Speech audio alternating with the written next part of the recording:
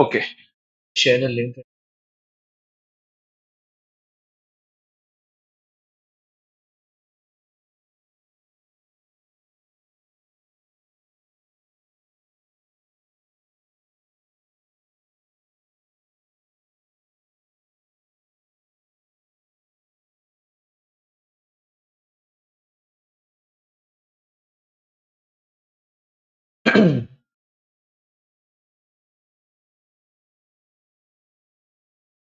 Okay, we'll start.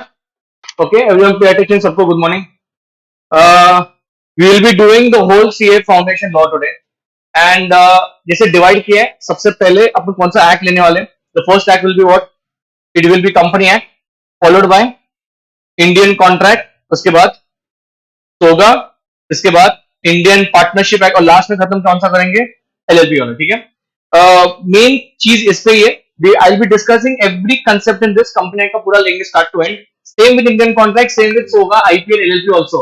But the most important part जो math हमने करने वाले हैं, that is what this, and that is what the questions. few questions I'll tell you to write in front of me only. Okay, for example, जो अभी तक दिक्कत आ रहा था बच्चों को, कौन सा था मुझे बताओ? It was in sale of goods act. Sale of goods act में जितना भी मैंने ऑब्जर्व किया है, उसमें जो डायरेक्ट क्वेश्चंस आए किसमें? सेल ऑफ गुड्स एक्ट में. वो अपन क्या करेंगे? पहले यहाँ पे लिखेंगे, will write it down, very simple. Okay, but this is post lunch. सबसे पहले आपने को किसके ऊपर हैंड्स ऑन करना है? Company act and Indian contract act. Now you are sitting in front of me. इसका एक सिंपल चीज है, सबका एग्जामिनेशन दिसंबर 23 में ही है. But the point is you are in such a position right now कि तुमको थोड़ा बहुत तो क्या आ रहा है? लॉ है. ऐसे यहाँ पे एक भी करने की जो ब्लैंक बैठा है कि I don't know what is void contract, what is voidable. The most important part जो आपने को करना है, and that is nothing but what, एक फिनिशिंग टच देना है. एक पॉइंट. सेकंड पॉइंट ये है, ये जो दो एक्ट है कौन से हैं? कंपनी एक्ट और इंडियन कॉन्ट्रैक्ट एक्ट के जो नए वाले क्वेश्चन है किसमें? मॉक, जो आपके मॉक में फर्स्ट में पूछे गए थे, बहुत नए क्वेश्चन थे. मॉक 2 में भी पूछे थे, और in the RTPs also. That I have jotted down. तो आपने को उसके ऊपर क्या करना है? पहले कंसंट्रेशन करना है. Okay, first I start with what, your companies act 2013. सबको आंसर करना है. It is a revision, but make sure कि वो अब उसमें आंसर कर रहे हो. It is going to be very simple. I need everybody's what, attention. Now company act में फुल का फुल मॉडल करेंगे अपन, and I want answers from everybody. Okay, उसके बाद लिखेंगे अपन. उसके बाद क्वेश्चन में जाता हूं, थोड़ा पहले फ्लो में आएंगे. कंपनीज एक्ट 2013 में कितने सेक्शंस है? How many sections there? 470. Everybody has to answer. Keep your models open. Okay, how many sections are there? 470 divided into how many chapters? 29 chapters, and schedules कितने हैं? 7. Okay, now the most important part is in your companies act जितने भी sections का definition है वो किससे शुरू हो रहा है? section number 2 से. we have couple of sections in your CA foundation, सबके सब नहीं अपने को. now the most important part है जो basic definition है कंपनी का, उसका मुझे बताओ क्या है? section 2 clause 20 बताएंगे क्या है? a company incorporated under this act or under any previous company act. ठीक है, उसके बाद we came down to what? applicability. मतलब वो सेक्शन 1 था, applicability. किस किस को applicable है कंपनी एक्ट? ये भी पूछ सकते हो आईसीए वाले. It is a very basic thing, but उसका आंसर बहुत प्रिसाइज है. किस किस को applicable है? all the companies incorporated under companies act, very simple, or any company in the previous law. उसके आगे क्या है?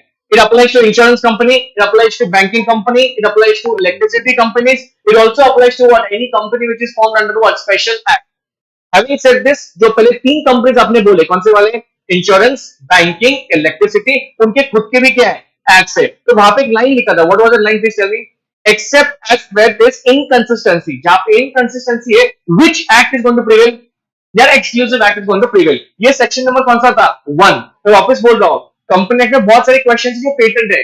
यू राइट नाउ आपको थोड़े बहुत क्वेश्चन तो मालूम है कि हाँ वो कॉर्पोरेट डील के ऊपर पूछेंगे, वो इंडोर मैनेजमेंट पूछेंगे, लेकिन आज फीचर्स ओटीसी में पूछ सकते हैं, स्मॉल कंपनी पूछ सकते हैं. But don't forget this basic things also. ये भी पूछ सकते हैं क्या?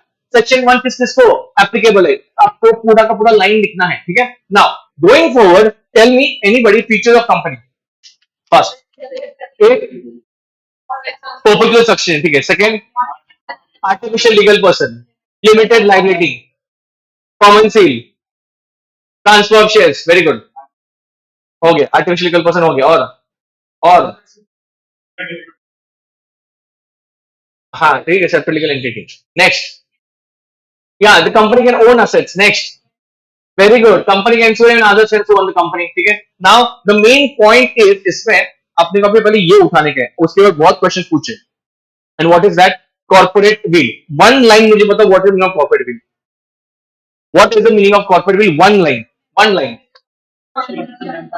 Basically it's a distinction between what the company and the members. और जो क्वेश्चन अभी तक पूछा गया है आर्टिकुलर मॉक में, क्या पूछा गया है, when can the corporate veil be lifted, how many points are there, 5 point, only 5 points are there. First point बताएंगे क्या था, to determine the character of the company, determine the character, कोई लिखो मत कुछ, I tell you when to write, आपको questions लिखने हैं.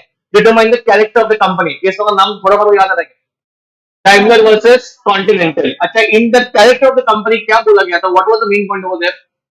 What was the main point? To find out whether the other parties were enemy or they were ally. Okay? अभी उस case law में क्या होता है, आपको केस लॉ लिखना है क्या पूरा, नहीं, तो आपको सिर्फ उसमें क्या कोड करना है, जस्ट नेम, नेम वापस बताओ क्या था, who versus who, Daimler versus Continental. Okay? Now second क्या था मुझे बताओ, lifting of corporate veil to protect the revenue और टैक्स. बहुत बार क्वेश्चन पूछा गया है किसके ऊपर, वो जिनचाओ मैनेज जे पैकेट के ऊपर. If you have gone through the questions, उसमें स्टार्टिंग कैसे होता है, F is a wealthy person, he is earning profits and all that, he is found bogus companies. ये अगर आया है तो आपको क्लिक होना चाहिए कि वो कौन सा पॉइंट है, टू प्रोटेक्ट द रेवेन्यू और टैक्स. ऑल द 5 पॉइंटर्स आप कंपनी का से क्या कर रहे हो, यूज कर रहे हो for your own purpose. Third point क्या था, third point to avoid any legal obligation. It was a very big case law, but बहुत easy है, क्या है, workmen associated in rubber industries versus what, उसका खुद का ही कंपनी था, workmen associate. ठीक है, अभी मुझे एक बताएंगे इसमें कौन सा लीगल ऑब्लिगेशन था जो उसने अवॉइड किया कंपनी ने, गिविंग बोनस, बोनस जो था उसने अवॉइड किया था. ये उसकी वजह से उसने क्या किया, एक सब्सिडी कंपनी में निकाला था. ये सब कुछ अलाउड है क्या, नहीं, they are forming company only for what, avoiding some obligation. Very simple. Fourth point, formation as subsidy to act as agent. कौन सा था केस में, मर्चेंडाइज वाला था वर्सेस ब्रिटिश ट्रांसपोर्ट कमीशन. ठीक है, because they wanted more licences, उसकी वजह से उन्होंने क्या किया, और कंपनीज निकाले. Next last point, company form for fraud और इम्प्रॉपर कंडक्ट. क्या था इसमें, Gilford motor company versus Horne. अभी वो जो बंदा था वो उसमें ही एम्प्लॉय था, उसके बाद उसने क्या किया, he started soliciting the customers of what, the existing company. उसका मेन इंटेंशन क्या था, कंपनी निकालने को, सिर्फ उसको क्या करना था, कस्टमर्स लेने थे. ये सभी पॉइंट्स में क्या होने वाला है, कॉर्पोरेट विल लिफ्ट होने वाला है. Okay, now classes of companies में बहुत सारे कंपनीज है, बट सबसे पहले क्या आता है आपका 1% कंपनी. मैं आपको इतना तो वो नहीं बोलूंगा कि सब सेक्शन रिवाइज करो, बट हाँ जो 3-4 सेक्शन है वो आपके दिमाग में होने चाहिए. सबसे पहले क्या है, 1% कंपनी, उसके ऊपर क्वेश्चन पूछेंगे. अभी 1% कंपनी का सेक्शन नंबर क्या है, बोलो, 2 क्लॉज 62. वापस बोलो, 2 क्लॉज 62. सिंपल क्वेश्चन पूछता हूं, 1% कंपनी मिनिमम मेंबर कितने रहेंगे, 1, मैक्सिमम डायरेक्टर मिनिमम 1, मैक्सिमम 15 हो सकते हैं, किसमें, ओपीसी में. सब जगह 1 है, बट मैक्सिमम डेट्स कितने हो सकते हैं, कोई पॉसिबल 15 हो सकते हैं. ठीक है, now OPC is a type of dash company, it's a type of private company. Okay, now tell me some point which are only exclusive to OPC. अगर आपने OPC इनकॉर्पोरेट किया तो सबसे पहले आपको क्या करना पड़ेगा, एक नॉमिनी को अपॉइंट करना पड़ेगा. समझ में आ रहा है. नाउ आप कितने OPC निकाल सकते हो इंडिया में, एक. आप नॉमिनी कितने कंपनी में बन सकते हो, एक. कैन यू बिकम नॉमिनी और incorporate OPC in more than one. अच्छा, at a given point of time, at one point of time can you incorporate OPC and can you also become a nominee at the same point of time?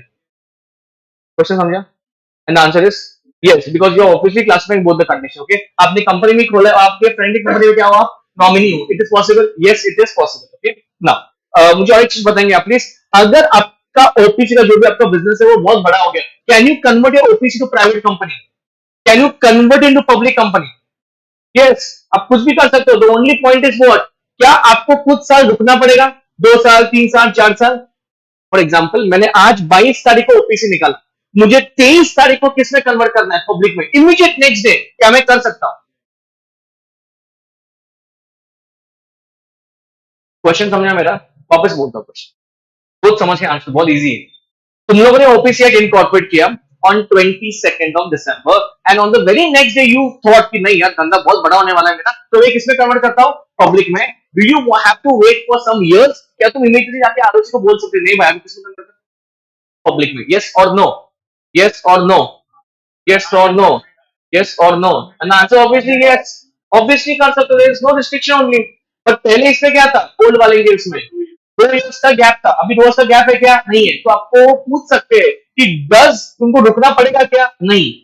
पहले वाले में आपको eligibility का भी criteria था. For example आपका capital इसके ऊपर जाना चाहिए, तो इसके ऊपर जाना चाहिए, तब तुम क्या कर सकते हो, कन्वर्ट. अभी कुछ ऐसा है क्या, कुछ भी नहीं है. Can you convert it in the next day also? Yes, there is no restriction as such. समझ में आ रहा है क्या? ये पॉइंट लिखो बुक में भाई, तो हैंग हो जल्दी. एवरीवन ऑनलाइन व्यूअर आपको भी लिखना है. Everybody everybody.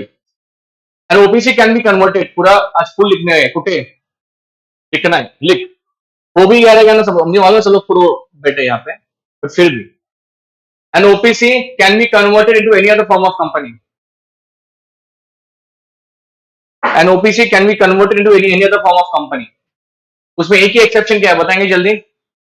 एक ही एक्सेप्शन क्या है? Come on. Very good. Section 8. Section 8 में कन्वर्ट कर नहीं सकते, उसके लिए आपको लाइसेंस लेना पड़ेगा. हाँ, इनमें से एक्टिविटी करनी है. जल्दी आपने को क्वेश्चन शुरू करना है. ये सिर्फ अपन वार्म अप कर रहे हैं, सिर्फ वार्म अप कर रहे हैं. पूरा फ्लो में आएंगे, उसके बाद में क्वेश्चन शुरू करेंगे. समझ में आ रहा है? OPC can be converted into what? Private, public, except. हाँ, सेक्शन है. ठीक है. नाउ वन मोर थिंग, जो भी उसने बोला, can you please tell me वो कौन सा एक्टिविटी कर नहीं सकता? ओपीसी क्या कर नहीं सकता, जल्दी बताएंगे आप मुझे. यहाँ पे ये लिखो मत. They can not carry out what? NBFC activities including what? Investment. Okay. Now OPC में बनने के लिए, इनकॉर्पोरेशन करने के लिए या नॉमिनी बनने के लिए what is the condition? Indian citizen, whether resident or not, and he should complete what? How much? Not less than 120 days in the immediately preceding financial year. Boys and girls, एक चीज आपको बोलता हूँ, everybody will write this. सब लोग लिखेंगे क्या? No, everybody knows this now. Aamir में हुआ है कब का 120 दिन. But the most important point is the checker will see कि आप ये complete कर रहे हो क्या sentence. क्या लिखे आगे? During the immediately preceding financial year. आप गलती से वहां पे क्या मत लिखो, कैलेंडर ईयर और previous year. You are missing out on, वो रॉन्ग कर देंगे वहां पे. ठीक है. ठीक है. अभी ये जो कंडीशन है वो दोनों का एप्लीकेबल है. इनकॉर्पोरेशन वाले को और किसको? दूसरे को, नॉमिनी वाले को भी. ठीक. ओके, लिखने की जरूरत नहीं है. जो इंपॉर्टेंट है वो अपन लिखेंगे. Now one more thing, can you please tell me, can the nominee withdraw his consent? Yes. Yes को निकाल सकता है. यस, दो both way is possible. Okay. And last point, उसमें ओपीसी मुझे बताओ what is the penalty. Penalty क्या है? अगर याद नहीं आ रहा तो लिखो मेरे सामने. पेनल्टी कितना है? कितना है? which may extend to what? 10,000. See, there is no such thing as minimum maximum in OPC. आपको OPC में वो पूछ सकते क्या कि what is the penalty अगर you contravene section 2 clause 62? What is the penalty? तन में very good. So 10,000 is not flat. It is not flat. क्या लिखा है हम लोगों ने? It may extend to what? 10,000. वो कर भी सकता है आपके ऊपर या नहीं, बट उसके आगे क्या लिखा है? अगर फर्दर कॉन्ट्रावेंशन हुआ तो एवरी डे का कितना है? एवरी डे का कितना है? 1,000 पर डे. लिखो. These are minute points where you will get confused in the paper. OPC का पेनल्टी, OPC का पेनल्टी कितना था? 10 may extend to 10,000 and for further contravention 1,000 per day. ठीक है. ओके, ध्यान देंगे please. Please. now I'll take a question immediately. Okay, pay attention. दो भारी वाले क्वेश्चन से बहुत आपको फुल फोकस करना है. अब please tell me one thing, private company का सेक्शन नंबर क्या है? 2 clause 68. Okay. And what is the private company? जल्दी बताओ. हाँ, which is not a public. और कुछ जो ट्रांसफर भी नहीं है. हाँ, ठीक है. नाउ इसमें से एक ही पॉइंट क्या है, सुनो. सेक्शन 2 clause 68 में क्या लिखा है हम लोगों ने कि which restrict the right to transfer shares. Okay, understood. Except in case of OPC. Because why except in case of OPC? Because OPC type of what? Private only. But क्या बोला हम लोगों ने भाई, यहाँ पे तो हमारा मिनिमम 2 है, मैक्सिमम 200 है, वो उसका एप्लीकेबल नहीं है किसको? ओपीसी को. This is all okay. My only point is this. Now अपन इसके ऊपर खेलने वाले थोड़ा सा. क्या किसके ऊपर? तो दो पॉइंट के ऊपर. Provided further that there are 2 questions, not 2, 3 questions which are there in your total MTP RTP. और जो अभी भी आया था जगन्नाथ वाला, वो जगन्नाथ ऑयल वाला, वो करेंगे अभी. ठीक है. ध्यान दो. अभी तक प्राइवेट कंपनी में आपने क्या सीखा था? प्राइवेट कंपनी निकालने के लिए मिनिमम कितने चाहिए? 2, मैक्सिमम 200. ये बेसिक है. प्राइवेट कंपनी उसके एंड में क्या लगाएगा? pvt.ltd. Simple simple. Minimum director कितने रहते हैं प्राइवेट कंपनी में? 2. मैक्सिमम कितने रहते हैं? 15 ओवर एवरी कंपनी. ये होने के बाद तुम ये पढ़ते थे क्या कि भाई ऐसे काउंटिंग के समय how many people will be excluded from what? 200. वापस, how many people will be excluded from counting of 200. तो आपका एक वर्ल्ड फेमस क्वेश्चन था क्या? फ्लोरा फाउना लिमिटेड का. वो flora fauna what a very basic question. क्या था कि 220 का आंकड़ा है, उसके ऊपर लिखा था उन्होंने कपल्स है, वो डायरेक्टर्स है. It was very easy. और उसका काउंटिंग करते करते तुम किस पे आते थे? 195 पे, तुमको आंसर भी मालूम रहेगा, 195 पे आ जाते और आपका लास्ट में आंसर क्या था? There is no need of reduction in number of members because it was a very straightforward question. किस किस को एक्सक्लूड करना है? Join the shareholders will be counted as what? One. और जो कपल्स का क्वेश्चन था उन्होंने 20 काउंट किया था, अपन कितना काउंट करेंगे? 10. तो वैसे करते करते तुम्हारा आंसर कितना आता था? 195. I am not even going in that question because वो बहुत सिंपल, तो आराम से कर सकते हो, बट जो अभी अपन डिस्कस करेंगे वो आपको थोड़ा सा देखना पड़ेगा। पर उसके पहले can you please tell me एकदम माइन्यूटली, अगर मुझे चीज एक्सक्लूड करना है उसके लिए कंडीशन क्या है, बोलो। मैं काउंटिंग कर रहा हूं 1 2 3 4 5 6 200, which members I will exclude, मैं कौन से ऐसे लोगों को एक्सक्लूड करूंगा? Yes tell me. Who are in the employment, ठीक है, and former employees and members and all that, ठीक है, हाँ ठीक है। Now please read very carefully everyone, online offline ध्यान दो अभी। If you read very minutely, उसमें एक वर्ड क्या है? एंड। बात सुनो, फर्स्ट क्या लिखा है? वो people who are in the employment, मतलब अगर आपको किसी व्यक्ति को एक्सक्लूड करना है, ध्यान दो इंपॉर्टेंट है, ये पूछ सकते हैं एग्जाम में, अगर किसी को एक्सक्लूड करना है आपको तो सबसे पहला कंडीशन क्या है उसमें? He should be in dash, he should be in dash, first condition क्या है? एम्प्लॉयमेंट, वो एम्प्लॉय चाहिए, हाँ चाहिए। एंड आगे क्या लिखा ना? persons who having been formerly in the employment were dash members, मतलब आपको अगर सब ध्यान देंगे, देवांश एवरीवन लास्ट बेंच, अगर आपको किसी व्यक्ति को एक्सक्लूड करना रहेगा, two things must be satisfied, one employment and membership. अगर ये दोनों भी उसी डेट पे क्लासिफाई हो रहा है देन ओनली आप उसको क्या करोगे? एक्सक्लूड करोगे। इसमें से अगर एक भी फुलफिल हो रहा है, एक फुलफिल नहीं हो रहा है, क्या तुम उसको एक्सक्लूड कर सकते हो क्या? नहीं। Okay, now pay attention, please.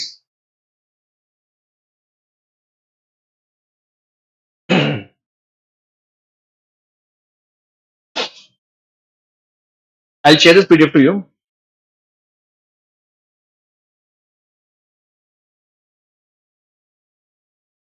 सबसे पहले अपन ये करते हैं, एक minute. I have two questions lined up, दोनों भी करते हैं अभी। Let me just find out. ये पहला वाला क्वेश्चन है जो आपको दिसंबर 23 के मॉक 1 में आया था और मॉक 2 में वापस एक आया था, ठीक है। आपको क्वेश्चन लिखना नहीं है, आपको उसका आंसर लिखना है, डिस्कस करेंगे फिर लिखेंगे, ठीक है। पहले मैं क्वेश्चन पढ़ रहा हूँ। Parasnath infra height limited is a public company having how many members? 250। सबका फोकस चाहिए, 215 मेंबर है। Out of 215 members, 20 members were employed in the company during the period from 1st of June 21 to 30th June 23। अच्छा, आगे पढ़ो भी मत, क्या बोला उन लोगों ने कि भाई साहब ये जो 20 जन है ये लोग एम्प्लॉय थे, क्या थे? एम्प्लॉय। कब से कब तक? 1 जून 21 से लेकर 30 जून 23 तक। They were allotted shares in Parastan Infra Height Limited on 1st of April 2017। अभी आप एक चीज बताएंगे, 17 को उसको क्या दिया था, मतलब 17 को वो मेंबर बने, 17 को शेयर दिया मतलब वो क्या बने? मेंबर बने।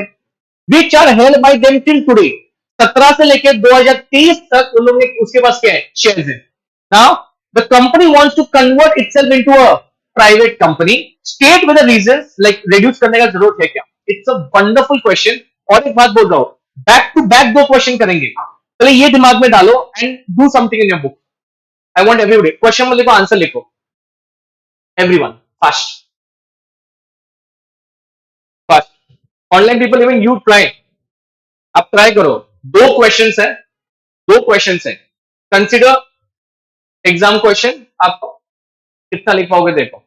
215 में से आपका सिर्फ एक ही है लॉजिक, वो 20 मेंबर को एक्सक्लूड करना है क्या? नहीं है, बस आई just want that, I just want that. आना अब डायरेक्टली ये करो, जस्ट राइट द आंसर।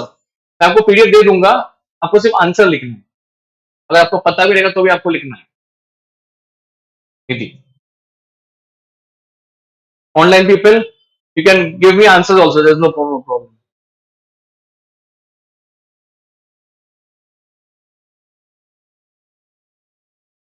अच्छा, ऑनलाइन हु वाला सेटिंग, फिर एक बार कंफर्म करेंगे मुझे प्लीज, हु वाला सेटिंग।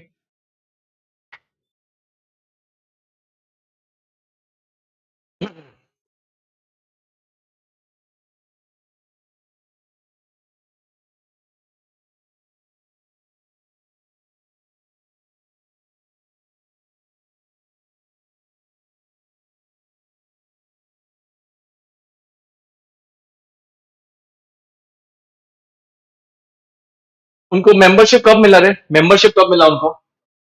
1 April 17 को मेंबरशिप मिला।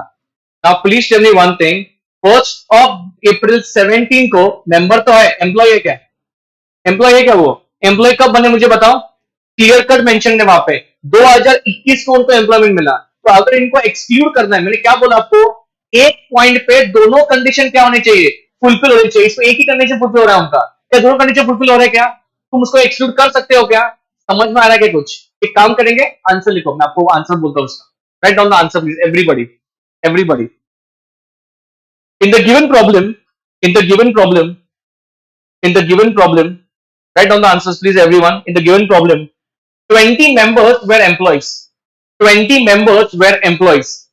In the given problem, 20 members were employees. But they were not employees, but they were not employees, but they were not employees, but they were not employees at the time of getting membership. They were not employees at the time of getting membership. That is, date डालेंगे आप please, आप date डाल सकते हैं। They were not employees, they were not employees at the time of getting membership. That is, what was the date? 1st of April 2017. 1st of April 2017. 1st of April 2017. And nor on the existing date. And nor on the existing date. And nor on the existing date. कौन सा existing date? 31st of October 2023.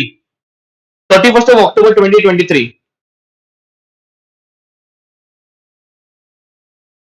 Full stop. Next line लिखो please.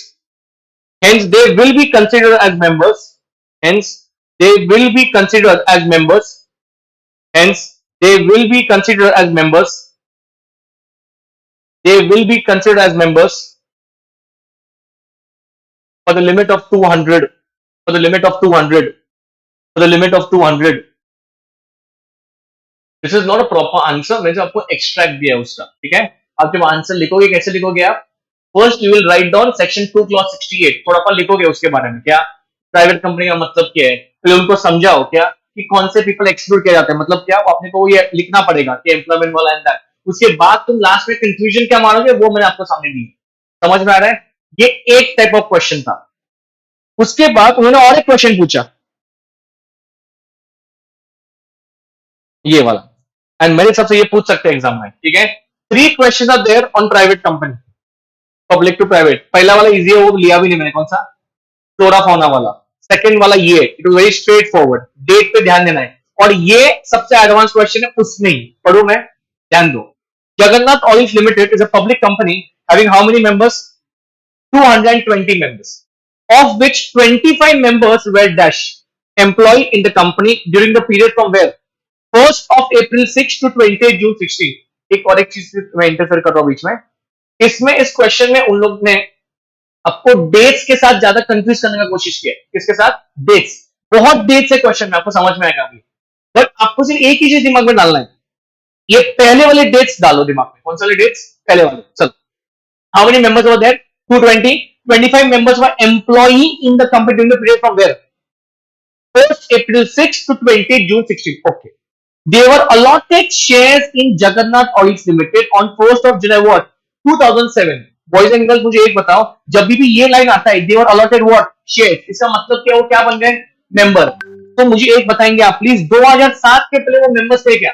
नहीं। अरे जिंदगी में पहले बार उनको क्या अलॉट किया? शेयर अलॉट किया। वो भी कब अलॉट किया है? 1 जुलाई 2007 को। ओके, अच्छा, और एक चीज, 1 जुलाई 7 के पहले ये लोग क्या थे यहाँ पे?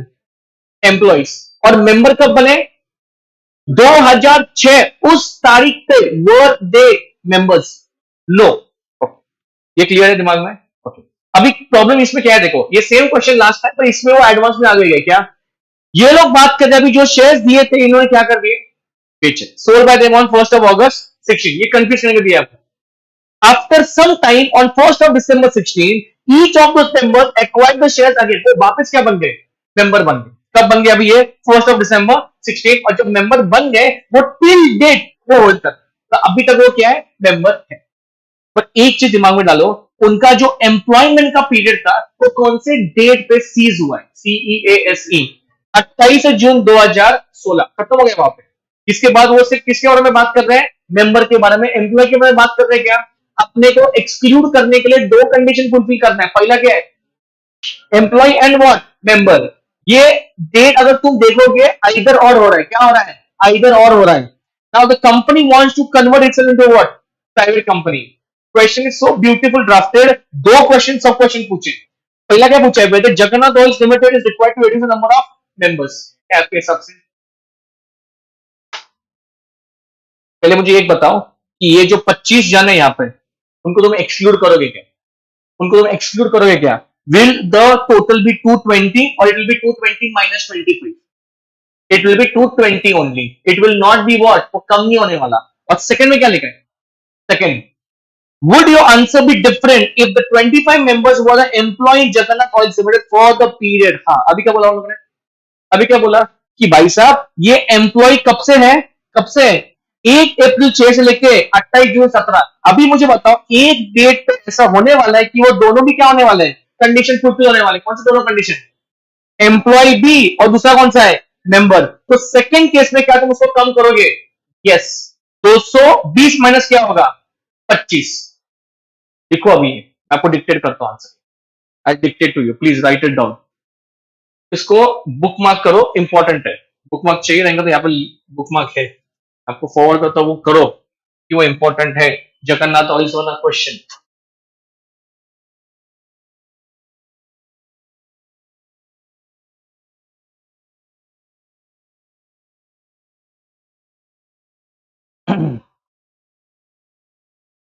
फर्स्ट पॉइंट, पहले अपन इसका आंसर लिखेंगे, कौन सा वाला, पहला वाला, first point. Following the provisions of section 2 clause 68, do it very आराम से, you have the whole day, write it properly. आपसे मैराथन सुनने को आया नहीं हो यहाँ पे, तब घर पे भी सुन सकते थे। Right it down properly. For क्या लिखा तुमने अभी, following the provisions of section 2 clause 68, 2 clause 68, 25 members were employees of the company. Write a bit faster, please. 25 members were employees of the company. 25 members were employees of the company, but not during the present membership. But not during the present membership. But not during the present membership. But not during the present membership, which started from, which started from, which started from 1st of December 16, which started from 1st of December 16.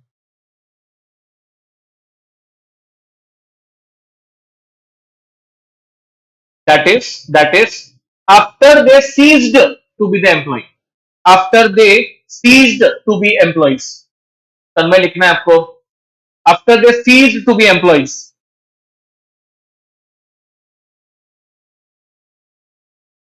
Full stop, continue. Hence they will be considered. Hence they will be considered. Hence they will be considered. Hence they will be considered. Hence they will be considered for the purpose of the limit of 200 members. They will be considered for the purpose of limit of 200 members. और आप conclude कैसे करोगे उसको, आपको reduce करना जरूरी है, yes, because उनका अभी नंबर कितना है, 220 है, हमने उसको एक्सक्लूड तो किया नहीं है, कंडीशन फुलफिल नहीं हो रहा है, तो आप क्या लिखोगे कंक्लूजन में दीदी, लिखो please. The company is required to reduce the number of members, the company is required to reduce the number of members, the company is required to reduce the number of members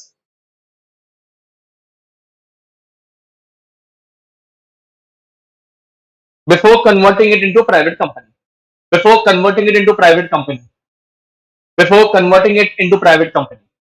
ये आपका first सब question का answer था, ये आपका first सब question का answer था।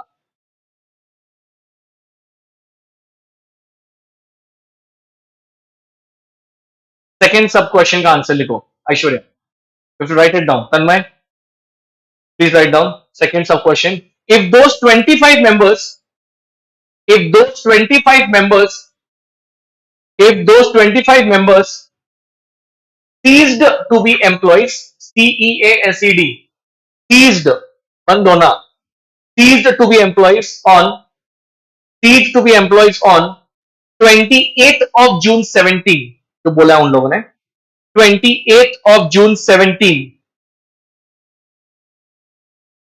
comma,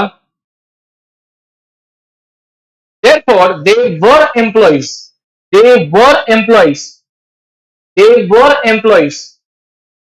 आगे क्या लिखोगे तुम, सेंटेंस कंप्लीट करो. They were employees at the time of getting membership. They were employees at the time of getting membership. At the time of getting membership. At the time of getting membership. Because उन लोगों ने बाद में वापस 16 को share लिए थे. And ये जिसका बात कर रहे हैं अभी 17 का, मतलब वो उस पॉइंट पे दोनों भी थे. क्या क्या दोनों थे? They were. Can you please write the conclusion? आप conclusion लिख सकते हो क्या इसका? Please write down. The company is not required. The company is not required. The company is not required. The company is not required to reduce the number of members. To reduce the number of members. The company is not required to reduce the number of members. The company is not required to reduce the number of members. The company is not required to reduce the number of members. आप जब भी law का ये करोगे revision company act का, make sure कि तुम क्या कर रहे हो, ये दोनों भी क्वेश्चंस कर रहे हो. ठीक है, इंपॉर्टेंट है. इट इज हाई चांस पे पूछेंगे. ठीक है, मॉक पे पूछा था उन लोगों ने. ठीक है, and unless until you have not gone through the answer, आपको वो लिखना नहीं आएगा. कहां पे? एग्जाम में. आप ऑन द स्पॉट नहीं कर सकते. और एक बात, मेक श्योर कि एक डेट ऐसा है कि वो दोनों भी कंडीशन फुलफिल हो रहे हैं. कौन सा कंडीशन? मेंबर्स भी और व्हाट? एम्प्लॉइज का. Now coming back to your revision again, tell me one thing. Private company section कौन सा था? 2 clause 68. 2 clause 68. ध्यान देंगे प्लीज. नेक्स्ट क्या है? सबसे इंपॉर्टेंट और जहां पे अमेंडमेंट हुआ था. हाँ, ध्यान दो. क्या है स्मॉल कंपनी? 2 clause 85. लिखो मत, just tell me what is the definition. Anyone? Anyone? How much? Paid up share capital should not exceed dash. Should not exceed dash. 4. It is 4 and 40 as per latest amendment. ठीक है, ये भी amendment नहीं है, वो amendment में डाला है. अगर नहीं मालूम लिखो. स्मॉल कंपनी का डेफिनेशन क्या है as per the new amendment? It is 4 and 40. 4 and 40. What is 4? What is 4? That is paid up share capital. और उसके बाद क्या है? टर्नओवर. It is 40 crore. और एक सबसे इंपॉर्टेंट पॉइंट क्या है जो आपने ऑब्जर्व करना चाहिए, and that is what? And. Okay, please और मत लिखो. 1 मिनट जाएगा, लिखो मेरे सामने. जाओ दे वेट. देखो, as per section 2 clause 85, online people you have to write it down, please. As per section 2 clause 85, as per section 2 clause 85, a small company, basically is what? A small company other than what? A public company whose paid up share capital, does not exceed rupees 4 crore. अगर आपके पास old module है उसमें please correction करो. In fact institute का module है आपके सामने, वो वहां पे अपडेट नहीं किया है, बट आरटीपी में उन्होंने अमेंडमेंट की है. Paid up share capital does not exceed how much? 4 crore. And वो एंड को पहले बॉक्स करो. And turnover. Can you just look over here everybody, please write it properly. Turnover के आगे क्या लिखा है? टर्नओवर के आगे क्या लिखा है? Turnover as per profit and loss account. उसके आगे बताओ. Of the immediately preceding financial year does not exceed 40 crore. ठीक है, 40 crore. 4 और 40. 4 और 40. Make sure writing the entire line, because everybody is going to write what? 4 and 40. But he will need a very exact answer. He will need a very exact answer. Turnover as per P&L will be for the immediately preceding financial year. Please mention it. These are important things. तो मैं आपने update किया. Please update it. 440. And these clauses, ये जो 85 का clause है, small का किसको एप्लीकेबल नहीं है? 3 कंपनीज कौन से? Holding subsidiary, section 8 and what? Special act. ठीक है, वापस एक बार बोलेंगे आप. स्मॉल कंपनी का प्रोविजन किसको एप्लीकेबल नहीं है? 3 कंपनीज ऐसे कौन से है? होल्डिंग सब्सिडी सेक्शन अलग है, section 8 NPO and last is what any special act वाले company. Okay, please pay attention. Next, can please tell me what is public company section number 2 clause 71. बहुत ही सिंपल है, मिनिमम 7, मैक्सिमम अनलिमिटेड. उसके end में वो क्या लगाएंगे, LTD. LTD ध्यान देंगे प्लीज. अच्छा, और subsidy of a public company dash खत्म, deem public company. Okay, share free transferable. Yes, वो उसका सबसे मेन फीचर है. Coming back to this holding subsidy, जल्दी जल्दी फटक से आंसर दो मुझे. फॉर्म अप शुरू है क्वेश्चंस करने के, जैसे जगन्नाथ वाला किया. 2 clause 46 and 2 clause 87. So when can I say that there's a holding subsidy relationship? Ahana. When can I say? Holding subsidy कब बोल सकते हैं अपन? When one company is holding more than what? 50% of the other dash. Other dash. Total voting power. Total voting power कैसे मिलेगा आपको? कैसे मिलेगा total voting power? Equity shares. Equity share आपको वो वहां पे बहुत सारे क्वेश्चंस है आपके एमपी में क्या कि एक कंपनी दूसरे कंपनी का होल्ड कर रहा है पर प्रेफरेंस शेयर्स होल्ड कर रहा है, काउंट किया जाएगा नहीं. वोटिंग पावर पाने के लिए 2 things are there, one is equity and there is one more thing. नहीं वो नहीं, दैट्स अ कंडीशन में बोल रहा हूं, मैं सिर्फ वोटिंग पावर के ऊपर बात कर रहा हूं. Very good. Convertible securities, convertible debentures for that matter. Convertible debenture किसमें कन्वर्ट होने वाले हैं? इक्विटी शेयर्स में. So can you count that for voting power? Yes, it is counted. Okay, module में ही आगे जाके जब तुम एसोसिएट कंपनी का डेफिनेशन चेक करोगे उसमें दिया है क्लियर कट क्या वोटिंग पावर का मतलब क्या है. तो अभी coming back to definition, holding subsidy का सबसे पहला पॉइंट क्या था? अगर आपको रिलेशनशिप मेंटेन करना है, एग्जिस्ट करना है, तो पहले क्या होगा? one company is should be in a position to control what more than 50% total voting power in the other company. And second क्या था? One company is controlling the composition of board of directors. What is the meaning of composition of board of directors? एक ऐसा company है जो दूसरे company का क्या कर रहा है, बोर्ड के अपॉइंटमेंट, रिटायरमेंट सब किसके कंट्रोल में? पहले वाले कंपनी के कंट्रोल में. तो उस केस में भी होल्डिंग सब्सिडी हो सकता है क्या? यस, ध्यान देंगे please. Everyone everyone everyone. Associate company section number 2 clause 6. अभी तक क्या क्या किया आपने, ध्यान दो प्लीज, खत्म करो. Definition of company section 2 clause 20. उसके बाद मुझे बताएंगे please private company section number 2 clause 68. OPC section number 2 clause 62. Small company 2 clause 85. Public company 2 clause 71. Holding subsidy 2 clause 46 and 2 clause 87. And next one is what? Associate company 2 clause 6. See, it is not compulsory for you to remember what, but at some few. For example, it is very much likely कि वो क्या पूछेंगे आपको, small company पूछ सकते हैं because it is amended obviously. ठीक है, और वो एलएलपी में क्या अमेंड किया उन लोगों ने, तो स्मॉल एलएलपी वो भी पूछ सकते हो. उनके सेक्शंस क्या करो वो दिमाग में डालो. समझ में आ रहा है? अभी एसोसिएट कंपनी का मतलब क्या है, जल्दी ऐश्वर्या. ठीक है, but how will you frame the sentence? A company holding what? Significant influence over the other company. What is the meaning of significant influence? Minimum 20%. ठीक है, 20%. ओके, हाँ. This was very important. This was very important. In fact मैंने exam में भी डाल दिया mock में. क्या था? आपको पूछ सकते हैं what is the meaning of what listed company, and your answer will be very simple. हाँ, ध्यान दें. Your answer will be very simple. What you will tell me, what is a listed company?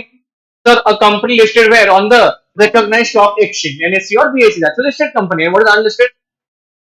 Unlisted. What can you put more in this? What can you put more? अगर आपको 2 mark का question आया, 2-3 mark का, आप सिर्फ इतना लिख के उठोगे क्या? उतना ही नहीं. Wrong. Next. My question is what, अगर ऐसा क्वेश्चन आता है what do you mean by listed company, what all you can right. You can not just right what listed on stock exchange. वहां पे बोर्ड में क्या अमेंडमेंट डाला है उन लोगों ने, वही पूछेंगे. They are border for that only. क्या लिखा है इन लोगों ने, व्हाट इज दिस? अच्छा, मैं पढ़ रहा हूं. Provided that such class of companies which have listed or intend to list such class of securities as may be in consultation with SEBI shall not be anybody. You can tell me what is this? Discuss तो किया है अपने class में, पर बताओ. And height क्या है, वो लिस्टेड कंपनी में पूछे. लिस्टेड कंपनी का ही वो पार्ट है. So if 2-3 marks question also is coming, they are expecting that you are writing what this. You just cannot write. वो तो लिखोगे आप क्या, any company listed what when ना. But what is this? Anybody can tell me. जल्दी. Very good. सुनो, private placement के बारे में बात शुरू है यहाँ पे. नाउ इंटरमीडिएट में ज्यादा लिखा है उन लोगों ने, बट फाउंडेशन में सिर्फ ये डाल के छोड़ दिया क्या, सच क्लास ऑफ कंपनी। आपने जब डिस्कस करिए सच क्लास मतलब कौन सा क्लास है। अभी मुझे एक बताओ उन्होंने क्या लिखा है वहां पे, वो पैराग्राफ के एंड में सब फोकस करेंगे कि these companies will not be consider under what. हाँ, तो there is a concept called as private placement. Private placement जो भी कर रहा है वो इसमें काउंट नहीं कर रहे उन लोगों को लिस्टेड कंपनी में। So I just want you guys to write this one line, because वो मॉड्यूल में अपडेट किया उन लोगों ने, such class of companies who have listed, और जिसका इंटेंशन है क्या करने को, लिस्ट करने को। ये सच क्लास में ही क्या आता है, प्राइवेट प्लेसमेंट वाले। It's a private affair. Private placement मतलब क्या, अगर एक कंपनी को पैसा रेज करना है वो पब्लिक के पास नहीं जा रहे हैं, वो किसके पास जा रहे हैं, उनके ही मेंबर्स के पास जा रहे हैं। तो उन्होंने क्या बोले, काम करो यार, we will not be put under what definition, listed. Public थोड़ी जा रहे हैं हम लोग, अपन क्या कर रहे हैं, प्राइवेट अफेयर कर रहे हैं, प्राइवेट प्लेसमेंट है ये। That is why such class का मतलब क्या है, प्राइवेट प्लेसमेंट वाले। वो आएंगे क्या लिस्टेड में, नहीं। लिखो आपके बुक में ये please, such class of companies, ये आपका आंसर राइट है, सच class of companies.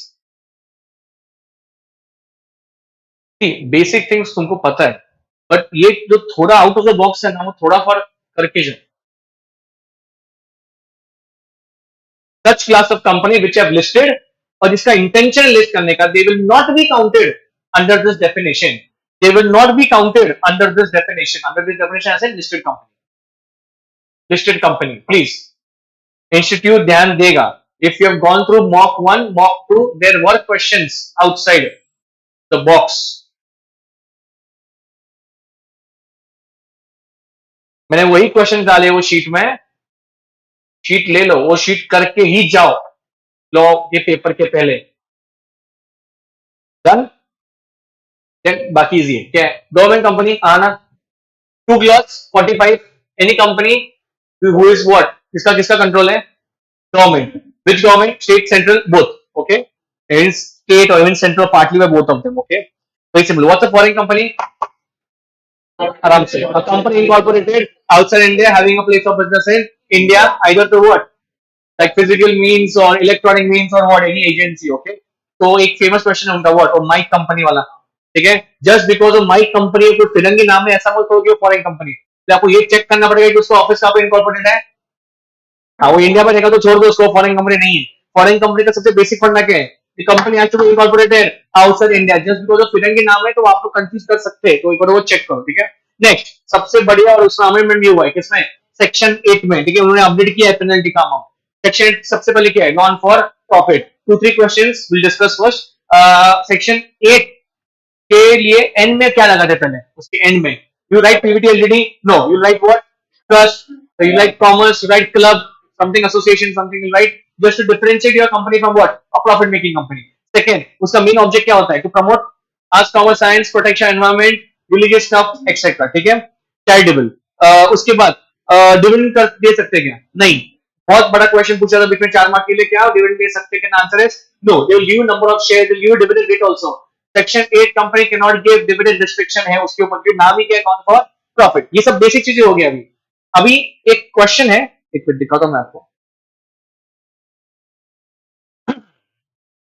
Question number 12, question number 12, question number 12 क्या है, what are the significant point of section 8 company which are dash not applicable for other company, briefly explain. क्या लिखोगे, बोलो, anybody can answer, you, Tanmay बोलो। हाँ, very good, very good, very good.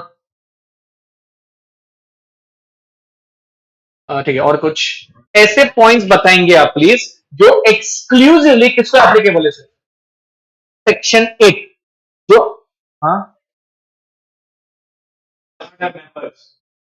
Answer, हाँ बोलो।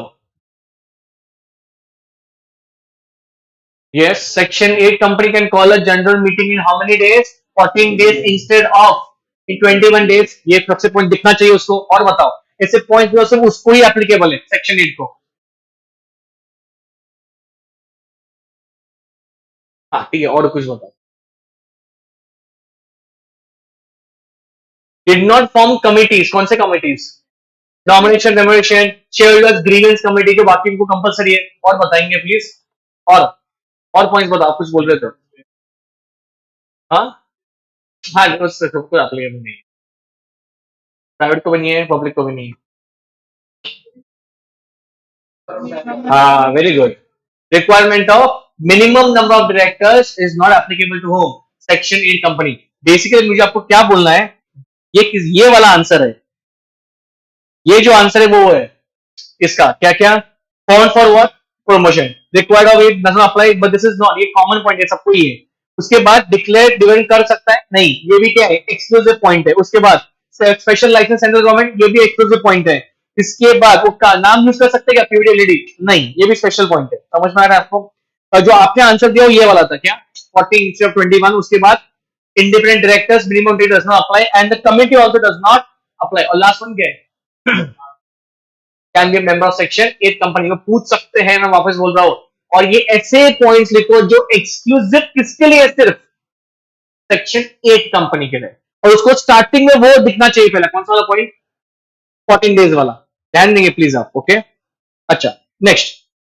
अच्छा, जैसे जैसे मैं कंसेप्ट एक्सप्लेन कर रहा हूं, मैं एक क्वेश्चन में ले रहा हूं। Give me 1 second, I will take a question. Not sure. हाँ, पढ़ो क्वेश्चन, बैक टू बैक है, 6 एंड 7, 6 एंड 7 ध्यान देंगे।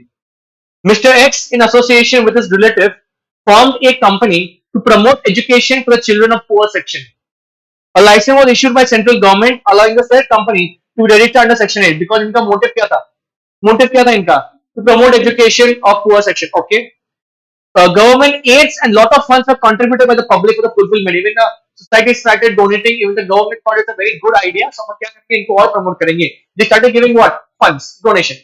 However, on the complaint against the company, the central government came to know about the manipulation of the funds in the company, and so in order to that, revoke the license of the company. It further decided for the amalgamation with another company registered under the section with an object to save girl child. Explain the legal position as the order passed by the central government in the given situation. Okay, now सबसे पहले क्या है, what is the funda? क्या क्या हुआ है question में? Mister x ने क्या निकाला, एक सेक्शन 8 निकाला, उसका मेन ऑब्जेक्ट क्या था, to promote education for the children of poor section. Funds भी पैसा आने लगा, उसके बाद क्या हुआ, ऐसा समझ में आया कि वो फ्रॉड कर रहा था। तो सेंट्रल गवर्नमेंट ने क्या किया, सेंट्रल गवर्नमेंट के पास पावर है, क्या क्या पावर है, संस्कृति पावर क्या क्या है, वो लाइसेंस रिवोक कर सकता है। उसके बाद दूसरे कंपनी के साथ अमलगमेट कर सकता है। तो उसमें एक छोटा सा पॉइंट है उसमें, छोटा सा क्या, सिर्फ अमलगमेट नहीं है।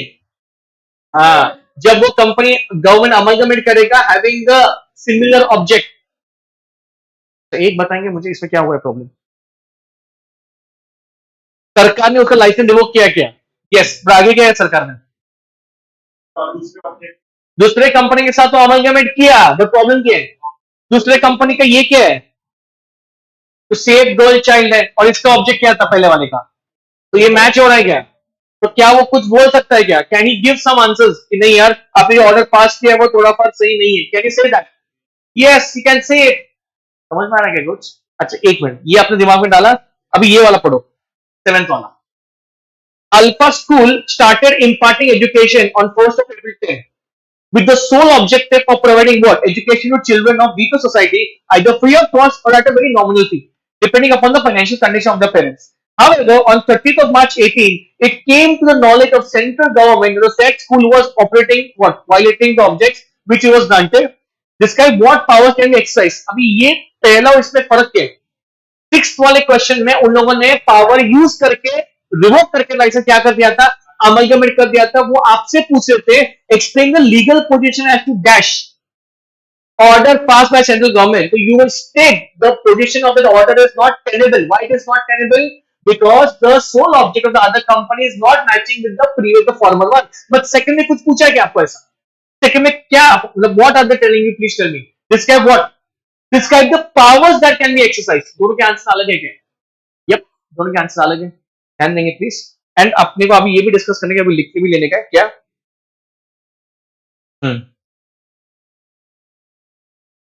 सबसे पहले ये स्टेटस चेंज करेंगे, वाइंड अप, और लास्ट में क्या था, amalgamate with any other company having what object, similar object. ठीक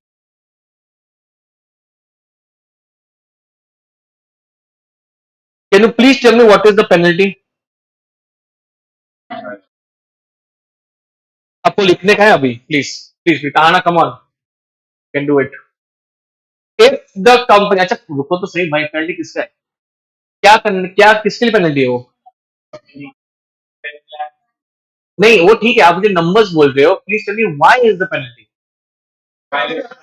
Violation of what? Section 8. Can you please tell me what you can violate?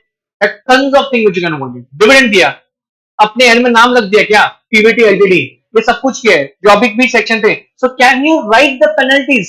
Yes, अब लिख सकते हो, इंप्रेशन अच्छा गिरेगा. और आगे उन्होंने स्पेसिफिक आपको क्या पूछा, वो तो लिखना ही पड़ेगा. और ये चांसेस क्यों ज्यादा है, बिकॉज अपडेट हुआ है. ठीक है, please write down, please write down, please write down. Full day, come on. Penalty for contravening section number 8. Section number 8. अच्छा, is the penalty different for different people? Company के लिए अलग है और डायरेक्टर्स के लिए अलग है. पहले आप मस्त पे की लिखो वहां पे, कंपनी, कंपनी के लिए मिनिमम कितना है, कंपनी के लिए मिनिमम कितना है, 10 लाख रुपए, 10 लाख रुपए, प्लीज ये लिखो आप प्रॉपरली, पूछेंगे ये लोग. मिनिमम 10 lakhs एंड विच में extend to how much, 1 crore, 1 crore, very good, 1 crore. Write it down properly. 10 lakhs to 1 crore. Online people, you have to write it down. 10 lakhs to 1 crore. अच्छा, नेक्स्ट क्या मुझे बताएंगे आप please. Next, directors and every officer, उसको क्या बोलते हैं, officer in default, कितना है, कितना है, 25,000, विच में एक्सटेंड टू 25 lakhs. तो it is 10 lakhs and 1 crore, और 25,000 से 25 लाख तब में लिखो. Even if you know it, right it down everybody. ये पॉइंट्स करके जाओ एग्जाम से पहले, ये इंपॉर्टेंट है. एक बार वापस बोलेंगे आप, कंपनी का पेनल्टी कितना है, 10 लाख से 1 करोड़, एंड उसके लिए कितना है, डायरेक्टर और officer in default 25,000 to 25 lakh. This one more special penalty written over down, कौन सा है, fraud. If you are doing it intentionally, one more section is going to come and interactive. And what is that section? 447. That's the only one section which is going to come you in your intermediate also for fraud. 447. So if they ask you something about section number 8, they are very patent questions. ये तो यही वाला पूछेंगे जो अभी आपने discuss किया.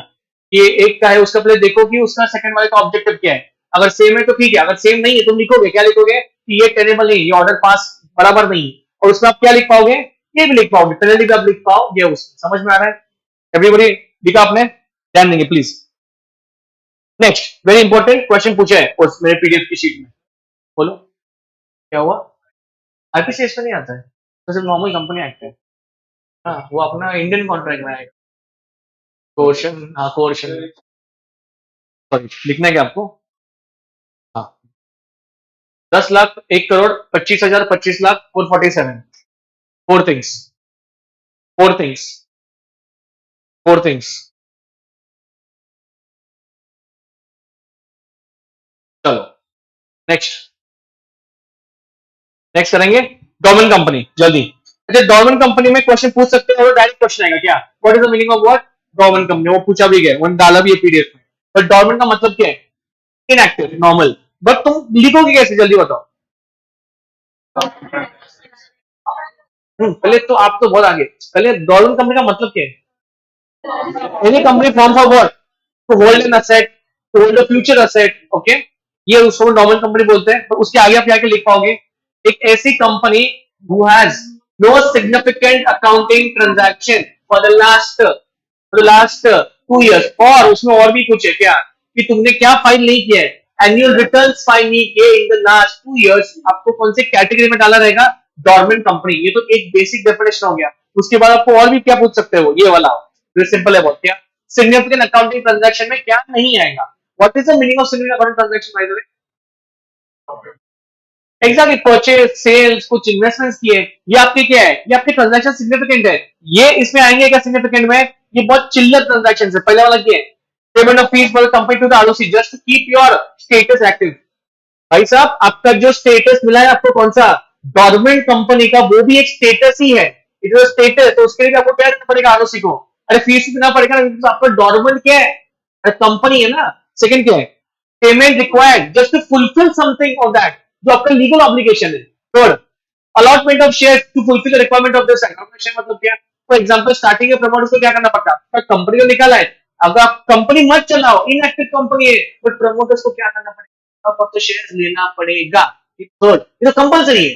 It is not significant accounting transaction. Last में क्या लिखा है? कि आपके payment of maintenance admin charges normal, कि आपके सिग्निफिकेंट में आएंगे नहीं, ध्यान दो।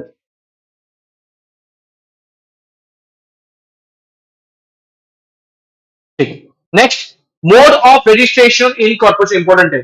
दो सेक्शंस में तीन अट्रैक्ट होते हैं। बेसिक क्या है, आना ध्यान दो। इन कॉर्पोरेशन के लिए सबसे पहले क्या है? सबसे पहला आदमी दिमाग में क्या स्ट्राइक होना चाहिए? प्रमोटर। सेक्शन नंबर 2 क्लॉज 69 तीन पॉइंटर है। सबसे पहले क्या है? वो जो प्रमोटर आ सकता है आपको जल्दी। फर्स्ट क्या है? whose name is there in the prospectus or what annual return।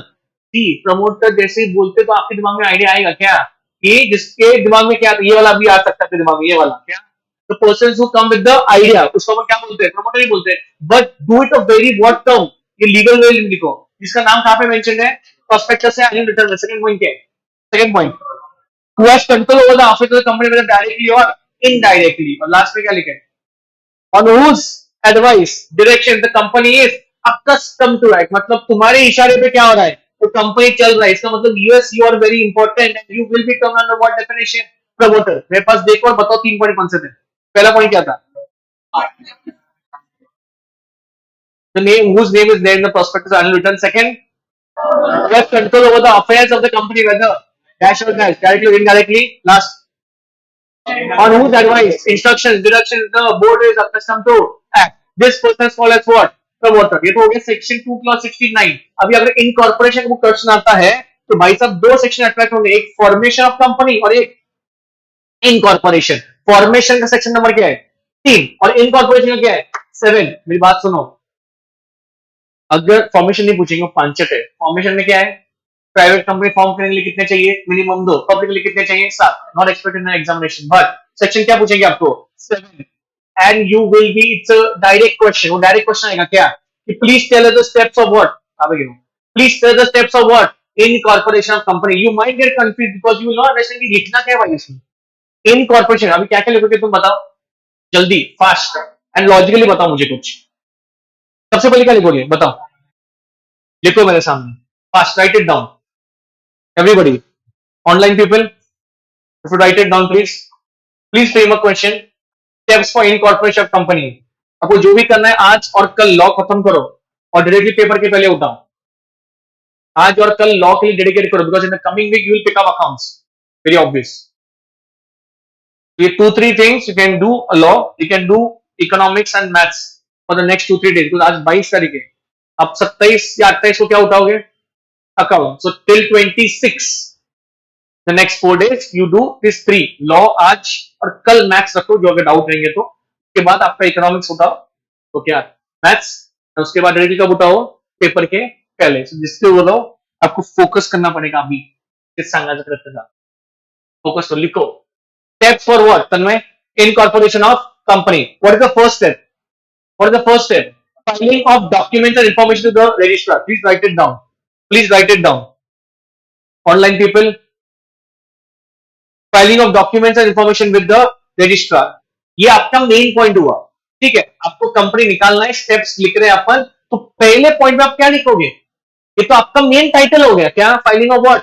Documents with whom? Registrar. But what you will file, which document?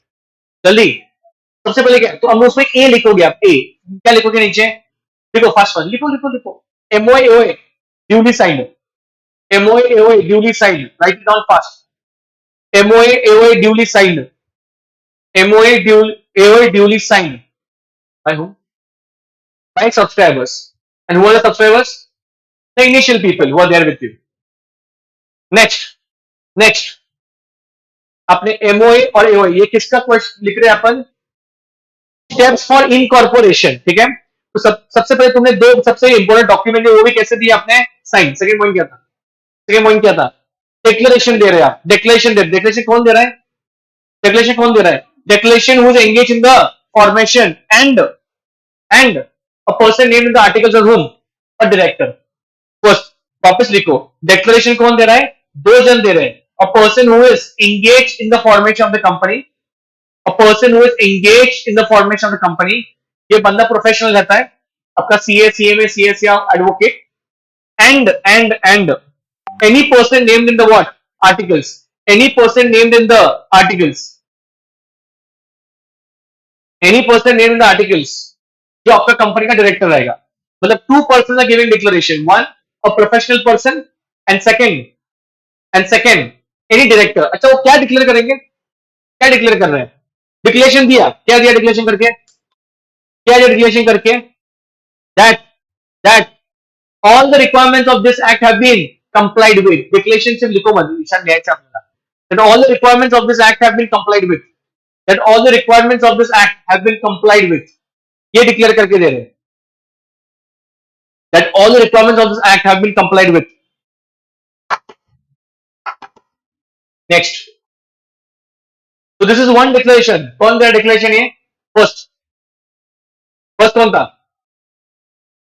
Engaged in the formation. And who are these persons? Professional CA, CMA, CS or any advocates. And second कौन है उसमें? Any. So a director can give, and important है कि declare क्या कर रहे हैं लोग, क्या कर रहे हैं कि भाई साहब हमारी कंपनी ने पूरे एक्ट को क्या किया है, कंप्लाई किया है. और एक डिक्लेरेशन है क्या, और एक डिक्लेरेशन क्या है कि ये भी दो जन है, कौन है सन में, each of the subscribers and आगे क्या है, फर्स्ट डायरेक्टर्स भी लोग. फर्स्ट क्या है, declaration given by each of the subscribers, declaration given by each of the subscribers and first directors, जो भी रहेगा, first directors. अभी ये दोनों क्या डिक्लेयर कर रहे हैं, ये क्या डिक्लेयर कर रहे हैं लोग, that they are not convicted of what, any offense in relation to what, P, F or M. मतलब ये लोग डिक्लेयर ऐसा कर रहे हैं कि ये कन्विक्ट नहीं हुए हैं, कौन सा ऑफेंस में, प्रमोशन, फॉर्मेशन एंड मैनेजमेंट में. PFM लिखो बस, PFM, everybody write it down, online offline.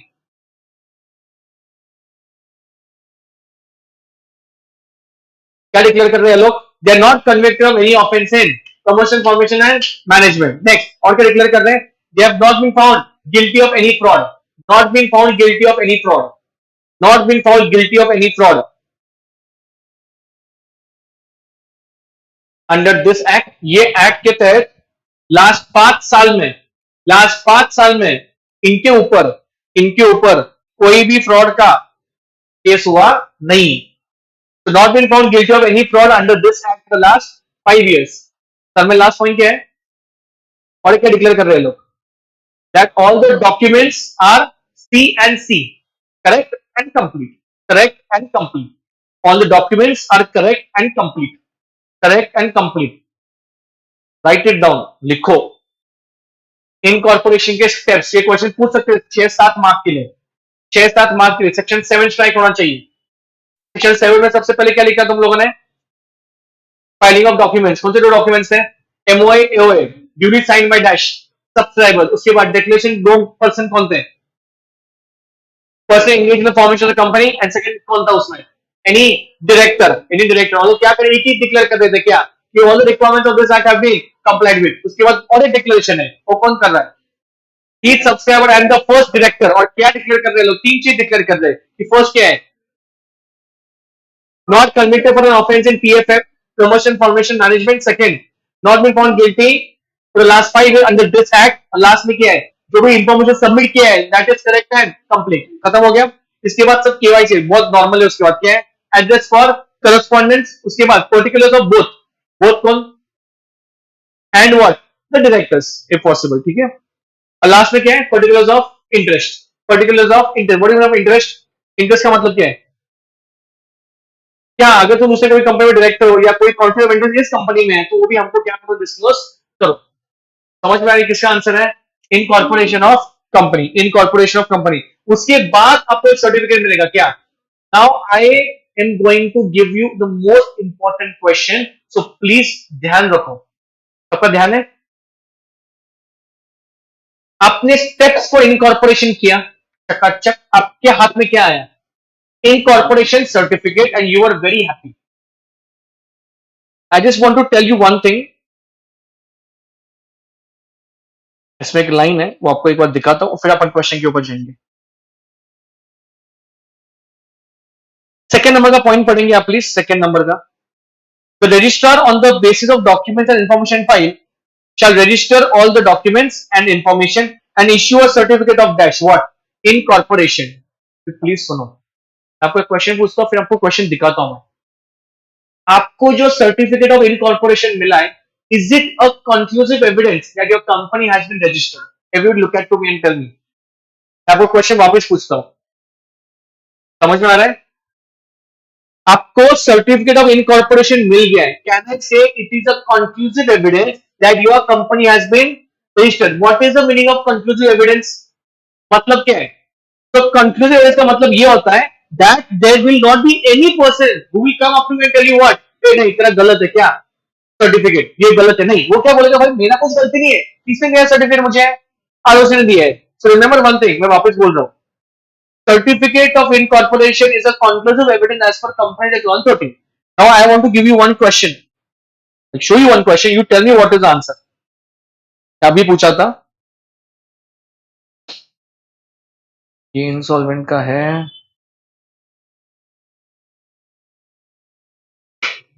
आना ध्यान दे, उठे ध्यान दो, आंसर देने का कोशिश करो। MOA was presented to the ROC for registration and the registrar issued the certificate of incorporation। ठीक है, तब all smooth था। After complying with all the legal formalities of a company, started a business according to object clause, which was clearly dash। आगे पढ़ो मत, क्या हुआ यहां तक बताओ मुझे पहले। तो somebody went and incorporated a company और उसको क्या मिल गया? सर्टिफिकेट ऑफ इनकॉर्पोरेशन मिल भी गया उसको। उसके बाद क्या हुआ?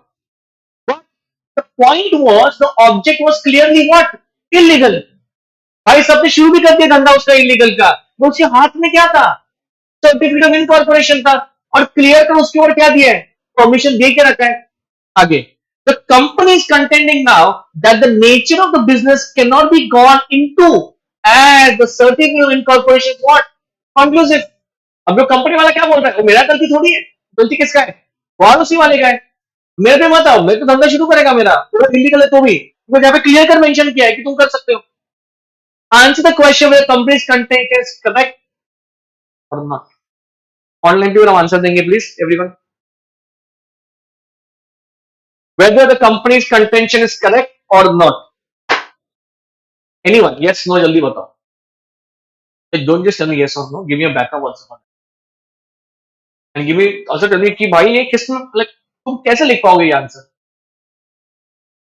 हम एवरीथिंग यस कि कंपनीज का कंटेंशन बराबर है, हम इलीगल धंधा चलाएंगे। व्हाई?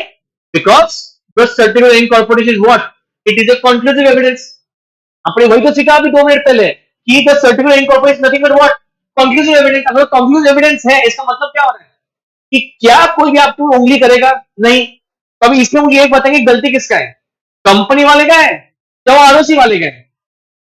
एवरीबडी वापस मुझे बताओ, आपका फाइनल आंसर क्या है? कंपनीज कंटेंशन यस और नो, कि वो जो कंपनी बोल रहा है वो बराबर है क्या गलत है? कितना आंसर चाहिए मुझे, कंपनी बराबर है या गलत है? जल्दी, ये क्वेश्चन एग्जाम आया तो तुम क्या लिखोगे, ब्लैंक तो नहीं छोड़ोगे? बोलो जल्दी फास्ट एवरीबडी। वो बाद में, मुझे इतना बताओ कंपनीज कंटेंशन क्या है? Anyone first bench? ये तुम नहीं है तो मॉक का क्वेश्चन है,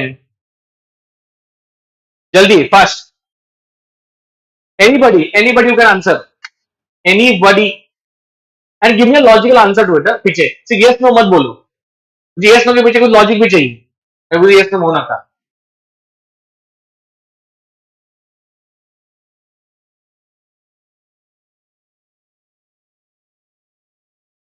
बोलो क्या? सुनो, सबसे पहले आपका ध्यान कहां पे आना चाहिए मालूम क्या? कि सर ठीक है, अभी आपने क्या डिस्कस किया कि सर्टिफिकेट को क्या बोला जाता है? Conclusive evidence. Nobody is gonna come and question you what about your conclusive evidence. ये एक डिस्कशन होता है, बट सेकंड डिस्कशन क्या है? सुनो, अरे तुम्हारा मेमोरेंडम ऑफ एसोसिएशन में कौन सा clause? Object clause. Object clause क्या तुम इलीगल कर सकते हो क्या? नहीं, वहां पे खत्म हो गया। अरे अगर इसका वकील जाके डिफेंस ले रहा है, कौन सा डिफेंस ले रहा है? नहीं, कॉन्क्लूसिव एविडेंस है, आप कोई मुझे बोल नहीं सकते, तो क्या बोलेंगे? ये ठीक है, वो है एक्ट में लिखा है, वो कंक्लूसिव एविडेंस है, बट भाई साहब तेरे हिसाब से मेमोरेंडम का जो भी धंधा करता है वो कैसे होना चाहिए? लीगल होना चाहिए। और तू क्या कर रहा है यहाँ पे? Immediate your company has to be what? Stop. Remember one thing, मैं आपको वापस बोल रहा हूं, I am not crossing the conclusive evidence point. Conclusive evidence के हिसाब से वो बंदा बराबर है। कौन? वो जो बात कर रहा है, बिकॉज वो क्या बोलेगा भाई, तेरे एक्ट में लिखा है कि it has to be what? Conclusive evidence. But next point क्या उठेगा कि मेमोरेंडम बन ही नहीं सकता कौन से धंधे से। अगर मेमोरेंडम नहीं बनानी है तो भाई साहब तुम जो कर रहे हो ये पूरा क्या हो गया? इलीगल हो गया। Please write down this answer. ये पूछ सकते हैं, इसको बुक मार्क लगा के रखो। अगर बुक मांगी है, मैंने बुक मार्क यहाँ पे डाला है फर्स्ट बेंच पे, आप नीचे पीछे पास ऑन कर सकते हो।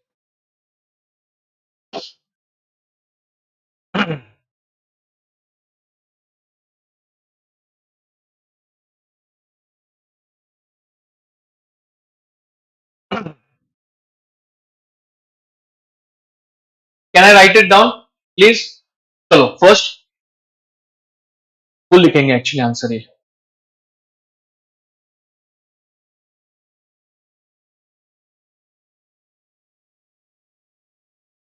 Please write it down.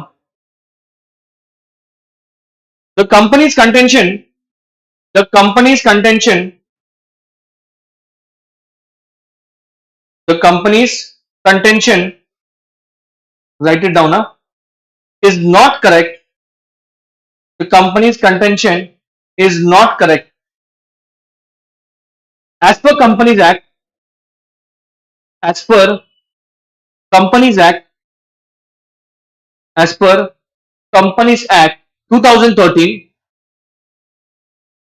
certificate of incorporation, certificate of incorporation is a conclusive evidence, is a conclusive evidence, but but but not MOA, not MOA, and accordingly and accordingly and accordingly and accordingly any illegal object, any illegal object, any illegal object contained in the dash clause. Which clause? Contained in the object clause, contained in the object clause, contained in the object clause, contained in the object clause of Memorandum of Association, of Memorandum of Association does not become a legal object, does not become a legal object. मतलब आप illegal को legal नहीं बना सकते। किसका defence लेके? वो conclusive evidence का। तो तुम उसके पीछे छुप रहे हो और क्या बोल रहे हो सामने वाले को? नहीं भाई मैं क्या चला रहा हूं? लीगल। नहीं, ऐसा नहीं चलेगा। उसके ऊपर ही क्वेश्चन है ना, तो उसका गलती हो किसका? हाँ, तो अब ये वो गलती को ये क्या कर रहा है? कंपनी चला रहा है। वो नहीं बोल रहे, आप ऐसा नहीं कर सकते। ठीक है, आप नहीं है?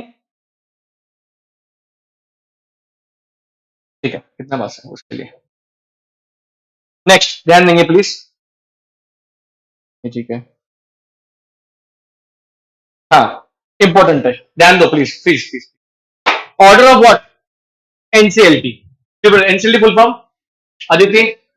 National company law tribunal.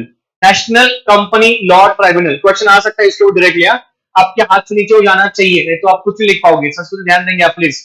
अच्छा मुझे एक बताओ, एनसीएलटी कब घुसेगा बीच में? अगर आपने कुछ क्या दिया उसको, फॉल्स दिया इंफॉर्मेशन या फ्रॉडुलेंट कुछ डॉक्यूमेंट दिए, then it will come. Obviously उसको कोई तो एप्लीकेशन करेगा ना, सू मोटो भी आएगा। सू मोटो मतलब क्या? वॉलंटरी भी आ सकता है वो। नाउ क्या क्या कर सकता है वो? It may pass orders as it may deem fit. उसको जैसा सही लगता है वो क्या करेगा? ऑर्डर पास करेगा। कौन पास करेगा? ये एनसीएलटी ट्रिब्यूनल। सेकंड पॉइंट क्या है? वो ऐसे भी डायरेक्ट कर सकता है, तब में ध्यान देंगे ऊपर क्या वो डायरेक्ट करेंगे, that the liability of the members is what? Unlimited. उसके बाद कंपनी का नाम भी निकाल सकते किसमें से? रजिस्टर ऑफ कंपनी में से, उसके बाद आपके लिए अगेंस्ट वाइंडिंग आपको ऑर्डर पास कर देंगे and such order as it may deem fit. समझ में आ रहा है? ये सब कुछ करने से पहले आपको एक मौका दिया जाएगा, किसके लिए? Opportunity of being heard. एक बार वापस आप आंसर देंगे मुझे, what was this? Powers of NCLT. अगर किसी व्यक्ति ने जाके एप्लीकेशन दिया एनसीएलटी की, भाई ये कंपनी में क्या है, फेक कुछ शुरू है, फॉल्स शुरू है, या उनको समझ में आया कि आपने फॉल्स डॉक्यूमेंट्स क्या किया है, सबमिट किया, वो क्या क्या कर सकते हैं? सबसे पहले क्या था?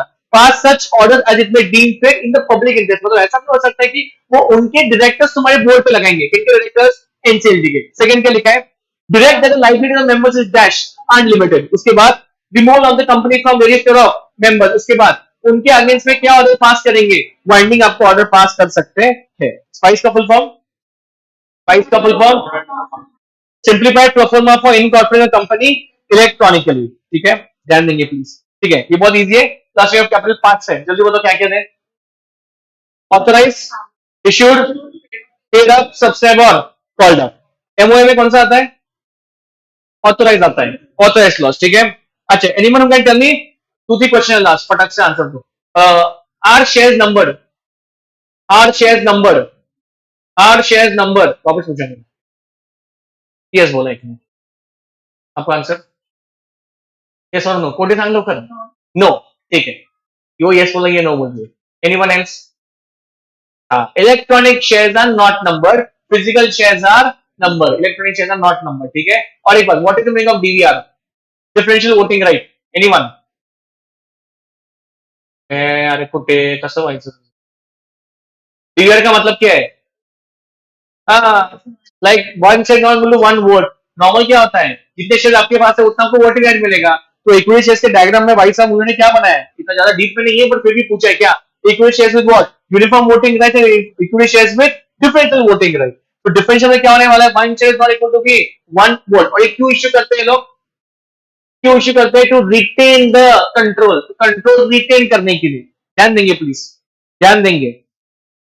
ठीक है, मेमोरेंडम ऑफ एसोसिएशन में बताएंगे मुझे क्लॉजेस क्या क्या है? क्लॉजेस क्या क्या है? सबसे पहले क्या है? नेम क्लॉज, उसके बाद ऑब्जेक्ट क्लॉज, उसके बाद लाइबिलिटी क्लॉज, उसके बाद रजिस्टर ऑफिस क्लॉज और नॉमिनेशन, उसके बाद कैपिटल क्लॉज, वेरी गुड, उसके बाद लास्ट में association clause. Okay, now 2-3 point which I want to tell you is that, pay attention please. आपके नेम क्लॉज में क्या क्या आएगा? वही आपका प्राइवेट लिमिटेड है, पब्लिक लिमिटेड है। There is something called as this, what? Electoral trust. Electoral trust का मतलब बता सकता है कोई? Anybody? What is the meaning of electoral trust? वहां पे आया है। So electoral trust is basically formed by the government. It is a non-for-profit entity and it is for what? अब बता सकते किसके लिए वो? It is for what? It is for what? For it's a section 8 company formed by the government, बराबर है। Under CBDT income tax के अंदर आता है वो। किसके लिए ये? डोनेशंस के लिए। किसके लिए? डोनेशंस के लिए। आएंगे नहीं क्वेश्चन, पूछ रहा हूं मैं आपको। Electoral trust is a non-for-profit company under what? Formed under the government rules only. It comes under CBDT. ठीक है? उसके बाद स्टेट रजिस्टर ऑफिस में क्या आएगा आपका? स्टेट आएगा, सिटी नहीं आएगा। उसके बाद ऑब्जेक्ट, जो भी आपको ऑब्जेक्ट देगा वो लीगल चाहिए। लायबिलिटी कितने प्रकार के? Limited, unlimited and limited by guarantee. ठीक है, नेक्स्ट कैपिटल क्लॉज ऑथराइज आएगा उसमें। और what is the meaning of association? Every subscriber should be associated with the company by purchasing what? One share, at least one share. ठीक है, सबसे जबरदस्त doctrine of ultra violence. Many people get confuse over here. What? Doctrine of ultra violence क्या है और doctrine of क्या है? Inter management क्या है? बोलती बंद हो जाता है, दो ही केस लॉ है इसमें से। डॉक्ट्रिन ऑफ अल्ट्रा वायलेंस का मतलब क्या है? Anyone? Beyond the powers, beyond the powers. Case law का नाम बताएंगे प्लीज, केस लॉ का नाम बताएंगे। HB David Carris versus Riche. Okay, now please tell me one more thing, doctrine of ultra violence का मतलब क्या है? मतलब क्या है? वो तो आपने मुझे बोला बियॉन्ड द पावर, और बताओ कुछ।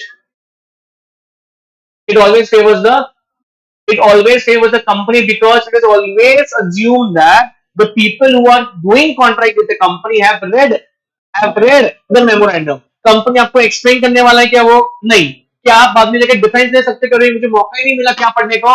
MOA, no, never.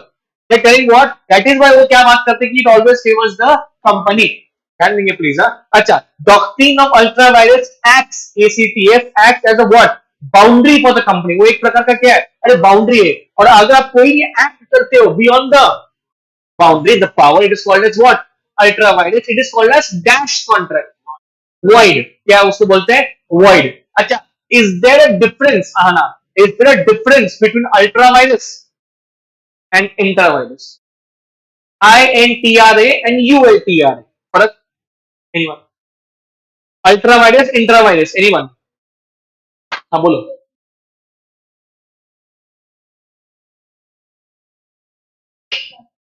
No, no, दीदी बोल. Okay. Ultra vires, intra vires, हाँ. Intra is within the power, ultra is beyond the power.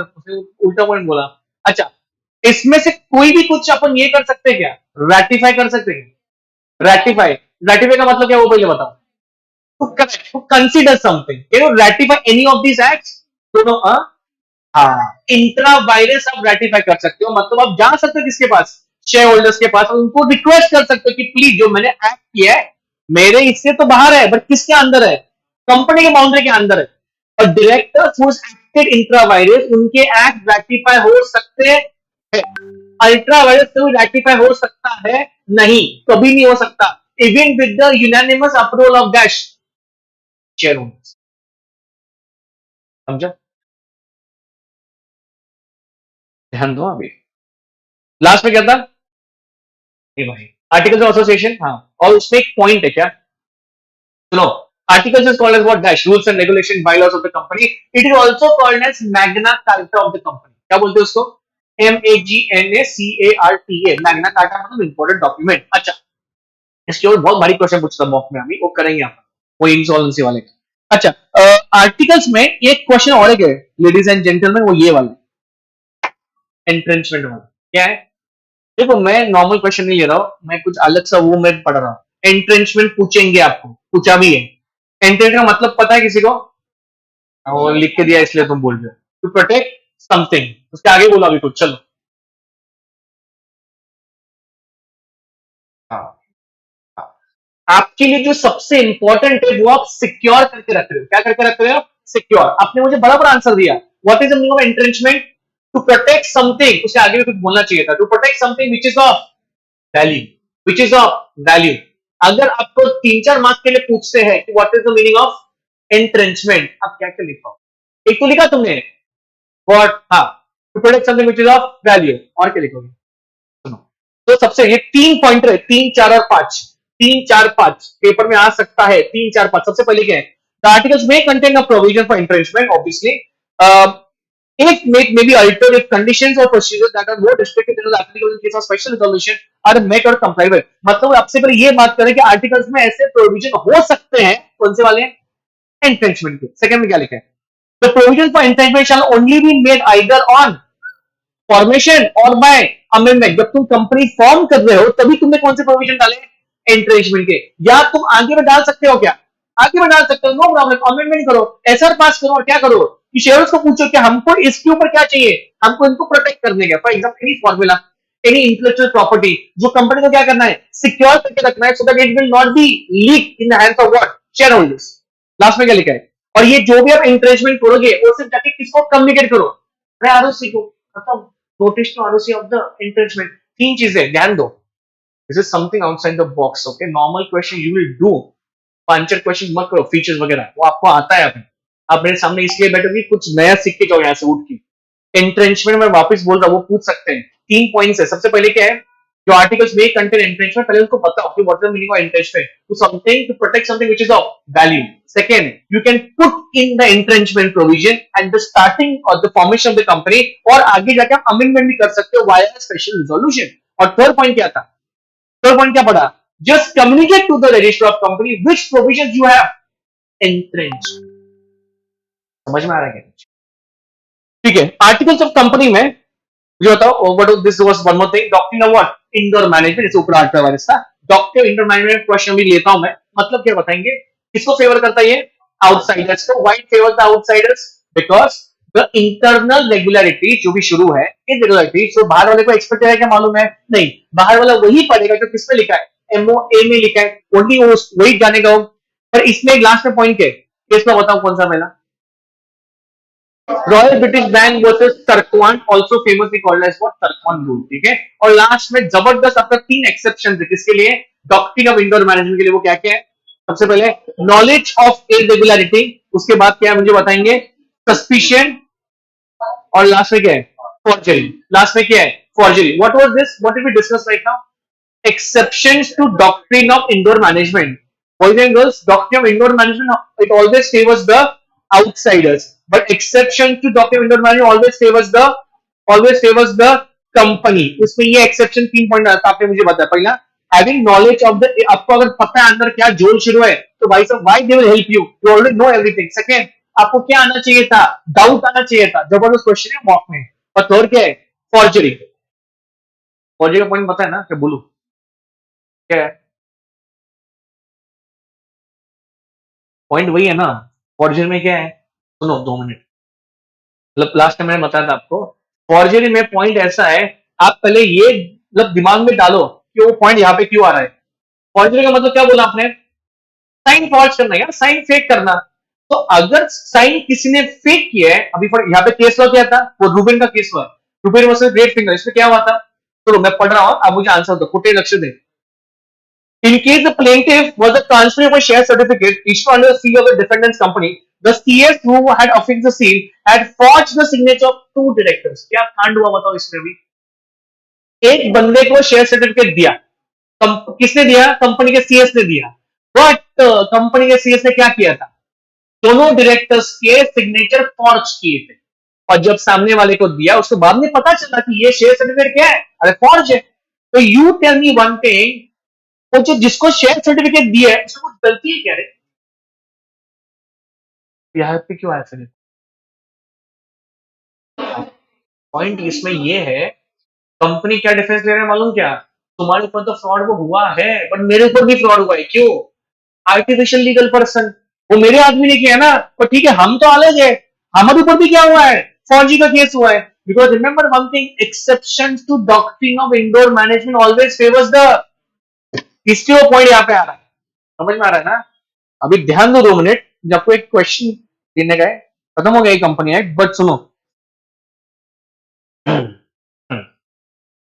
there is one question in mock, pay attention please, huh?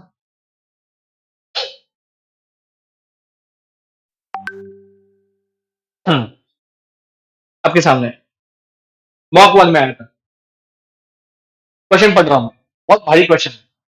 The Articles of Association of Avenue International Private Limited contain the clause that in case of insolvency of any member, आप ध्यान देंगे please, insolvency of any member, his shares in the company should be sold to other person and at the price fixed by directors of the company.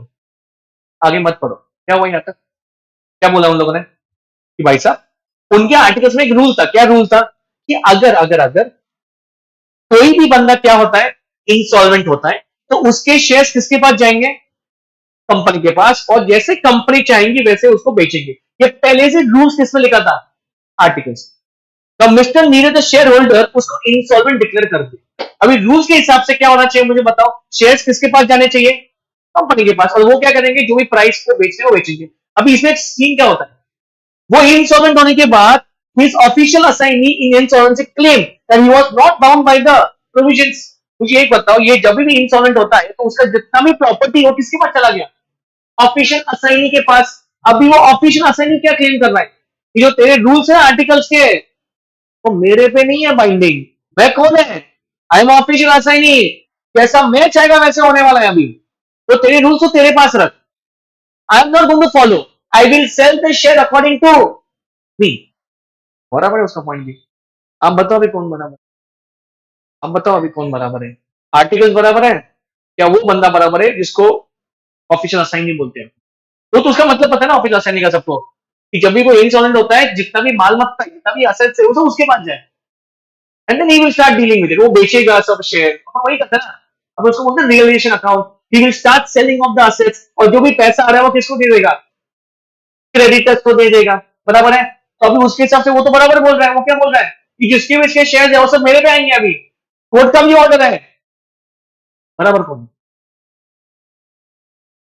Answer is article, वो बराबर नहीं। देखो मुझे बताओ उसके ऊपर शेयर्स क्यों आए हैं, आर्टिकल्स ने बोला है, आर्टिकल सबको है। अगर ये मेंबर नहीं है तो मेंबर कौन बन गया, ये मेंबर बन गया ना ऑफिशियल असेंबली। अगर ये मेंबर बन गया तो उसको फॉलो करना पड़ेगा कि रूल्स, ये फॉलो करने पड़ेंगे रूल्स उसको। समझ में आ रहा है क्या? और एक सुनो।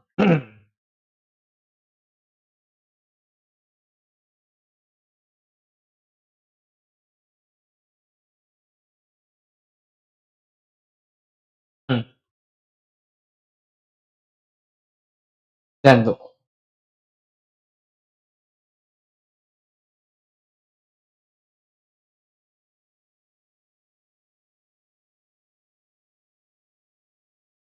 क्वेश्चन नंबर 13 पढ़ू everyone online. Mr. X had purchased some goods from ABC Limited उधार पे।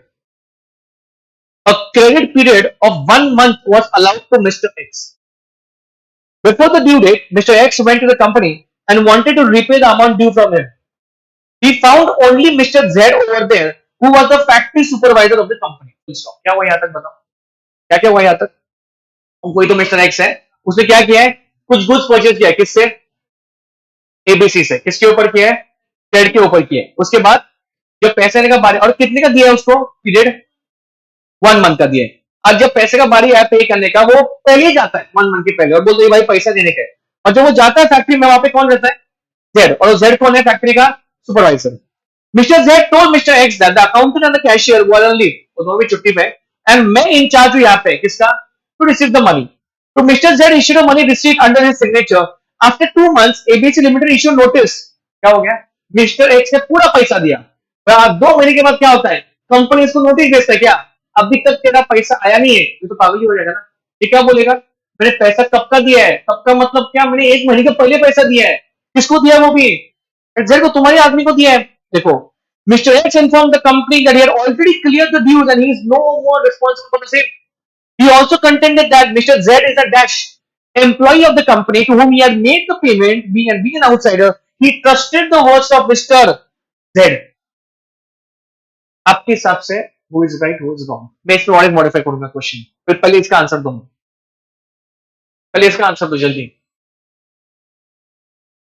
पहले आंसर दो मुझे। What is the answer? Analyze the situation and decide whether Mr. X is free from his liability. Yes or no? Yes or no? Can we consider that उसको पैसा गया है? अरे भाई ऑब्वियसली यस। अरे हमको तो तेरा फैक्ट्री का कौन है, वो सुपरवाइजर है। जो भी बाहर से आएगा उसको ऑब्वियसली मालूम रहेगा ना कि he supervisor, he can accept what money. हाँ, तुमने तुम्हारे एमओए में ऐसा क्लियर कर बाहर पब्लिक में नोटिस डाला है क्या कि ये मिस्टर जेड जो बंदा है ये पैसा ले नहीं सकता? तो अलग बात है, तो फिर मुझे मालूम होना चाहिए था। तो अभी जब मैं जाऊंगा, जब पहला अंदर बैठा है वो एम्प्लॉय है, नॉट जस्ट क्लर्क, वो कौन है? फैक्ट्री सुपरवाइजर है, उसने पैसा कलेक्ट किया है। ये आंसर बराबर है। मतलब मुझे एक बताओ, इसमें बराबर कौन है? बाहर वाला बराबर है। समझ में आ रहा है? अभी थोड़ा ट्विस्ट करता क्वेश्चन, तो समझ के आंसर दो। He does not issue the money receipt. Same question. He goes there, Mr. X goes there, 1 महीने से पहले जाता है, पैसा पूरा देता है। किसको देता है? मिस्टर जेड को। बट वो बोलता कोई बात नहीं सर, आपका पैसा आ गया एकदम भारी छान डाल। बट क्या दिया नहीं उसने? रिसीट दे, कोई बात नहीं सर, बाद में आ जाओ, कल करो, देखो मैंने इंटरव्यू मारी यहाँ पे, सब कुछ हो गया प्रॉपर्ली। ये भी बोलता है, मैं भी अगर मैं कौन हूं मिस्टर जेड, कोई बात नहीं यार, आफ्टर फैक्ट्री सुपरवाइजर आई गो आउटसाइड। ये अगर क्वेश्चन आता है आपको कंफ्यूज करेंगे वो, और नीचे क्या डालेंगे मालूम क्या? Does will your answer change in your situation? Everything is same। मैंने सिर्फ क्या बोला है, ये सिर्फ नहीं है, दिस इज नॉट देयर, ये नहीं है, बस बताओ चेंज होगा कि नहीं होगा? सबका आंसर वही है, क्यों होगा? आप मुझे कुछ लॉजिकल आंसर दो जो आप लिखोगे। लॉजिकल मतलब, हाँ क्या बोला उसने? सस्पिशन आना चाहिए था। क्या आना चाहिए था? सस्पिशन। आप यस नो में लिख नहीं सकते, वो आपको बड़ा क्या देगा? 0। Even the answer is right, you have to write there something. और वो किसमें आता है मालूम क्या? आपका एक्सेप्शंस ऑफ इंडोर मैनेजमेंट के 3 पॉइंट। पहला कौन सा था? Actual knowledge of irregularity. Second क्या था? सस्पिशन। ये किसमें आता है?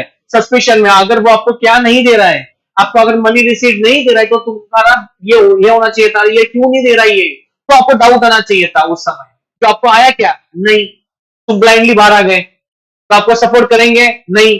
किसको सपोर्ट करेंगे? कंपनी को। And for your information, and for your information,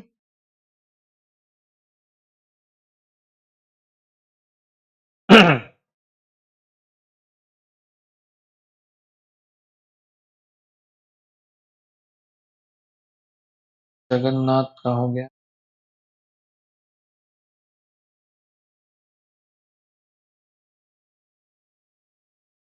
ये भी वही हुए सेम, ठीक है।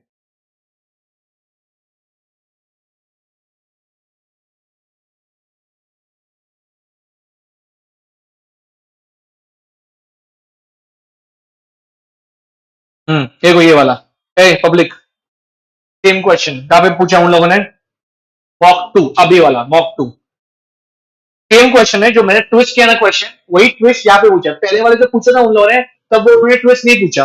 अब ये सब कुछ सेम है, मैं सिर्फ आपको ये वाला पढ़ना चाहता हूँ। ये लास्ट वाला क्या लिखा, देखो पढ़ो प्लीज, पढ़ लो दे।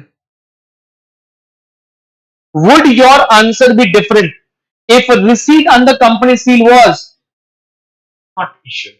अगर वो इशू नहीं करता है, you should have what? Suspicion.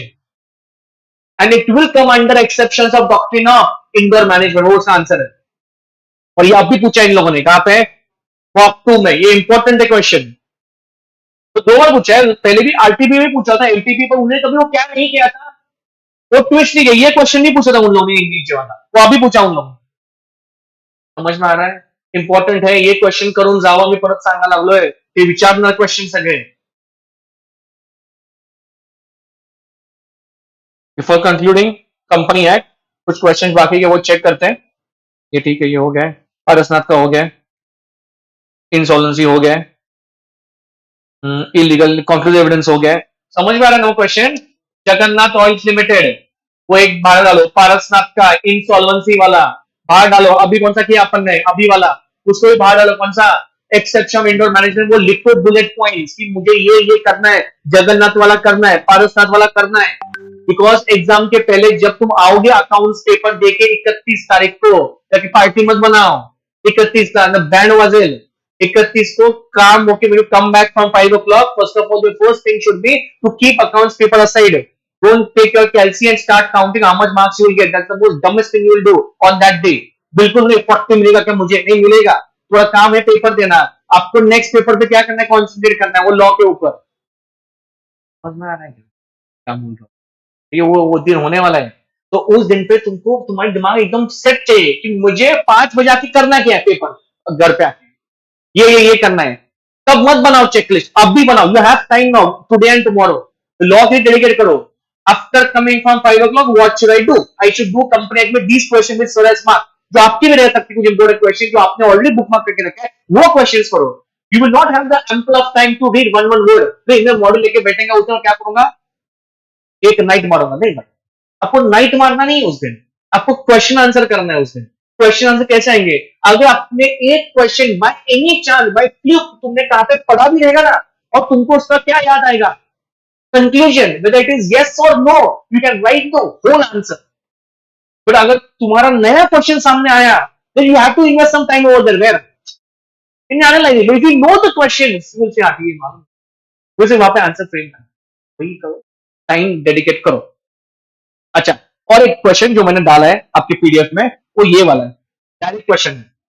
You might think it's a very simple question. Ishaan लक्ष द्या प्लीज, आता एकच ऍक्ट आहे भाई, आपल्या 4 ऍक्ट करायचे, दिवस माझ्या पुढे असतो, लक्ष दे प्लीज। अरे व्हाट इज द क्वेश्चन रे? What is main by what? Guarantee company, and आगे क्या पूछा है? State the similarities, Chitra Ambekar है क्या online? State the similarities and dissimilarities, किसमें? गॅरंटी कंपनी आहे, कंपनी हवी शेयर कैपिटल। चित्रा काय लिहिलेलं जरा इथं? Similarities and dissimilarities. सबसे इसमें क्या है मालूम? क्या तुम अगर एक क्वेश्चन देखोगे, can you give me an answer what is guarantee company? What is a guarantee company?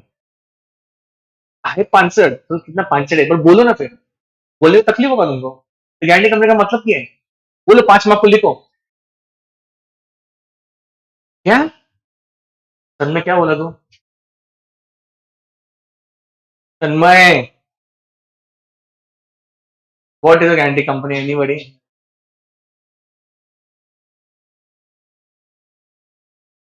3 प्रकार, तन्मय ध्यान दे, 3 टाइप्स के लाइबिलिटी होते हैं। फर्स्ट, लिमिटेड लाइबिलिटी, ध्यान दे, तुम्हें पास just chill. Limited liability, unlimited, और लास्ट में क्या होता है? Liability limited by guarantee. तो इसमें क्या होता है? If Tanmay goes over there to any non for profit company, guarantee company 99.99% हम कहां पे चेक करोगे उसको? नॉन फॉर प्रॉफिट में। तो उस समय क्या non for profit company go out in the public and ask for money? No, it is not profit oriented. तो वो पैसा किससे लेंगे? उनके ट्रस्टी से लेंगे वो। सो तन्मय फ्रॉम द ट्रस्टीज, और तन्मय ने जब वो कंपनी इनफॉर्म हुआ था तो तन्मय को पूछा गया कि as a trustee like how much money you can give if we are in need of some money, तो इसका मतलब 10 लाख रुपए दे सकता हो। तो वो उसका क्या है? गारंटी है। वो उसका क्या है? गारंटी है। तो tell me one thing, Tanmay से 10 लाख रुपए कभी लिया जाएगा? Only in case of dash, only in case of winding up and not before that. अच्छा, in other companies can the company call up for money from the share holders? Yes. उसको अपन क्या बोलते हैं? अरे application money, allotment money, first call, second call, they can call up even in their life time. But guarantee में ऐसा होता नहीं है। गारंटी में कब होता है? क्या लिखे आगे? वो explain the similarities and dissimilarities between a guarantee company and a normal company having share capital. What is the dissimilarity?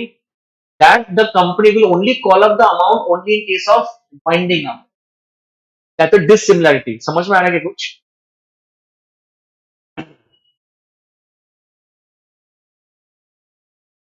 Mark this question. ये question लिख कर रखो, ये वाला, ये। I'll give you the PDF. I'm telling you this question is important.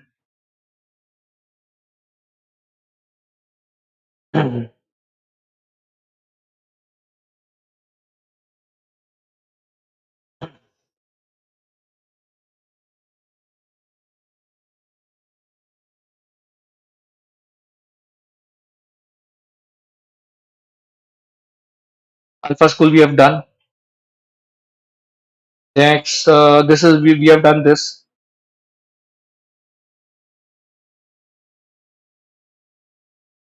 Done. ये ठीक है। जगन्नाथ का किया है। Point credit. अच्छा, like it's a MCQ question. Just give me an answer for it. Well, it will not come in your examination, but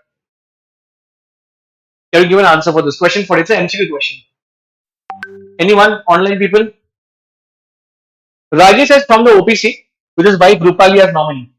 For the last 2 years, his wife Rupali is suffering from terminal illness, and due to this hard fact, he wants to change her as nominee. He has a trusted and experienced friend Ram Nivas who could be made as his nominee, or his Rajesh son Rakshak, who is of 17 years of age. Whom should he nominate as nominee in place of his wife? बेटे को करेगा, friend को करेगा, पापा? तो आपको 4 option है, बताओ। बेटे को कर सकता है क्या? Since the blood relation can only be appointed as nominee in case of obese, Rajesh needs to appoint his son what? Rakshak. Compulsory है क्या? Rajesh can appoint his friend Ram Niwas. यही आपका आंसर है। समझ में आ रहा है क्या? Tell me what is the answer of this? BTS is registered in Thailand. It has no place of business in India, yet it is doing online business through telemarketing. So can you please determine the status of the company? हाँ, आपको ये एक ही चीज देखना है, only one thing you have to see, and that is what? Where it is registered. अच्छा, physical presence नहीं है, वो सिर्फ उसका कौन सा प्रेजेंस है, और ऑनलाइन तो आता है। सेक्शन बताएंगे कौन सा है मुझे फॉरेन कंपनी का? 2 clause 42,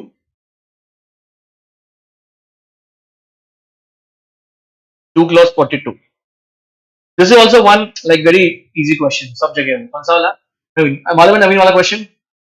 एवरीबॉडी पता है क्या? If Navita is leaving India permanently, is it mandatory for her to withdraw nomination? Yes. कैसे फुलफिल करेगी वो? कौन सा अपना? क्या बताओ? 120 days in the dash. If Navita maintain the status, अगर status maintain कर पड़े, can she continue? Yes. Intention वाला क्वेश्चन पूछा गया है और ये तुमने किया ऑलरेडी गवर्नमेंट वाला. ठीक है.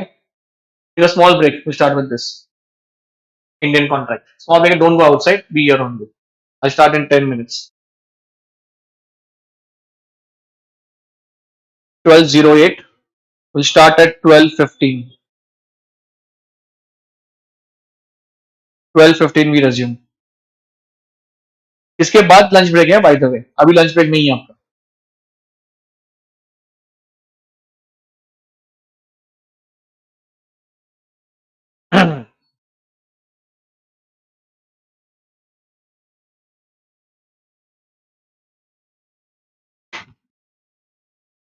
12:15 p.m.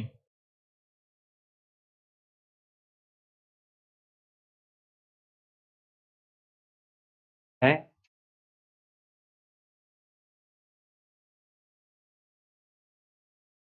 जेवायचं ब्रेक नंतर घ्या.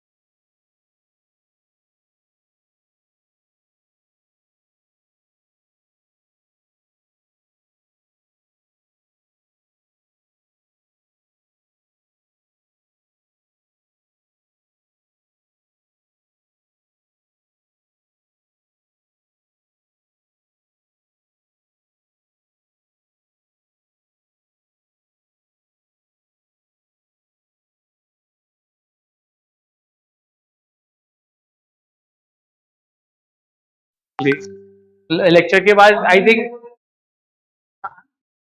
काय करू जेव्हा ते येतात ना इकडे जेव्हा ते येतील आता तेव्हा सांगतो. चला let's roll.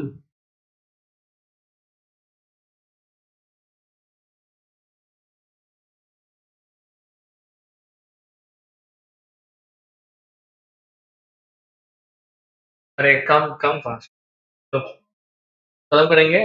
This is not a lunch break, वही तो बोला मैंने. लंच ब्रेक थोड़ी है.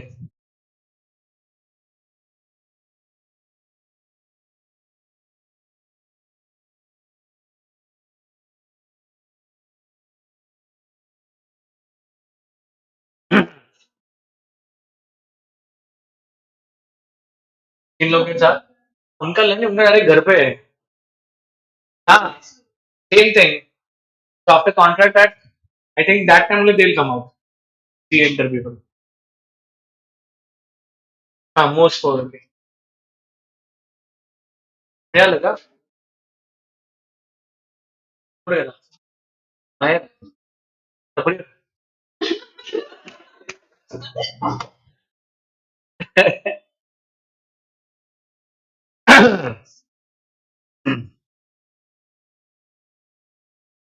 Okay, चलो. Now we start your favorite. मुझे लगता है favorite है वो. क्या? Indian contract. Okay, I'll take it in a very quick manner. The main thing is what अपने को क्या डिस्कस करना है? Question answers. ठीक है? So उस पे जम मारेंगे पहले. अच्छा. Answer. First, I'll discuss the entire contract act. 6 unit discuss करेंगे पहले and then we'll go for. Okay. सबको ध्यान है? थोडाफार उत्साह पाहिजे मला. Okay, everybody has to be a bit more initiative. Don't go to sleep. Okay. Keeping come on the other hand side after post. सब ठीक है. But now no. Indian contract act 1872 सबसे फेवरेट एंड सबसे easiest और सबसे ज्यादा marks वाला. कितने यूनिट है इसमें? 6. ओके. इंडियन कॉन्ट्रैक्ट एक्ट 1872 में मैं कुछ सेक्शन आपको पूछता हूँ, बेसिक पूछता हूँ, फिर आगे जाएंगे. ठीक है. Starting contract. 2 clause H, an agreement enforceable by law. Very simple. Agreement section number 2 clause E. Very good. What is the meaning? Every promise and every set of promise forming consideration for each other. बहुत बढ़िया. Consideration. 2 clause D. Something in return. Okay. अच्छा. One more thing. Consideration can be an action. It can be a promise and also can be a dash. वापस question repeat करता हूँ. Consideration आपने मुझे क्या बताया? Section 2 clause D. You told me something in return. So you know one thing. There is no consideration. There is no contract. तो मैंने आपको क्या पूछा? Consideration can be an action. कुछ करने का वो भी कंसिडरेशन हो सकता है. It can be a promise also or it can be a dash. हाँ ठीक है वो भी एक है. और it can be abstinence also. It can be what? Abstinence. To abstain from doing something is also dash. Consideration. Important है ध्यान देंगे. Consideration also called as quid pro quo. Can you please tell me what is promise? What is promise? Section 2 clause B. क्या है उसका मतलब? A proposal when accepted becomes a promise. As simple as that. तनमें ध्यान देंगे. अब खत्म करो ये सब. Indian contract बहुत easy है. Okay. चलो next. Which term is wider? Contract to agreement. Agreement is wider. Okay. Essential elements of valid contract. Section number 10. Fast बताएंगे. पहला, there has to be agreement. There has to be 2 parties. There has to be free consent. Lawful object. Lawful consideration. उसके बाद और not expressly declared to be void. उसके बाद और very good. Certainty of meaning. It has capacity of parties. It should be possible of performance. ये सब कुछ था उसमें. ठीक है. 2-3 questions more I'll ask you. Can you please tell me what is the meaning of void contract? Section number के साथ बताएंगे. What is the meaning of void contract? Section number पहले. 2 clause J. 2 clause J. बताएंगे void contract का मतलब क्या है? A contract which ceases to be enforceable by law ceases to be enforceable when it becomes void. But void contract वो तो हो गया technical meaning. मतलब क्या उसका void contract? तो अपन कब बोलते हैं हाँ ये contract void हो गया? हाँ ठीक है पहले valid होता है फिर void. But can you please tell me exact what is the meaning of void? Nullity. Void का मतलब क्या है? Nullity. तो बट कैसे होता है ये void contract? How? एक example. Very good. खत्म. Yes. when the circumstances are such that they are beyond the control of the party, beyond the requirement. मतलब for example death by nature. For example एक बंदा मर गया है, क्या तुम उसके लीगल रिप्रेजेंटेटिव के ऊपर केस ठोक सकते हो क्या? नहीं, ये कंप्लीट ही करना चाहिए। नहीं भाई, ये क्या है, this contract become void, you can not do anything, it's a nullity. और एक बात, अगर आपको कुछ बेचना था और वही चीज वही object it went away by what, natural phenomena, earthquake आ गया, इट वेंट डिस्ट्रॉयड, आपका गलती है क्या? नहीं। ये कॉन्ट्रैक्ट क्या होते हैं? तो आपने जैसे बोला ये कॉन्ट्रैक्ट पहले क्या होते हैं, वैलिड, उसके बाद क्या हुआ है वो void. What is the meaning of voidable contract? Section number पहले बताएंगे आप मुझे।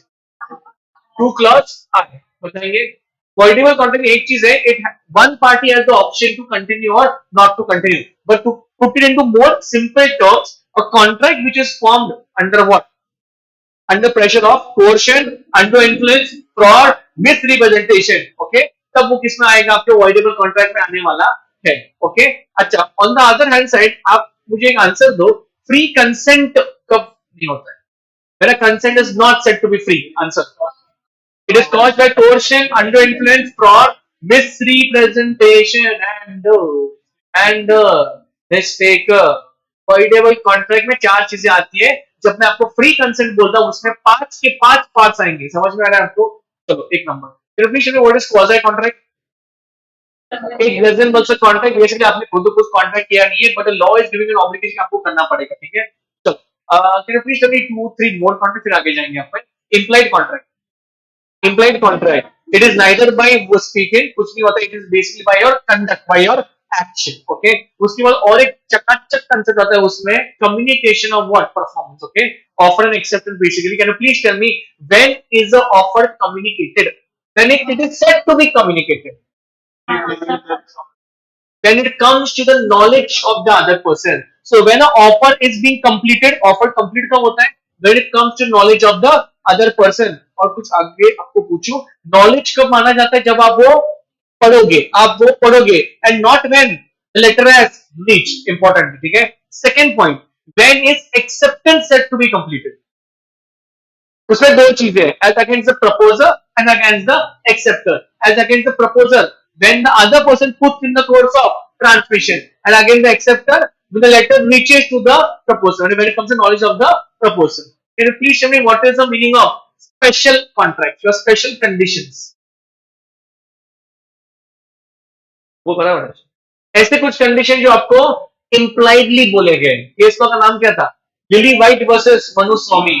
सुनो, स्पेशल कॉन्ट्रैक्ट हो या स्पेशल कंडीशंस हो, ये तभी आपको बोले जाते हैं, and these conditions has to be reasonable. कैसे होने चाहिए?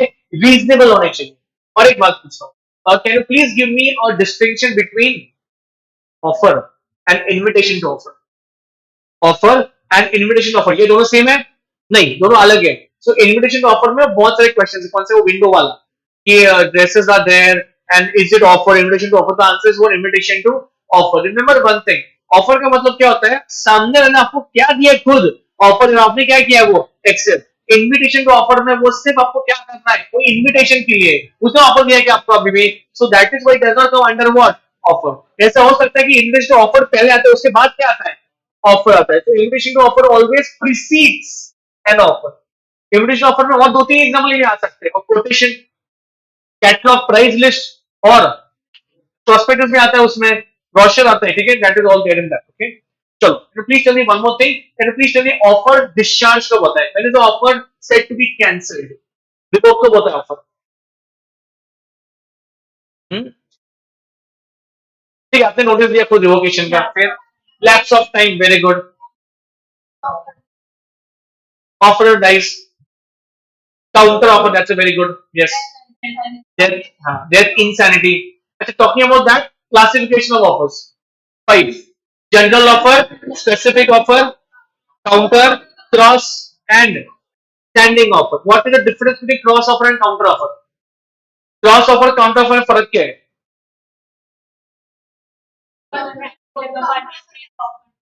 Which?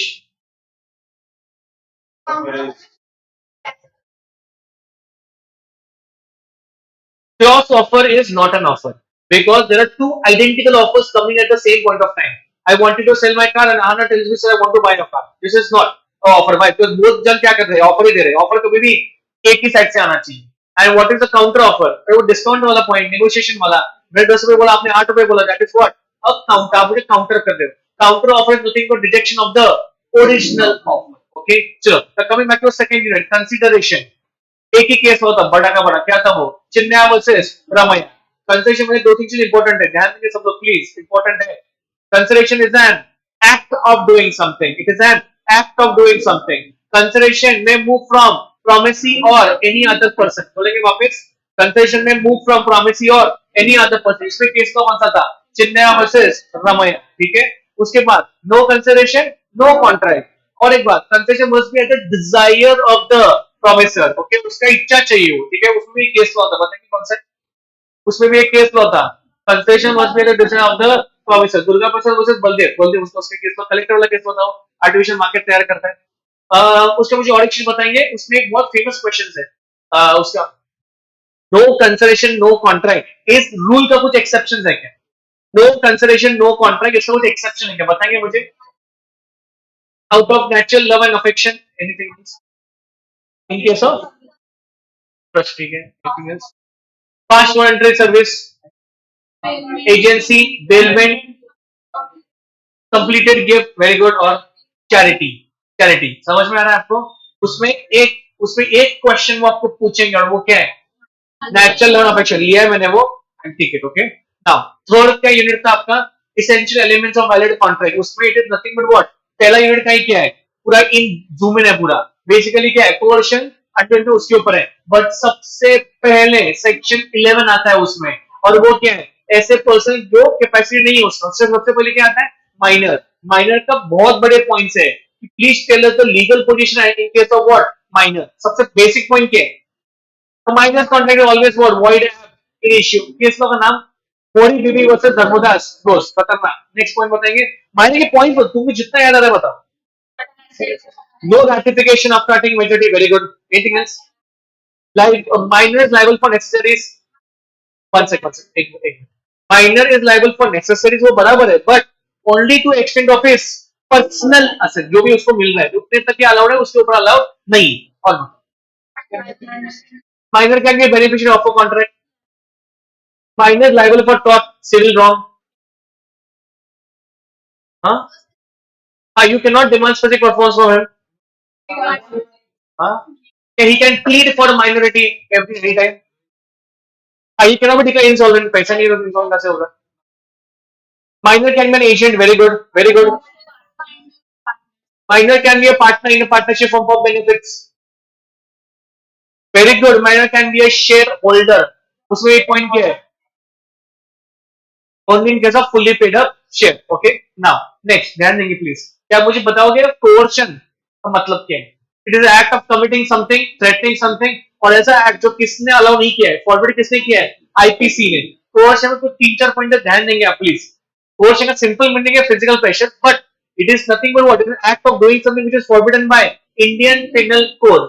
कोर्शन में और एक पॉइंट क्या है, it doesn't matter, it is immaterial where the coercion takes place, हम वो चेक नहीं करेंगे क्या कहां पे है, अगर तुमने किया है तो वो कोर्शन है। Coercion can be directed from a third party also, single वाला एग्जांपल दिया था, समझ में आ रहा है क्या। Threatening to commit suicide is also dash, coercion. Threatening to commit suicide is also what, coercion. अच्छा, when I come to section 16, section 16 क्या था, undue influence। undue influence में सबसे पहले क्या स्ट्राइक होना चाहिए, रिलेशनशिप, सबसे पहले क्या होना चाहिए, रिलेशनशिप होना चाहिए। अच्छा, कोर्शन में रिलेशनशिप जरूरी है क्या, नहीं, बिल्कुल भी नहीं, बट अंडर सबसे पहला पॉइंट क्या है, रिलेशनशिप का एक पॉइंट है, और उसके बाद there has to be control, dominancy and all that, master servant for that matter, that son, उसके बाद क्या, solicitor and the client and all that stuff, that comes under what, your undue influence. उसमें एक चीज और है last में section 16 में, कि द प्रूफ ऑफ बर्डन किसके ऊपर है, the person who is dominating, उसको क्या प्रूफ करना पड़ेगा, that he has not dominated, तो उसे प्रूफ करना पड़ेगा उसको, ठीक है। What is difference between fraud and misrepresentation? Like fraud is what, intentionally, misrepresentation is not intentionally। Mistake में दो चीजें है, what, mistake of Indian law and mistake of foreign law also। One thing बहुत important है इसमें, सुनो ध्यान दो, you cannot take excuse of Indian law. आप ये बोल नहीं सकते कि मुझे इंडियन लॉ पता नहीं है। अगर आप इंडियन लॉ के एक्सक्यूज लेते हैं, the contract can not be coming under what your voidable, वो नहीं आ सकता उसमें। पर आप किसका एक्सक्यूज ले सकते हो? हाँ, वो इट इज ओके कि आपको नहीं पता था। नेक्स्ट मुझे और एक चीज बताएंगे आप please. 15, 16, 17, 18, what was section number 19, 20, mistake, ठीक है। अच्छा, उससे मुझे और एक चीज बताओ जो फेमस सेक्शन है, section 27, agreement in restraint of trade. वापस बोलेंगे, agreement in restraint of trade, what is this? क्या है? बेसिकली ऑल दीज एग्रीमेंट्स 27, 28, 29, 30, ये सब क्या है? ये ऑल क्या वॉइड एग्रीमेंट्स है, ये सब वॉइड है, ये पहले से वॉइड डिक्लेयर करके रखे हम लोगों ने। तो agreement in restraint of trade is dash void, exception 2, ठीक है, गुडविल और partnership. Please tell me one more thing, agreement जिसका मीनिंग सर्टन नहीं है वो भी क्या है? वॉइड है। उसके बाद interference with legal things, legal, वो भी क्या है? वॉइड है। Exception 8, arbitration. और सेक्शन नंबर 30 क्या है? वेजरिंग, ये भी क्या है? वॉइड है। उसमें भी 2-3 पॉइंट्स है, क्या 2-3 पॉइंट्स से बताएंगे मुझे? अच्छा, वेजरिंग का इसेंशियल्स क्या है? इसेंशियल्स क्या है वेजरिंग के? There has to be uncertainty. There has to be what? One party should win, the other party should lose.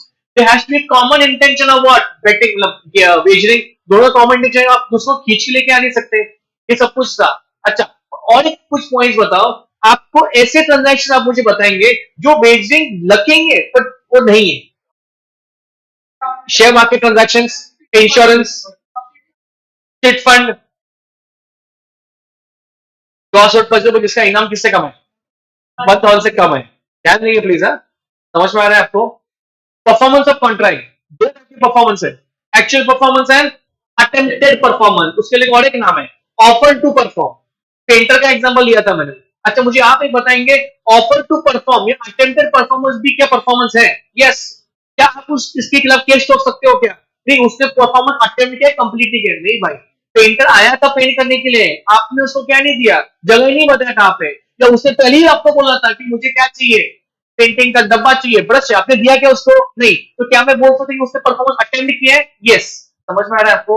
अच्छा, तो उसमें एक ही क्वेश्चन है उसमें, who all can perform the contract? Who all can perform the contract? आना Mohan Sangam, who all can perform the contract? सबसे पहले answer क्या है? अरे प्रॉमिस हिमसेल्फ, तो खुद ही करेगा ना। और बताओ, agent, very good. Legal representative, अगर वो पर्सनल टच नहीं है, अगर पर्सनल टच है तो वो उसके साथ ऊपर मर गया। समझ में आ रहा है क्या? जो मेन था। उसके बाद थर्ड पर्सन, वहां से भी अफेक्ट कर सकते हो। One, joint promises, very good, ठीक है। ये किसका आंसर था? Who can perform the promise. अच्छा, और एक क्वेश्चन है, अभी बता दो क्या मैं क्या हूं। अच्छा, मैं डिस्कस करता हूं, इंपॉर्टेंट है, समझ में आ गया कौन सा क्वेश्चन है वो? कौन सा है? मैं अभी बोल देता हूँ। 25, बुक मार्क करके रखो एक क्वेश्चन, बुक मार्क, ठीक है। ये वाला क्या है? It is a one liner question, जीव खाना कौन सा? क्वेश्चन क्या है? Explain any 5 circumstances. अच्छा, काम करोगे, शॉर्ट एंड स्वीट क्वेश्चन लिखोगे क्या बुक में? एक लाइनर है, A1 लाइन, और मैं आपको 5 सर्कमस्टांस लिख के देता हूँ heading. Online people please do it, everyone.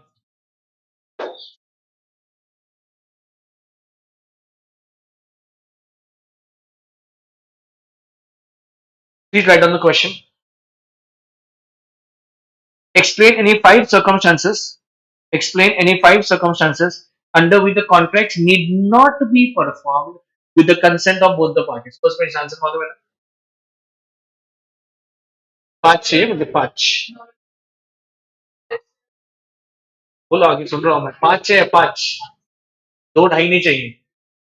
2 point डाल के मैं आंसर बोलने वाला हूं, पहले क्वेश्चन लिखो बस। ये आंसर सांगना है, क्वेश्चन लिया आपको। ये पीडीएफ में जब दूंगा आपको, उसको उस दिन पढ़ो। कौन से दिन? अकाउंट्स के आने के बाद क्वेश्चंस पहले रखो साइड में, ये इंपॉर्टेंट वाले हैं। I share it across everywhere. हाँ, yes yes sir, I do it, do it. Explain any 5 circumstances under which contracts need not be performed with the consent of both the parties। इसका answer क्या है? सबसे पहले, what is the first answer? Please write it down, write it down। And first is what? Novation. First is novation. Innovation लिहू नका, novation आहे ते. तिच्या आहे नाही, तिच्या व्हायचं असं. Novation. Second, recession. And explaining what is this, I'm just writing. The important है. Third, alteration. Alteration. Fourth, remission. Remission. और fifth,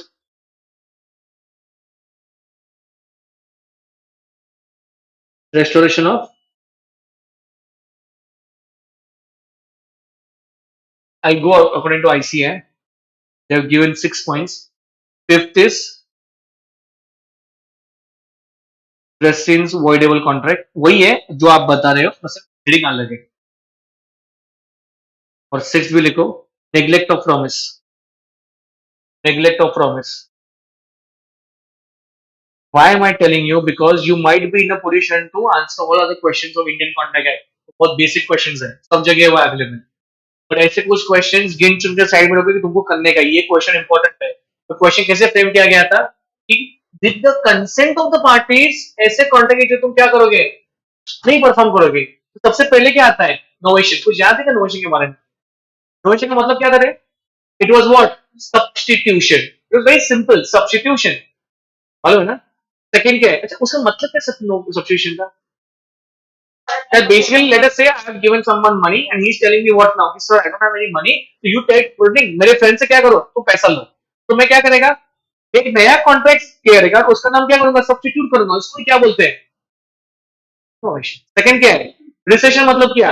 कैंसलेशन. तो भाई वही सेम एग्जांपल में जो फर्स्ट वाला बंदा था ए और बी, उसका कॉन्ट्रैक्ट क्या हो गया? Cancel.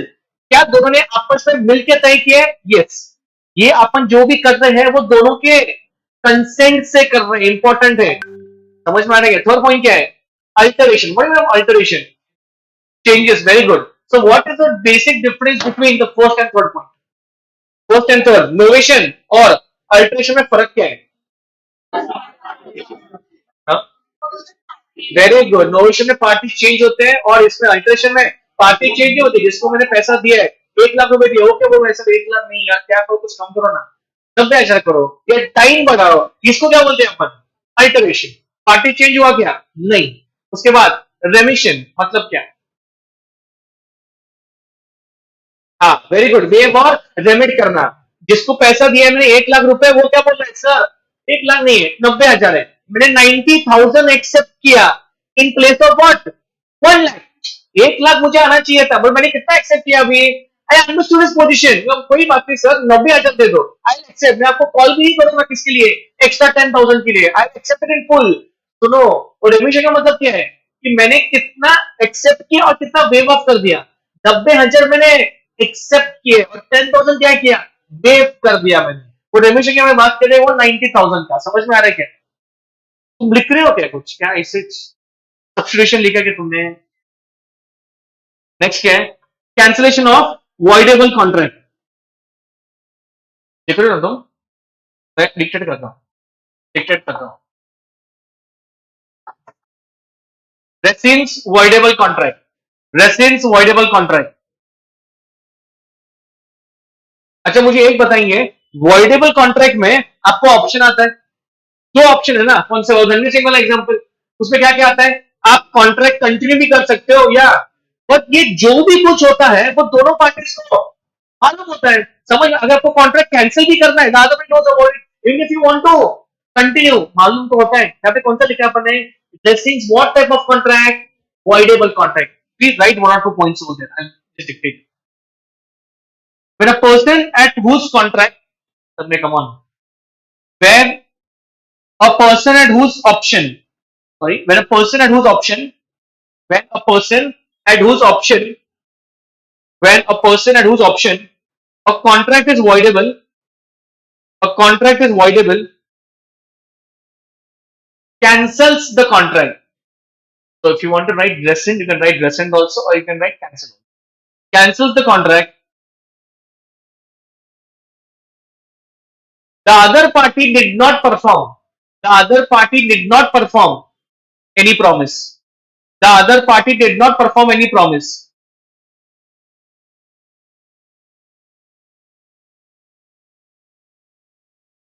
Tell me one thing. The Ranveer Singh वाला example क्या हुआ था मालूम है ना? And he takes it जबरदस्ती from a farmer. Farmer is the aggrieved party, and then farmer has two options: continue or cancel. If he is cancelling the contract, will Ranveer Singh perform the performance promise उसका? क्यों करेगा भाई? पर ये दोनों आपस में मिलके हुआ है क्या? Contract which did not be perform by consent of both the parties. कितना लिखना था आपको? 5. लास्ट में क्या है? Neglect of what? प्रॉमिस. मतलब क्या बताओ? हाँ, अरे जो फैसिलिटी आपको देना चाहिए था पेंटर को, दिया क्या तुमने? नहीं दिया. वो काम करेगा क्या? वो नहीं करेगा काम भाई. That is neglect of what? Promise. जब asked if 5 can write 6 also, we can write 5 also. समझ में आ रहा है आपको? 5 पॉइंटर्स ध्यान देंगे प्लीज. फुल कोशिश करेंगे ध्यान देने की. मैं आपके क्वेश्चन में घुसा नहीं हो, वो याद है इसलिए मैंने स्ट्राइक किया ये वाला क्वेश्चन. ठीक है, ये सभी क्वेश्चन ऐसे ही है. आपको वो सब कुछ करना है, अभी नहीं, बाद में. ठीक है. अच्छा, परफॉर्मेंस में नेक्स्ट आपका आता है ब्रीच. Breach of contract. दो टाइप के ब्रीच है. Come on boys and girls, कौन से? Actual and anticipated breach. Okay, what actual? What is the meaning of anticipated breach? That before the time of performing only you're telling the other person what it. I'm anticipating I'm going to break the contract. The moment you breach the contract, the moment you break the contract, what is going to happen? The other party is going to claim something from you. What is that? Remedies for breach of contract. And what all other remedies? सबसे पहले क्या है top में? Suit for damage. Very good. Second, suit for specific performance. Vintage car वाला example. उसके बाद suit for injunction. करण जो वाला example दिया था. उसके बाद suit for quantum merit. Quantum merit जितना हुआ उतना तो, और रिसेक्शन ऑफ कॉन्ट्रैक्ट. ठीक है. अच्छा, सूट फॉर डैमेजेस में कितने प्रकार के डैमेज है? General damage also called as ordinary damage. उसके बाद special damage, vindictive damage also called as exemplary damage. उसके बाद प्रीफिक्स डैमेज, नॉमिनल डैमेज. समझ में आ रहा है आपको? Damage for deterioration for dealing. और एक, what is the difference between ordinary and special? कब मिलेगा आपको स्पेशल, कब मिलेगा डैमेज? एकदम वेरी स्ट्रेट फॉरवर्ड. जब आपने सामने वाले को नोटिस दिया है तभी आपको क्या मिलेगा? Special damage. सामने वाले को आपको पहले ही बोलना चाहिए कि देख भाई, अगर तेरे कॉन्ट्रैक्ट कैंसिल किया, मुझे तेरी वजह से इतना इतना नुकसान होने वाला है, देन ओनली आपको क्या मिलेगा? डैमेज मिलेंगे. केस लॉ का नाम क्या था? केस लॉ का नाम क्या था? एडली वर्सेस बैक्सेंडल. क्रैंकशाफ्ट वाला एग्जांपल था केस लॉ का. ठीक है. अच्छा, what is the meaning of vindictive damage? Vindictive damage का मतलब क्या है? विंडिक्टिव डैमेज आपको कितने सर्कमस्टेंसेस में मिलते हैं? दो सर्कमस्टेंस. पहला वाला क्या है? ऐसे एक मैरिज नहीं बोलने का भाई, और भी कुछ लिखा है. In case of promise to break a marriage, feelings और हुआ सामने वाले का. और second, wrongful dishonor by the banker of a businessman of a trader. Why? Because उसका मार्केट में क्या हुआ है? रेपुटेशन लॉस हुआ. दैट इज द होल फंडा. समझ में आ रहा है आपको? तब आपको विंडिक्टिव डैमेजेस मिलेंगे. प्रीफिक्स डैमेज सिंपल, जो ऑलरेडी आपके कॉन्ट्रैक्ट में फिक्स्ड है. नॉमिनल डैमेज मतलब क्या? सामने वाले पार्टी को कुछ भी अफेक्ट नहीं हुआ. इट कैन बी 10 पैसे और इवन 1 रुपी. अंबानी बोले कुछ फर्क नहीं पड़ रहा है मुझे. It's only for what? Basis of contract. And damages for last में क्या लिखा है? डेटोरिएशन. अगर आपके पास पेरिशेबल कुछ प्रोडक्ट है तो आपको डैमेजेस मिलेंगे. पर इसमें एक फंडा था बहुत क्या? Without even notice. अगर मुझे पता है, आई एम अ ड्राइवर, मुझे पता है मेरे पीछे क्या पेरिशेबल प्रोडक्ट्स है, तो भाई साहब मुझे इन्फॉर्म दे पहले से, और उसके बाद भी मैंने कुछ गलती किया, वो मेरे से स्पेशल डैमेज भी लेगा. In spite there is no notice. समझ में आ रहा है? अच्छा, what is the meaning of? ये तो पहला था सूट फॉर डैमेजेस. सेकंड क्या था?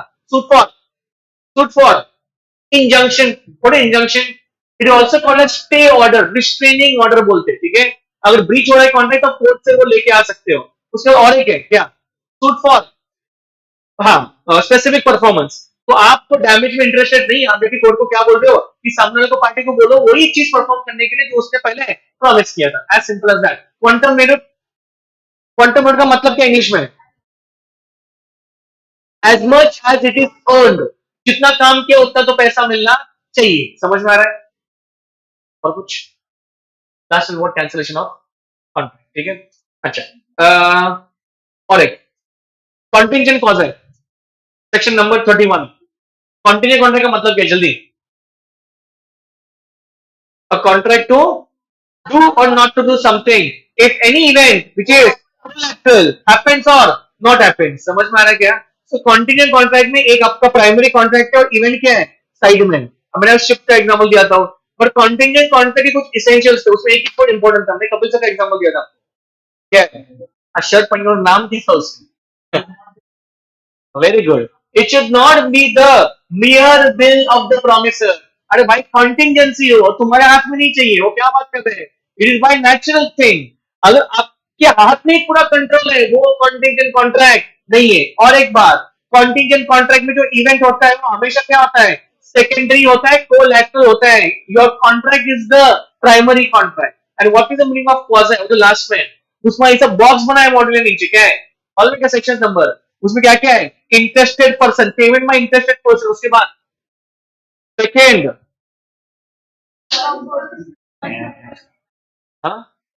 Responsibility of find of loss goods. Very good. Money paid by mistake, आपको वापस देना पड़ेगा. Restoration of benefit. हाँ, objection person enjoying the benefit. ठीक है, उसमें दो लिमिटेड चीज इंपॉर्टेंट है, payment by interested person and responsibility of finder of lost goods. We start with the first one. What is the first one? Payment by interested person. क्या था वो landlord और टेनर वाला एग्जांपल? अगर आपने पैसा दिया किसके बिहाफ पे, तो उसका ड्यूटी क्या है? आपको वापस पैसा देने की लिए. Responsibility find of loss goods. Law क्या बोलता है? अगर आपको कुछ चीज मिलता है, कहां पे भी आपको फाइंडर का डेजिग्नेशन देते हैं, और लॉ में क्या बोलते हैं उसको? आपको बेली का डेजिग्नेशन देते. कौन सा? बेली. जब तक ओनर मिलता नहीं है तब तक आप कौन हो? बेली हो, टेम्पररी. जब भी ओनर मिलेगा, आपको क्या करना पड़ेगा? उसको वापस देना पड़ेगा. ठीक है, ये सभी कॉन्ट्रैक्ट हुआ क्या? कुछ नहीं. इसको क्या बोलते हैं? Quasi contract. They resemble a contract. ठीक है, ये तो हो गया चर्चा. अभी पूरा, अभी क्या करेंगे अपन जरा, अभी आप फुल फोकस करेंगे. एवरीबडी, लेडीज एंड जेंटलमैन, आपका ध्यान चाहिए मुझे प्लीज. तन्मय, गिने चुने क्वेश्चन है, मैंने 5-6 क्वेश्चन लिया नहीं उसे, बेसिक वाला कुछ. ठीक है, जो भी क्वेश्चन है आपको सच में दिमाग लगाना पड़ेगा उसमें. आप पहला क्वेश्चन पढ़ सकते हो. चलो, आयुष हु इज द, अच्छा how many of you have solved mock two? Mock two ऐसा प्रकार है, वो तो पता ही है. मॉक टू डाला ऐसे ने, इन लोगों ने किया है, सॉल्व नहीं किया, वो देखा है. देखा है, बाकी लोग ने, आप देख रहे हो. छोटे किया है क्या तुमने? शाबाश. Ayush, who is a minor, purchased 10 fancy coat for the wedding ceremony of his sister on Udhan from Messrs. Surejwala and Sons. The cost of all the coat was how much? Not even a single coat was a necessity. Ayush has assets of worth how much? 8 lakh. Messrs. Surejwala and Sons filed a suit against Ayush for recovery of how much? 80,000 out of his assets, following the provisions of Indian Contract Act, whether Ayush is liable to pay 80,000. No, yes, जाओ दे खड्डे में, पहले answer लिखो. Consider as what? Your exam question, right in front of me. Proper proper. पहला legal provision quote करो, उसके बाद फैक्ट्स, जो भी आपको सेक्शन याद आ रहा है वो देखो स्टार्टिंग में, as per section dash act जो भी आता है, आपको जो आंसर लिखने का लिखो, आप चेक करेंगे. ऑनलाइन पीपल, आप कोशिश करेंगे. अच्छा, Udit Malpani is there, he is already given the answer, but Udit try to write it down. 10 minute जाएगा यार, लिखो. 10 मिनिटं जातील फक्त. Try to write it down, properly write it down. अब आंसर लिखोगे कैसे? सबसे पहले क्या आएगा आपका? सबसे पहले क्या आएगा?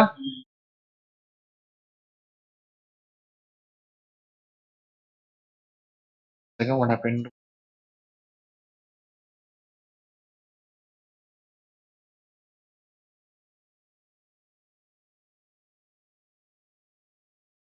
सबसे पहले आपका आएगा लीगल प्रोविजन, उसमें आप लिख सकते हो as per section 11 of Indian contract act. फिर आएगा आपका फैक्ट्स, लास्ट में मारो कंक्लूजन.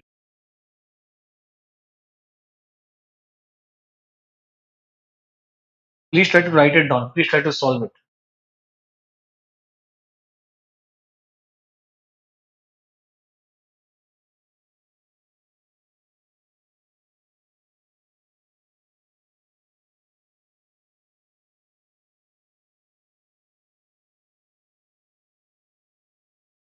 वो क्लेम कर सकते हैं क्या स्ट्रक्चर, मतलब 1 लाख में से क्यों नहीं रहे, मतलब 1 लाख है ना, 1 लाख का asset है उसमें। This is only for what, ये किसके लिए, सिर्फ कंफ्यूज करने के लिए आपको, ठीक है। वहां पे बिल्कुल ध्यान भी मत दो किसके ऊपर, ये 1 लाख और 80 हजार के ऊपर, तो पूरा क्वेश्चन एक ही वर्ड के ऊपर है क्या, इसके ऊपर, एसिडिटी के ऊपर, ठीक है। Do you, are you writing it down और do you want me to read it down? Writing it down and then I read it out, then you check, ठीक है। लिखो आराम से, कुछ घाई नहीं है अपने को, आराम से लिखो and then I dictate and सी।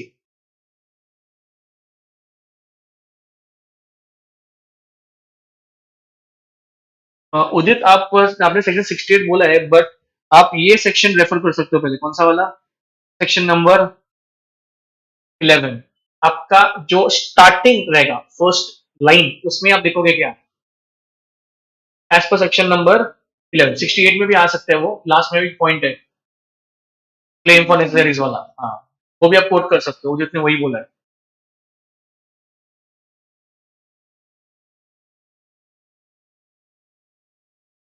नहीं बराबर है, सेक्शन 11 लिखेगा ना, तो सेक्शन 11 में पॉइंट है ना नेसेसरीज वाला, क्वाजा में क्यों है, वो क्वाजा में स्पेसिफिक है। जब आपका आंसर लिख के होगा मुझे बताएंगे, तो मैं एक बार डिक्टेट करता हूँ जो आईसीए का आंसर है, तो फिर आप चेक करो कि बाबा क्या गलत हो गया है, क्या लिखना चाहिए मुझे, और काय येऊ शकतो अजून, राइट इट डाउन बस।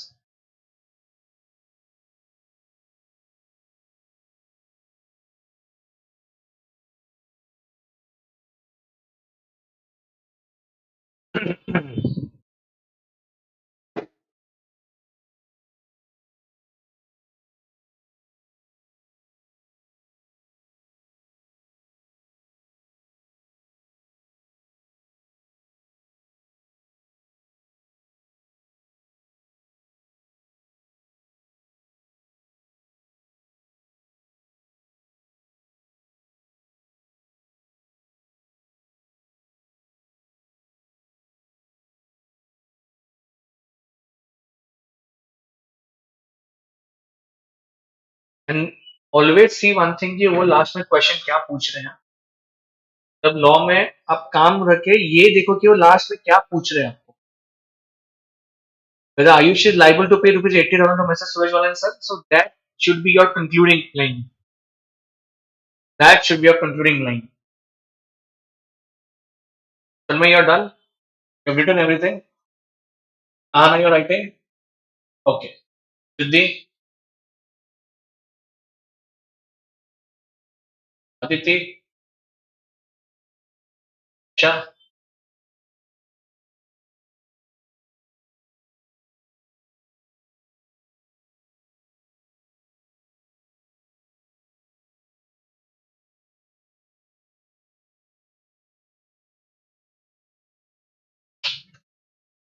तो लिख रहे 10 मिनट, 3 मिनट जाएंगे, अब लॉ के लिए आए उसके बाद ठीक है, ये कुछ भी नहीं, okay, if you done can I dictate the answer, like Ayesha ने क्या लिखा है, according to section 11 of Indian contract act, a contract with minor is void ab initio, starting उन्होंने वही बोला, a minor cannot be enforced to pay off his liabilities. Parents or guardians of minor are also not liable for any contract entered by the minor. However, a minor is liable for supply of necessaries out of assets. Okay?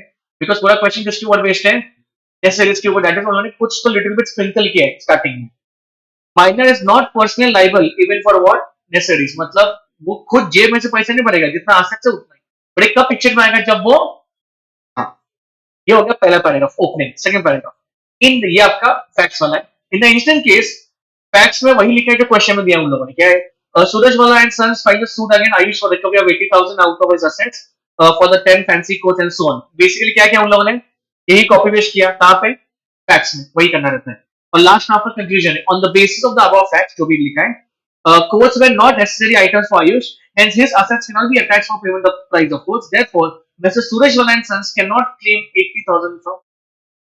It was very clean and crisp question, starting में क्या था, आपका legal provision, जहां पे तुम लोगों ने section 11 और इंडियन कॉन्ट्रैक्ट पुट किया, which will get marks over there, उसके बाद अपने फैक्ट्स लिखे जो क्वेश्चन में लिखा है सामने, और लास्ट में कंक्लूडिंग लाइन क्या हमारा, on the basis of above fact this is my answer, answer is right. समझ में आया आपको?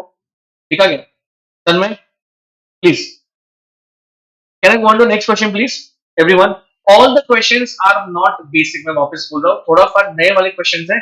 मॉक 1 मॉक 2 और मैंने आरटीपी भी उठाया है, अभी वाला नहीं उठाया, पहले वाले उठाया मैंने आरटीपी, ध्यान दो। नेक्स्ट क्वेश्चन में Mr. Nikhil has decided to get interior work for his new office.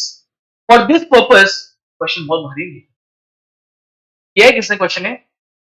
You've done it all. अब आंसर पता है क्या? बाकी लोग many people नहीं मालूम। Mr. Nikhil has decided to get interior work for his new office. For this purpose, he entered into a contract with Messrs. Sherry Fine Interiors. It was agreed that Sherry Fine Interiors will complete the interior work latest by 31st of Jan. और शेरी ने क्या बोला उसको, client को basically कि भाई 31 जन तक मैं आपको चकाचक करके दूंगा। On 31st of Jan 23, Nikhil observed that only how much? Only 20 to 30% work has been completed. He decided to cancel the contract with Sherry Fine Interiors. चिढ़ गया वो, बोला यार कुछ भी नहीं हुआ है, 90% तो अलग बात है, सिर्फ कितना टका हुआ है, 20-30 टका हुआ है, तो उसने क्या कर दिया, कॉन्ट्रैक्ट शेरी के साथ कैंसिल कर दिया। On cancellation of the contract, Sherry Fine Interiors filed a suit against what? Nikhil. तो दोनों में बातचीत होकर रहेगा ना पैसों का, तो वो चिढ़ गया, कौन चिढ़ गया अभी? वो इंटीरियर वाला, उसने केस ठोक दिया, किसके अगेंस्ट? क्लाइंट के अगेंस्ट, निखिल के against, for recovery of the what? Cost which has incurred on interior work. जो भी 20-30 टका का काम हुआ है ना, वो पाने के लिए, वो खर्चा पाने के लिए उसने क्या किया? केस ठोका। Mr. Nikhil argued that Sherry Fine Interiors did not complete the work within the time. तो निखिल जाके क्या बोला? तो गलती क्या, मैं क्या पैसा देगा, मैं नहीं देगा कुछ, टाइम पे खत्म भी नहीं किया। And further the work done till 31 Jan 23 by messrs fine was of no use for him. तो ये जो काम किया, इसने कुछ भी काम किया 20-30 टक्के का, कितना काम है, कुछ भी काम कर दिख रहा भी नहीं है कुछ। And he has to appoint what? The new interior designer. Question क्या पढ़ा है मुझे, क्वेश्चन क्या? Explain whether Mr. Nikhil is liable to pay the cost of what? The work done by Sherry Fine Interiors under provisions of Indian Contract Act 18। पहले मैं आपको कुछ questions पूछता, फिर आप मुझे आपका टिप्पणी दो। मेरा क्वेश्चन ये है कि जो इंटीरियर वाले ने जो पैसा खर्च किया है, 20 टका जो भी काम किया है, अभी उसके ऊपर झगड़ा शुरू है। वो क्या मांग रहा है इंटीरियर वाला? वो 20 टका मांग रहा है आपसे। निखिल क्या बोल रहा है? मैं नहीं दूंगा। मैं क्यों नहीं दूंगा? उसका डिफेंस बोला है उसने क्या, कि वो सबके 20-30 टक्के तो तुम छोड़ दो, ये काम करने के लिए मुझे और एक को क्या करना पड़ेगा, हायर करना पड़ेगा, तुम क्या वैसे कॉस्ट मांग रहे हो? आपके हिसाब से क्या, कौन सही है? मुझे यस और नो में जवाब मत दो, मुझे कुछ इसका बैकग्राउंड बताओ। जैसे आप अपने आंसर लिखोगे लीगल प्रोविजन, फैक्ट तो यही लिखोगे, तो लीगल प्रोविजन तुम 6 यूनिट आपके पास है, 6 यूनिट में कहां पे है बताओ? Anybody can tell me, online people, आप एक कमेंट्स भी ओपन है, चलो हाँ चलेगा ना भाई, डिस्कशन है, इज नो प्रॉब्लम, हम यहाँ पे गलती कर सकते हो। कुटे बोल रहा है कि इसमें क्लेम फॉर क्वांटम एरर आएगा, दैट इज कुटेज verdict on this. Anybody else who can give me a verdict?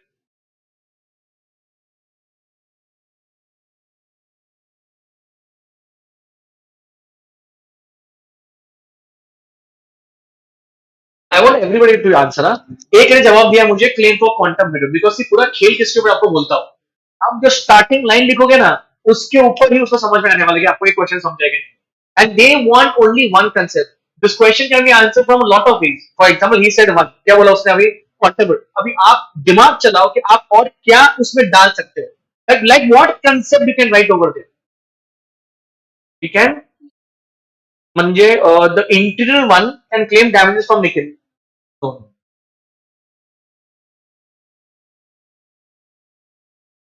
अच्छा ये बोल रही है कि भाई वो 20-30 टका मतलब जो केस हो गया वो गया, तो ये बोल रही है कि वो निखिल को क्या करना पड़ेगा, इंटरव्यू वाले से पैसा लेना पड़ेगा, जो भी मतलब उसको नया इंटरव्यू लेना पड़ेगा इसी वजह से।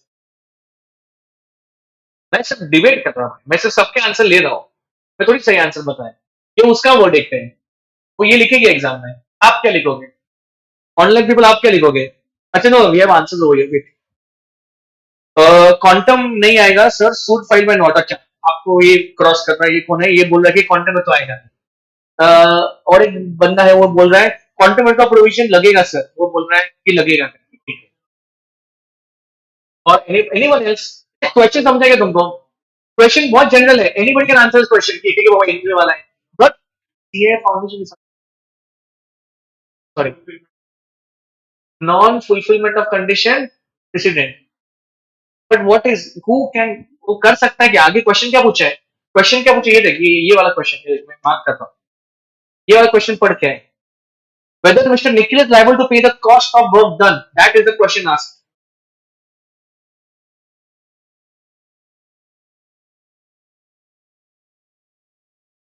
Anybody else wants to participate?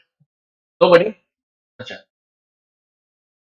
ऐसे का आंसर क्या है मालूम क्या, ऐसे है ना, हे म्हणजे विषय खोल असतो. आईसीए ने ये सेक्शन, आईसीए ने ये सेक्शन कोड किया है, which is right only.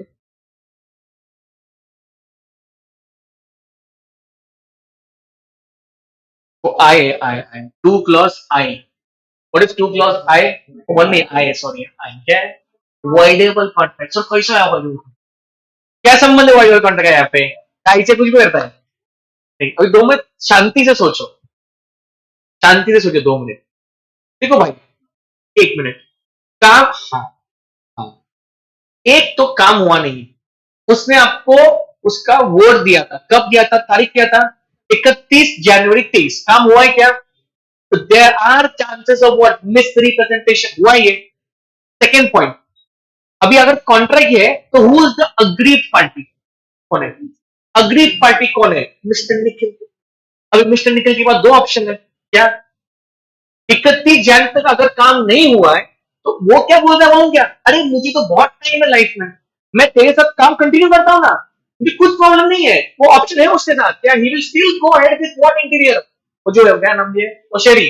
Second option क्या है, कॉन्ट्रैक्ट कैंसिल करेगा ना वो, और क्या किया उसने, कॉन्ट्रैक्ट कैंसिल ही किया है, तो it is as per what, voidable contract is the answer. ठीक है, can please write this down in your book. लिखो लिखो, शेरी फाइन वाला क्वेश्चन, ऐसे लिखो, जगन्नाथ वाला क्वेश्चन, शेरी फाइन वाला क्वेश्चन, बिकॉज आपको वो करना है moment you come back from accounts paper. ये क्वेश्चन लगा के रखो. अभी आप क्या लिखोगे इसमें, I'll dictate the answer over. Please write down. Question में आपको पीडीएफ दे दूंगा, वो क्वेश्चन वन लिखो, ठीक है. As per section 2I, as per section 2I, an agreement which is enforceable by law, an agreement, उदित आप लिख सकते हो, an agreement which is enforceable by law, म्हणजे हम लोग ने हाइट मतलब, इस क्वेश्चन का जो डेफिनेशन है कौन सा, वाइडेबल कॉन्ट्रैक्ट का, वही जान है पूरे क्वेश्चन का. ठीक है, तन्मय, an agreement which is enforceable by law at the option of one or more parties. Please write it down. An agreement which is enforceable by law at the option of one or more parties. पता है आगे क्या है? But not at the option of other or others. But not at the option of other or others. But not at the option of other or others. But not at the option of other or others. Is a dash contract. Is a voidable contract. The point is what, अगर ये question आएंगे ना exam में, अगर आपके आंखों के नीचे से एक क्वेश्चन गया ना, आपको फटक से अभी क्वांटम स्ट्राइक नहीं होगा, क्या स्ट्राइक होगा, एलिमिनेट सबसे होना चाहिए, वहां पे ब्लैंक मत बैठो, वाइडेबल कॉन्ट्रैक्ट स्ट्राइक होना चाहिए. ठीक है, लिखा आपने, आ सकता है, मैं नहीं थोड़ी बोला, मैंने वही बोला ना, इसकी मैंने स्टार्टिंग क्या बोला, इस क्वेश्चन के आंसर बहुत तरीके से लिख सकते हो, but we have to follow what, मैं आईसी का सामने लेके बैठा हूँ, अच्छा चांस, ऐसा नहीं हो सकता कि अपन खुद के अपन लिख सकते क्वांटम रेट में, जितना काम किया उतना नहीं मिलेगा.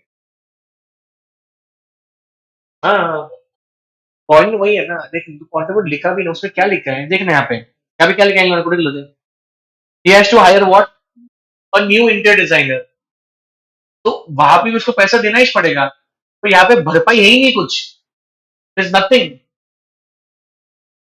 देखो,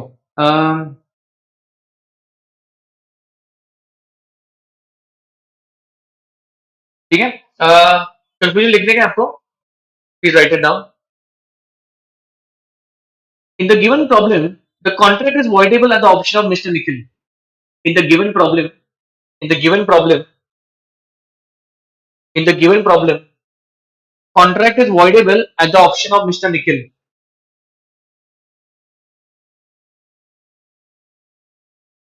In the given problem, the contract is voidable at the option of Mr. Nikhil, as the work is not completed within the time. As the work is not completed within the time. And boys and girls, उसको अपन क्या बोलते हैं मालूम ना? Aggrieved party. ये aggrieved party है कौन? आप लिख सकते हो वहां पे, यहाँ पे लिखा नहीं है, आप लिख सकते हो. He is the aggrieved party. That is उसका ऑप्शन दिया जा रहा है. I'll repeat the sentence again. In the given problem, the contract is voidable at the option of Mr. Nikhil, as work is not completed within the given time. Further, कोडे जो आपने मुझे बोला. Further, Mr. Nikhil is not liable to pay the cost incurred.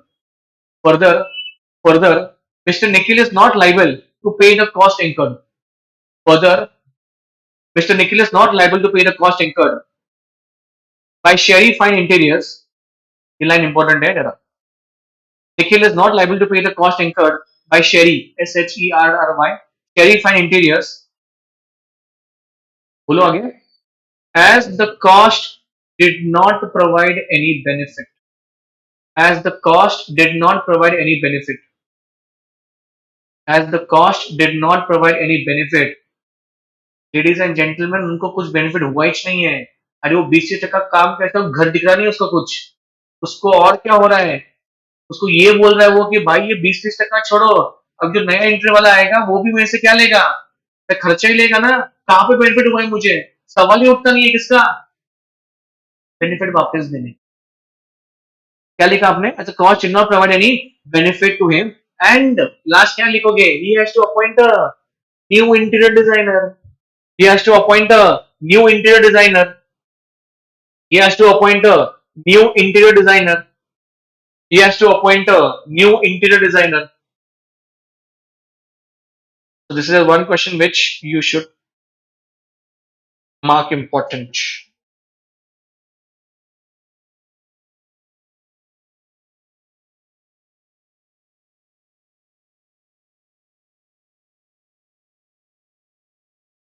Okay चलो please next. अभी ये सुनो ना, तो आपने ये एकदम इजी वाला क्वेश्चन क्यों लिया यहाँ पे? तो बहुत इजी क्वेश्चन दिख रहा है हमको. क्या है? Explain the following statement in light of what? Provisions of ICA. But why have we taken the question in PDF? Because इसमें ऐसा लिखा नहीं है उन लोगों ने कि बताओ वैलिड है कि नॉट वैलिड है, करेक्ट है नॉट करेक्ट है. यहाँ पे क्या लिखा है? यहाँ पे क्या लिखा है इन लोगों ने? Explain the following statement. तो ये आपको क्या करना पड़ेगा? तो tell me one thing. Agreements made out of love and affection are bad agreements. बताओ. It is not true and false. वही बोल रहा हूँ. आप क्या लिखोगे इसमें? What can you write in this? आना, Aditya, what all you will write? Please tell me. Second last bench, क्या क्या बोलोगे आप?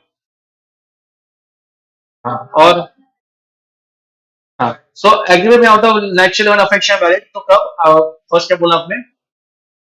हाँ, रजिस्टर होना चाहिए, राइटिंग होना चाहिए, उसके बाद natural level affection and relationship होना चाहिए. ठीक है. और ये सेकंड वाला पॉइंट, प्रॉमिस टू पे a time but that can not be enforce. मतलब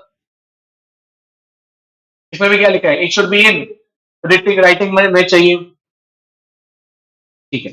अच्छा, मुझे एक बताएंगे, ये स्टेटमेंट करेक्ट है कि नॉट करेक्ट है? बताओ. ये स्टेटमेंट क्या है? ये स्टेटमेंट क्या है? नॉट करेक्ट है. Why not correct? Tell me why. Obviously it can be what? वही तो है उसका exception. Promise to pay time but that can be enforce. Law of limitation के हिसाब से 3 साल क्या होता है? उसके बाद तुम कुछ कर नहीं सकते. पर अगर तुम खुद ही आप क्या कर रहे हो? प्रॉमिस कर रहे हो. टाइम बट डेट का मतलब क्या है? टाइम ऑलरेडी चला गया है, पर तुम आगे और वापस आके क्या कर रहे हो? प्रॉमिस कर रहे हो. तो can be enforce in the court of law. अगर आप पे नहीं करते हो, यस आप कर सकते. ध्यान. अच्छा, ये एक क्वेश्चन है, बताएंगे उसका आंसर क्या है? बहुत इजी है. देखो मत, just give me an answer. Final का क्वेश्चन है. आना तन्मय, देखो ध्यान देंगे आप please. Chotu of 17 years has purchased a mobile of how much? 25,000 for his online classes from mobile sales center on credit. On due date, he did not make the payment of mobile. Mobile sales center sued Chotu and his parents for the price of what? Mobile. Parents को भी आंदर नहीं. Chotu has rupees 15,000 as his cash balance, but his father has enough money to pay the price of the. पापा के पास बहुत पैसा है. Who will be liable to pay the price of mobile under provisions of ICA? बताएंगे. छोटू है या पप्पा है?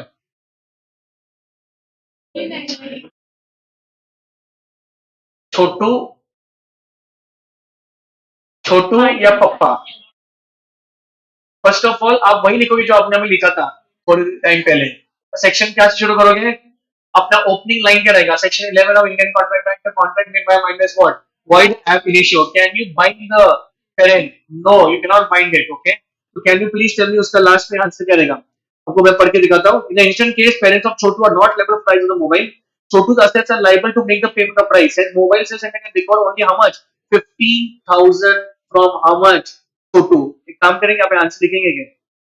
लिखो फटक से और लिखो अभी छोटू वाला क्वेश्चन. मैंने आपको नहीं कहा पे बोला.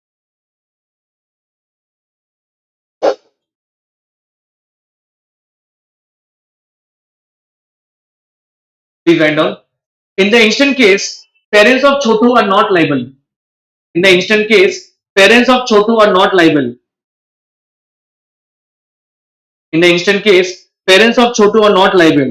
Ajay, can you please tell me why can we consider this under necessaries? And why can we recover that 15,000 from? Because he is not gaming के लिए नहीं ले रहा हो. यहाँ पे क्या लिखा है उन लोगों ने?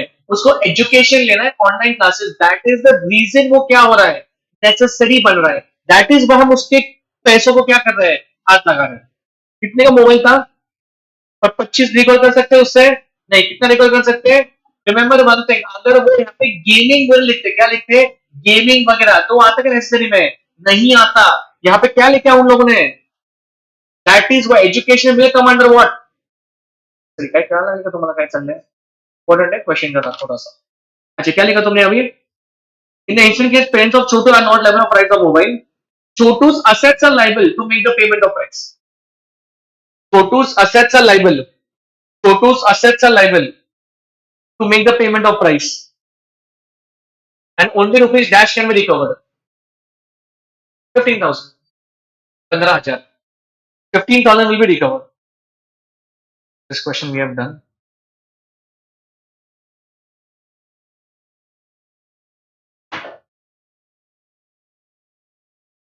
सबके सब. If you have not done the mock and Hgpas, आपको सब क्वेश्चन नहीं लगेंगे. मैंने एक भी क्वेश्चन ओल्ड वाला लिया नहीं, मतलब काहीतरी वेगळा आहे, काहीतरी ओल्ड वाला क्वेश्चन लिया नहीं. सब के सब नए. तो प्लीज आप फुल फोकस करेंगे. ठीक है, इतना करो. नेक्स्ट क्या है? क्वेश्चन नंबर 26 पढ़ेंगे आप प्लीज. आना ध्यान देंगे आप.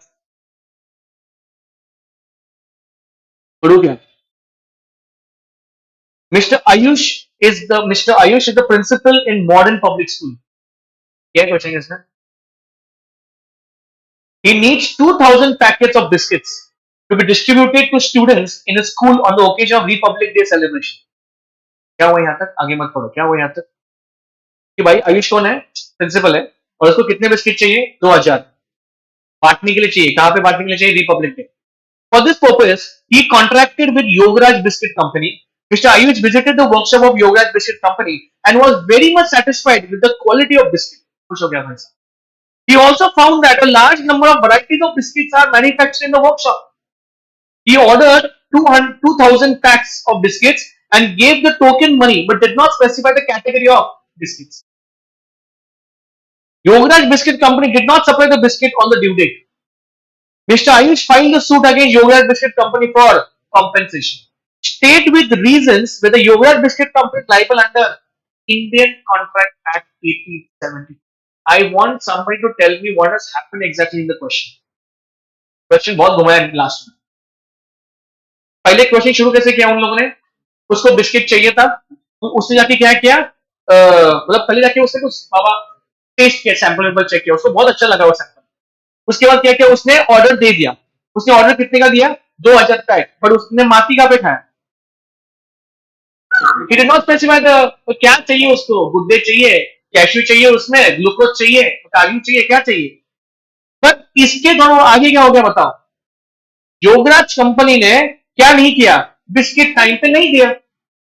भैया भाई साहब क्या मांग रहे हैं? Tell me what is that one thing which is getting confusing in your head right now? One thing what is coming in your head is what? Sir गलती तो हुआ है, ड्यू डेट पे परफॉर्म तो नहीं किया उसने. और एक चीज दिमाग में घूम रहा है क्या? अगर घूम रहा है तो क्या है? तो दिमाग घूमेगा तो कुछ तो होगा.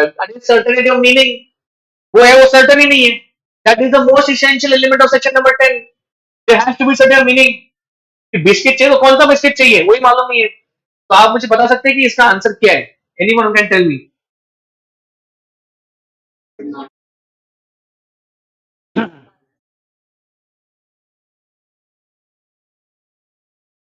क्या मुझे एक बताओ, क्या वो कॉम्पेंसेशन मांग सकता है क्या? And answer is no. Answer is no. Answer is no.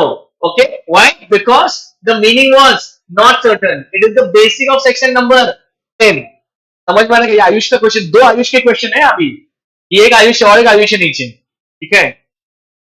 अरे ये सबसे भारी वाला क्वेश्चन है अभी, तुमको लर्न चाहिए क्वेश्चन ये. ईशान ऊपर ऊपर भाई, भाई ऊपर टीवी पे देखने. Question number 27. नाव करशील माझं पेपर झालं तर तेच पडलं. 5 अजून 1 मिनिट पण ते कर. मागचे पण तेच पडलेले प्रश्न, थोडंफार कष्ट आहे.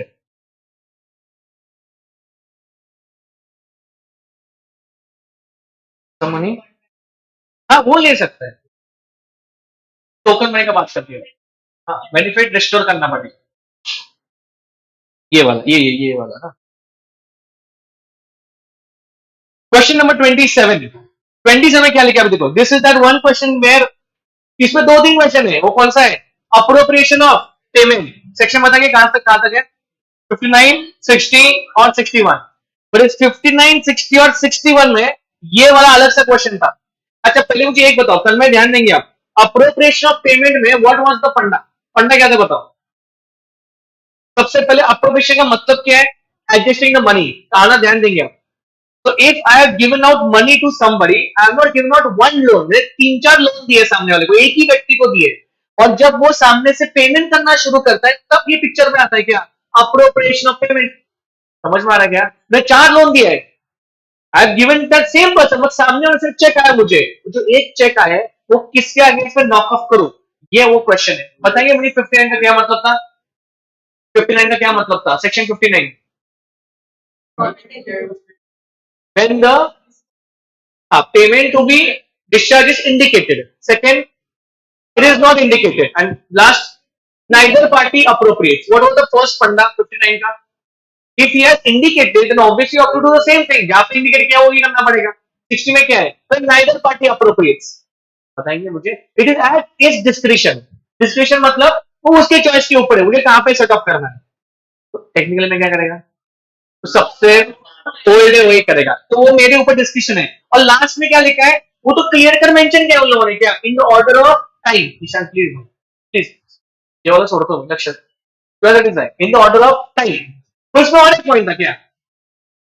अगर इक्वल है भाई, इक्वल करने का मतलब क्या मालूम है? एक ही दिन पे तो हुआ है, एक ही दिन पे क्या हुआ है? पेमेंट हुआ है, तो आपको क्या करना पड़ेगा? प्रो राटा एडजस्ट करना पड़ेगा. बट ये क्वेश्चन थोड़ा सा हटके है. ये मालूम है क्वेश्चन सबको? होगा नहीं मालूम होना चाहिए. ये बहुत बार आके गया है क्वेश्चन. ऐसे आपको और एक क्वेश्चन में निकालते, 2 क्वेश्चन अप्रोप्रिएशन वाला, ये सबसे इंपॉर्टेंट है. Mister Harish owes payment of how much bills? 3 bills to mister Ashish on 31st of March 22. तो आपको इंफॉर्मेशन दी है. Rupees 12,120 which was due in May 18, 5650 which was due in August 20, 9680 which was due in May 21. Mr. Harish made payment on 1st of April 22 as below without any notice on how to appropriate. What are they talking about over here? क्या लिखा है? अरे भाई हरीश ने payment किया, तो जब payment किया उसने सामने वाले को कुछ भी नोटिस नहीं दिया, तो ये कौन से सेक्शन में गिरेगा? 59 में गिरेगा क्या? नहीं. 60 में गिरेगा. यस, ये किस में आता है? 60 में. तो उसने पेमेंट कैसा दिया देखो, ध्यान देंगे. सबसे पहला पेमेंट कौन सा दिया? चेक ऑफ कितना दिया? 9680. सबसे मैं आपका एक चीज में अटेंशन लेके आना चाहता हूं सबका. मुझे एक बताओ, ये कितना उधारी ले रहा है? सबसे पहले क्या है? सबसे पहले 12,120. ये कब हुआ बताओ मुझे? मई 2018. सेकेंड बताओ मुझे 5,650. ये कब हुआ? इन अगस्त 2020. उसने और एक लोन दिया कब? 9680. कितना? मई 2021. अभी इतना उधारी है. टोटल कितना है बताओ मुझे? टोटल कितना हो? कितना? How much it is? 27,450. अरे इतना उधारी है. अभी सामने वाले ने पेमेंट करने को शुरू किया. उसने पहला पेमेंट कितने का किया? सिर्फ चेक ऑफ 9,680 का किया. अभी आप मुझे बताओ कि ये किसके अगेंस्ट में नॉकअप होगा? मई 18, अगस्त 20 या मई 21? Why did you pick up May 21? On what basis? Yes, because आप क्या बोलो सर ये तो कैसा पॉसिबल है, तुम तो पहले क्या करोगे, ओल्ड वाला लॉकअप करोगे ना? नहीं, सेक्शन 60 क्या बोलता है? सेक्शन 60 डायरेक्टली बोलता नहीं ऑर्डर ऑफ टाइम, सेक्शन 60 क्या बोलता है? At your description. तो अगर मैं ऐसा करना चाहता हूं, क्या ये अमाउंट सेम है क्या? तो मैं लॉजिकली वही करेगा, मैं पहले क्या करेगा, ये अमाउंट और ये मैं अमाउंट क्या करेगा, मतलब जो उसने अमाउंट दिया 930, उसके दिमाग में वही था, उसको क्या नॉकअप करना था, और क्या नॉकऑफ करना था उसको, ये वाला अमाउंट। तो लेडीज एंड जेंटलमैन, ये वाला अमाउंट नॉकऑफ हो गया इसके अगेंस्ट में। अभी नेक्स्ट क्या दिया उसने, बताओ मुझे, 15,000 का चेक दिया। अभी आप मुझे बताओ 15,000 का तुम किसके आगे नॉकऑफ करोगे? अभी तुम क्या करोगे, तुम पहले इसको उड़ाओगे, किसके पहले वाले को, 12,120। Can you please tell me, अगर 15,000 चेक में से इतना पैसा गायब होगा तो कितना पैसा बाकी है? 15,000 माइनस 12,120, 2,800 बचता है, और 2,800 किस में से माइनस करोगे? 5650 से। समझ में आ रहा है क्या शुरू? पक्का? Appropriation of payment 59, 60, 60। पहले ये समझ लो कि वो उसमें से क्या गिर रहा है। ये 60 वाला था। ए तन्मय ध्यान दे, ये क्वेश्चन क्यों लिया है मैंने? बिकॉज अमाउंट क्या है यहाँ पे, सिमिलर है। जब अमाउंट सिमिलर है, आपको क्या करना पड़ेगा? पहले वो उड़ाओ। समझ में आ रहा है क्या कुछ? आना, I want your attention one more time please. कुछ क्वेश्चन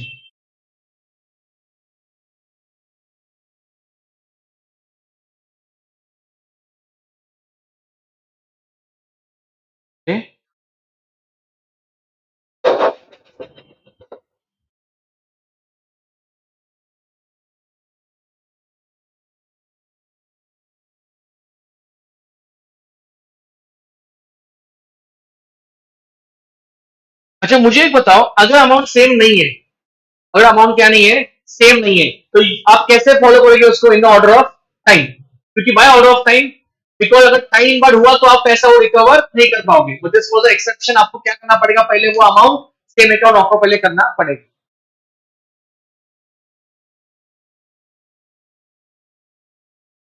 ठीक है, we will start sale of goods act. Important है, सेल ऑफ गुड्स एक्ट बहुत जगह लिखने को नहीं आता है।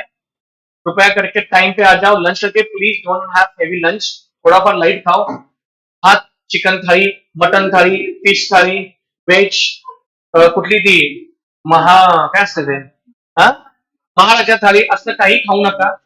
Please have a very light supper, very light, have थोड़ा सा and then come back, okay? Have something and कम।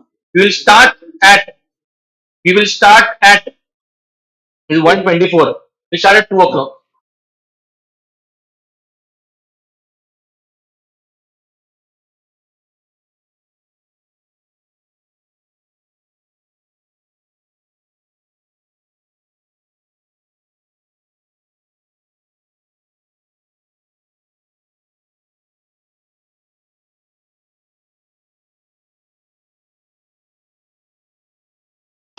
ये इंटर भी छूट गया ना, ये इंटर छूट गया ना सामने।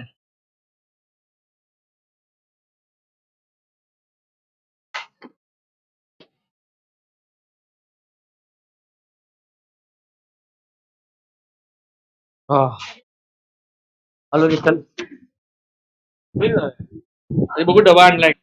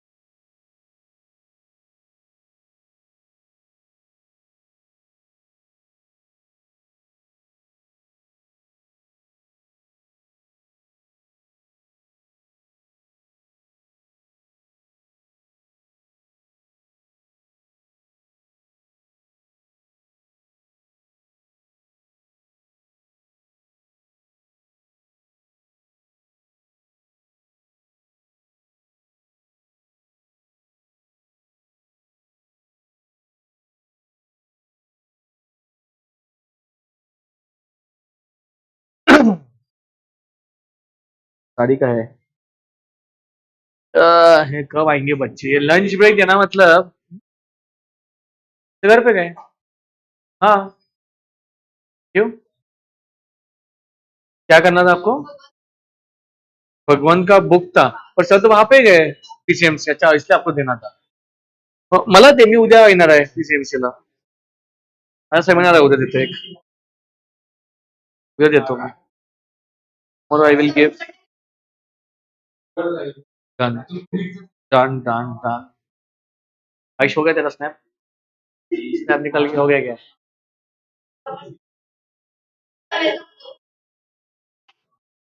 नेचुरल निकालो. ये AMCR7 गेमिंग.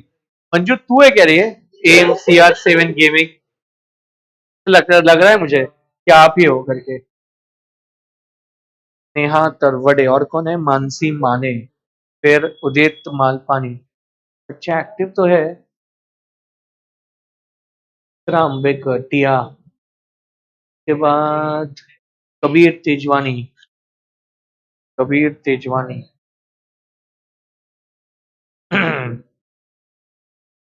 Hello hello. हाँ. ए यार, मैं पब्लिक कुठं जेवायला गेले तर कितना ना मेरे खाने को ये लोग. To wait for more 5 minutes यार. शिट. ऑनलाइन वाले चिल में बैठे रहेंगे जेवन घेऊन. हो गया मेरा खाना, बोलो.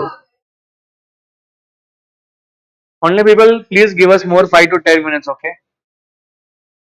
Offline people are still having lunch I think. जितना ज्यादा लंच खाएंगे उतना ज्यादा लेट होने वाला है. हाँ, मैं झोपून नाही देतोय. हाँ, ये क्वेश्चन ही रॉन्ग है कितने बजे को.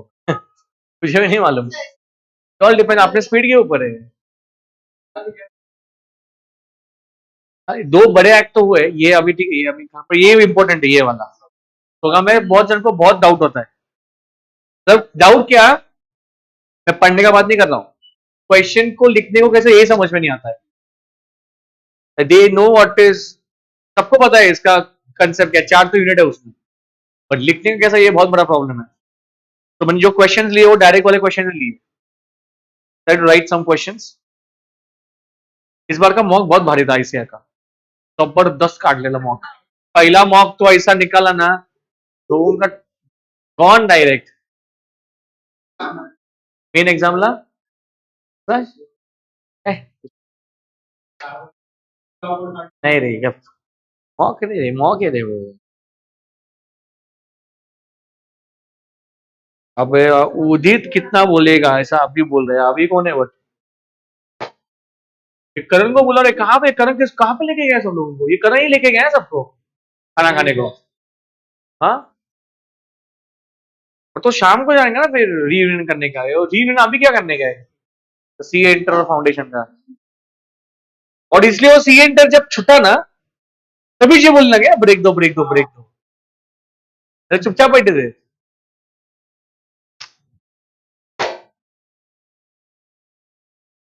चालू करायला काय नाही रे.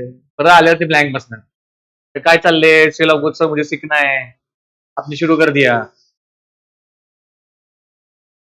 ऑनलाइन पीपल वेट कर रहे हैं. ये उदित उसको कॉल करके बोल रहे हो करण को, अभी लाइव स्ट्रीमिंग शुरू है. कहाँ पे लेके बैठे. करण का वीडियो वायरल हो गया है. और कितना व्यू मिला है उसको.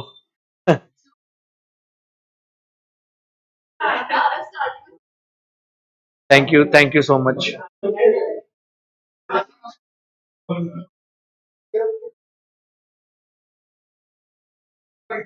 क्या? हाँ, मैं व्हाट्सएप पे डाला था. मैं व्हाट्सएप पे डाला. But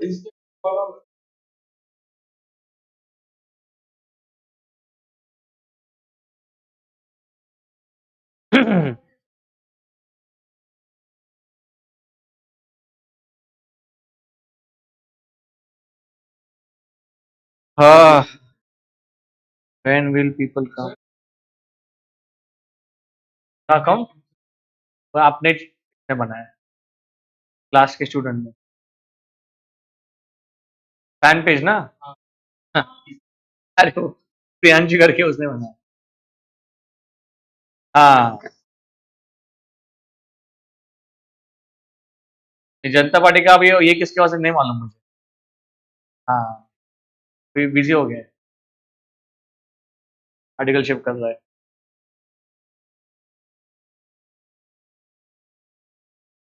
Still waiting, I'm still waiting.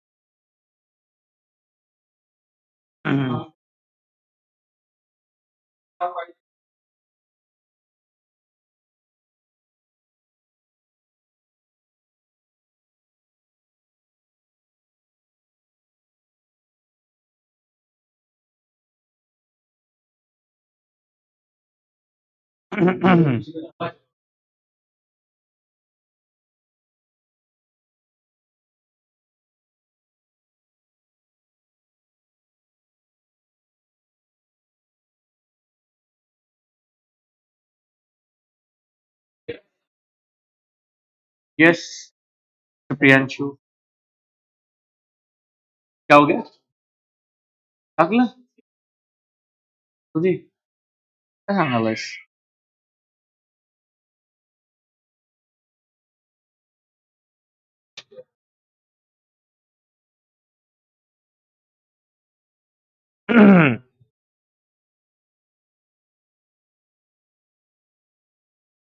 काय पोरं पोरं कुठं गायब झाले? क्या हुआ? हाँ, मुझे बोल रही है।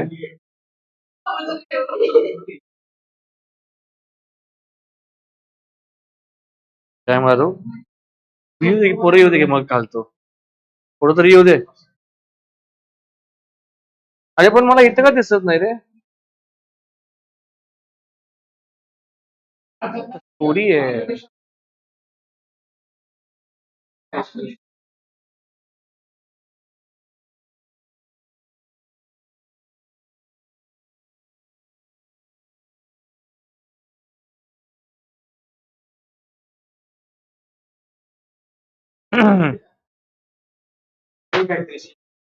काय? काय ट्रिपला? मग जावे की.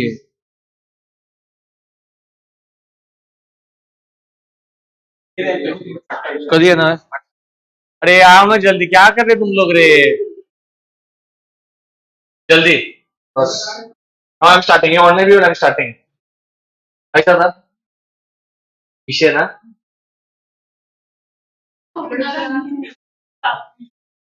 आम्ही पण तेच करतो. तिथनं आल्यावर कंपल्सरी झोप असतेच. बसा. हे चलो Aditya start. Okay, pay attention please everybody online people. ए भाई जल्दी आओ, क्या कर रहे हैं? Everybody please set first. क्या आना, what is this? Aditya, Siddhi.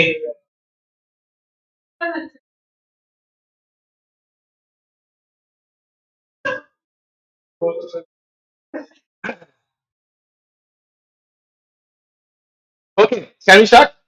Okay, everybody, welcome back from your lunch break. Please try not to sleep. Laugh नहीं sleep. लाफ का ठीक है, वो तो एसेंशियल है, बट सो जाओ मत यार.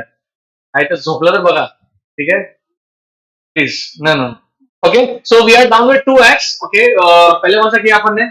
We did companies act 13 and then we did Indian contract act 1872. ठीक है, अभी तक जितना भी किए अपन ने उसमें से एक चीज इंपॉर्टेंट है, अपन किस पे ज्यादा ये कर रहे हैं? क्वेश्चन आंसर्स के ऊपर. ओके, आपको जो पीडीएफ मिलेगा उसमें क्वेश्चंस जितने भी है वो सब क्या है, नए वाले एमटीपी 1 एंड 2 उसमें ऑलरेडी है, and even RTP store over there. Okay, अभी सेल ऑफ गुड्स एक्ट में आपने को कितने यूनिट है वो पहले बताओ। 4 यूनिट है। कितने हैं? 4 यूनिट। इसमें से सबसे इंपॉर्टेंट वाला यूनिट कौन सा है? It is the last one. कौन सा है वो? Unpaid sale. Can you actually just tell me the name of the units? सिर्फ नाम बताओ सेल ऑफ गुड्स का। फर्स्ट क्या था? Anyone? Formation of contract of sale. Second, very good, condition and warranties. Third वाला ट्रांसफर ऑफ ओनरशिप। ठीक है, और लास्ट वाला अनपेड सेलर। कुछ पहले रिवाइज करता हूं फिर इसमें घुसेंगे आप में। जितना भी मैंने ऑब्जर्व किया, ये जितना भी फीडबैक अभी आया, तो सेल ऑफ गुड्स में प्रॉब्लम क्या होता है? लिखने का। You might understand the concept, but problem कहां पे होगा? लिखने के लिए। और वो भी कौन से वाले क्वेश्चंस? डायरेक्ट वाले क्वेश्चन। ठीक है, तो वो लिए मैंने आपके सामने दिखेंगे आपको, तो वो बाद में लिखेंगे। पहले बड़ा फ्लो पकड़ेंगे, सिलेबस एक्ट क्या है, अनपेड सेलर क्या है, कंडीशन वारंटीज क्या है। उसके बाद मैं क्या शुरू करूंगा? आपके सेल ऑफ गुड्स एक्ट के question. Sale of goods act 1930 applicable to dash type of goods. Dash type product, come on fast, only to movable goods. Okay, now one more thing, goods के definition में क्या, goods के definition में क्या क्या है? Goods means what? Every kind of movable property other than actionable claims and money in circulation. उसके बाद it includes growing grass, stock, shares which are agreed to be severed before the contract of sale. Simple चीज आपको बोलता हूँ, दो चीज exclude किया। पहला वाला कौन सा था? Actionable claim. दूसरा वाला कौन सा था? मनी। पर मनी कौन सा वाला? मनी इन सर्कुलेशन वाला। What is indirect meaning of this? Basically कि जितने भी एंटीक्स है, जो ओल्ड कॉइन्स है, will they be considered under goods? Answer is yes. Answer is yes. Ayesha नहीं क्या बोल रही है? यस, क्योंकि वो एंटीक्स है। क्या एंटीक बेचे जा सकते हैं? यस, बेचे जा सकते हैं obviously. Now one more thing, goods अपन जब बोलते हैं तो उसमें से टैंजिबल आता है कि इनटैंजिबल भी आता है? Even intangible comes. Example, very good, goodwill. Even क्योंकि can you sell it? Yes, you can sell goodwill. Okay, चलो, can you please tell me classification of goods? Important है। Existing, future, contingent. एक बार वापस बोलिए। Existing, future, contingent. भाई पढ़ाई ऐसा करो ना कि वो पूरा मॉड्यूल का पूरा विजुअल तुम्हारे दिमाग में आना चाहिए। ठीक है, अभी जब भी मैं बोल रहा हूँ क्या, एग्जिस्टिंग, अपना पूरा फ्यूचर और कॉन्टिजेंट वो दिमाग में स्ट्राइक होना चाहिए। एग्जिस्टिंग में वापस कितने थे? 3। सबसे पहले क्या था? स्पेसिफिक, असर्टन और अनअसर्टन। ठीक है, what is the meaning of specific goods? which are there in front of you, which are identifiable, ठीक है, and which are also ready for what? Deliverable state। आपको ऑलरेडी देंगे वो। उसके बाद क्या आता है आपका? Uncertain और uncertain। What is the difference between the two? Uncertain and uncertain? Uncertain is yet to be selected। जब आप उसको सिलेक्ट करोगे तो उसको क्या बोला जाएगा?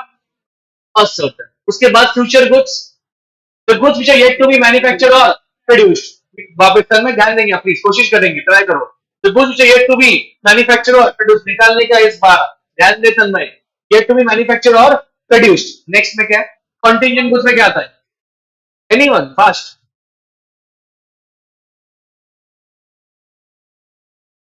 The goods का manufacturing is depending on what? Uncertainty। Okay, painter का एग्जाम्पल लिया था आपने। Which are the types of delivery?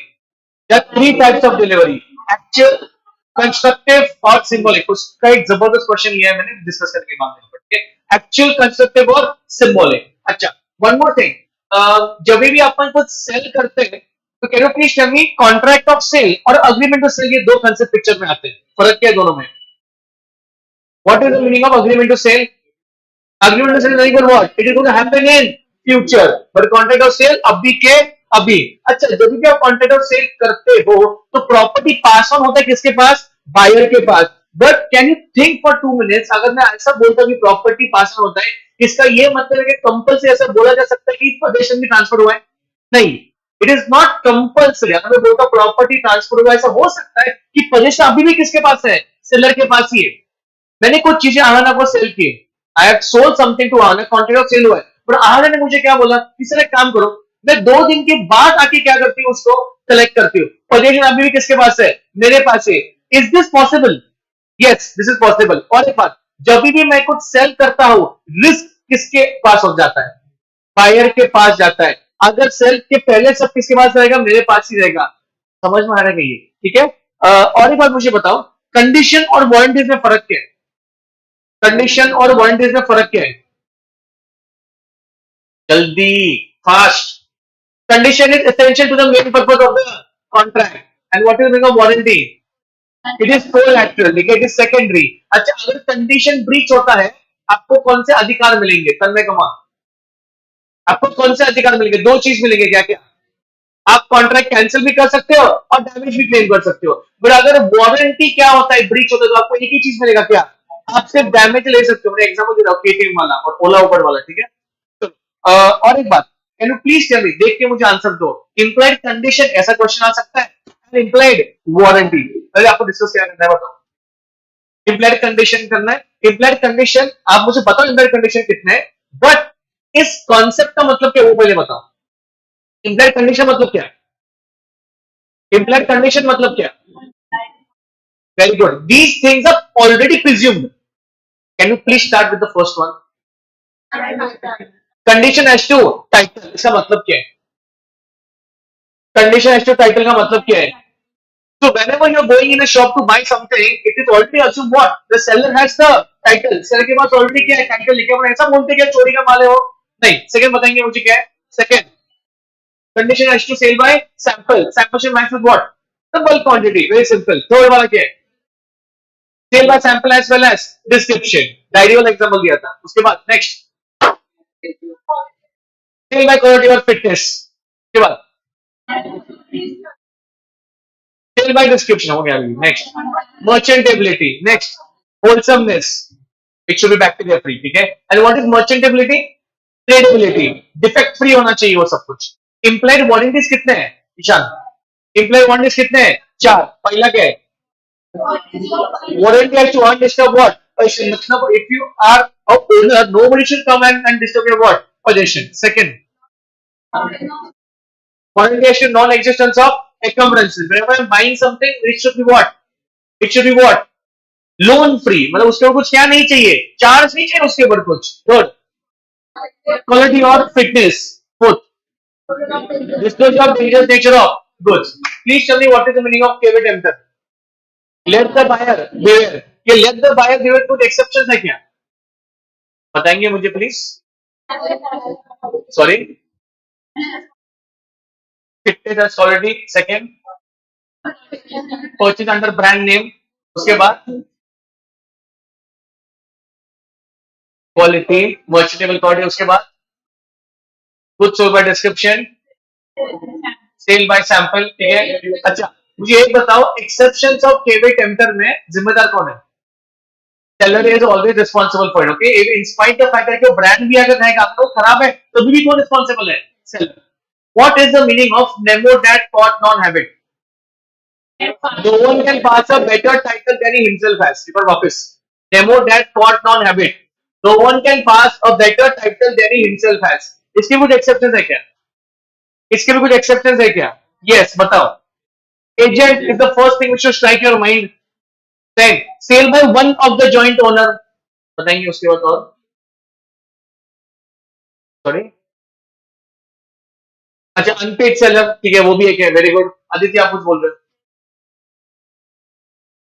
Very good. Sale under position of voidable contract, अगर वो ऑब्वियसली क्या करता है, कैंसिल या कंटिन्यू करता है, तो वो सेल तो करेगा ना, आगे वो रखेगा उसके पास, तो वो भी क्या हो जाएगा? सेम नॉर्मल सेल हो जाएगा। ठीक है। नाउ और एक बात, अनपेड सेलर के मुझे राइट्स बताओ। अनपेड सेलर के राइट्स बताओ against the goods and against the buyer. पहले आप मुझे कौन सा डिस्कस करेंगे? अगेंस्ट द, बताएंगे अगेंस्ट द गुड्स वाला बताएंगे। सबसे पहले क्या है?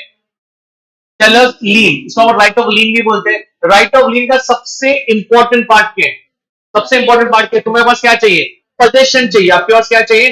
पोजीशन। अगर पोजीशन छूट जाता है तो आपके पास कौन सा राइट आएगा? Right what? Stoppage in transit. Stoppage in transit. अच्छा, स्टॉपेज इन ट्रांजिट के लिए जरूरी है कि आपके पास पोजीशन रहना चाहिए? नहीं। जब पोजीशन निकल जाएगा तभी तो आपके पास क्या आएगा? Stoppage in transit. अच्छा, स्टॉपेज इन ट्रांजिट आप तभी करोगे जब वो क्या हुआ है? इंसॉल्वेंट हुआ है। Very good. क्या हुआ है वो? इंसॉल्वेंट। अच्छा, अनपेड सेलर के पास और अधिकार है क्या? Right to resale, right to what? Resale, और टू विथहोल्ड द डिलीवरी, वो भी उसमें लिखा है। बट सबसे मेन राइट कौन से आपके? Right of lean and right of what? Stoppage in transit. ध्यान देंगे प्लीज। तो उसमें एक लाइन में लिखा था क्या? Right of stoppage in transit starts when right of lean ends, ठीक है। अच्छा, मुझे और एक चीज बताएंगे, क्या बायर को भी कुछ अधिकार दिए गए उन लोगों ने? ये तो किसका? अनपेड सेलर का था। बायर को कुछ दिया है क्या? बताओ क्या दिए? सूट फॉर प्राइस, भाई और कुछ दिए? Suit for damages, suit for interest भी दिया अगर तुम्हारे कॉन्ट्रैक्ट में मेंशन रहेगा तो। मालूम है क्या? Reputation of contract of sale, auction sale भी है उसके बाद लास्ट में। अच्छा, ऑप्शन सेल में बहुत दो तीन पॉइंट्स थे जो इजी वाले थे, मुझे पहले बताएंगे। ऑप्शन सेल कंप्लीट कब माना जाता है? At the fall of what hammer और एनी अदर कस्टमरी मैटर, ठीक है। उसके बाद अगर आपका ऑप्शन सेल हो रहा है, every lot will be considered as a separate contract of sale, separate contract sale, because lot में अगर आप बेच रहे हो अलग अलग पार्ट्स है, everything will be considered on the what contract of sale. उसके बाद नेक्स्ट, राइट ऑफ बिड में भी रिजर्व, अगर सेलर से कुछ रिप्रेजेंटेटिव बंदे बैठ रहे तो उनको पहले क्या करना पड़ेगा? डिस्क्लोज करना पड़ेगा कि हमारे बिहाफ पे क्या करने वहां पे भी बिडिंग अलाउड है। अगर नहीं हुआ तो क्या माना जाएगा? Fraudulent and voidable from whose option? The buyer's option, ठीक है। उसके बाद pretended bidding is not allowed. उसके बाद नेक्स्ट, रिजर्व प्राइस जो बेस प्राइस होता है। अभी हाल ही में क्या हुआ? सबसे ज्यादा महंगा कौन बिका? Mitchell stock, how much? 24 crore. उसके पहले कौन था? पैट कमिंस आ गया, पैट कमिंस भी गया था 20 करोड़ कुछ, तो 20 crore he went for, and this guy went for how much? 24, ठीक है। तुमने वो देखा क्या उसका बिडिंग उस समय?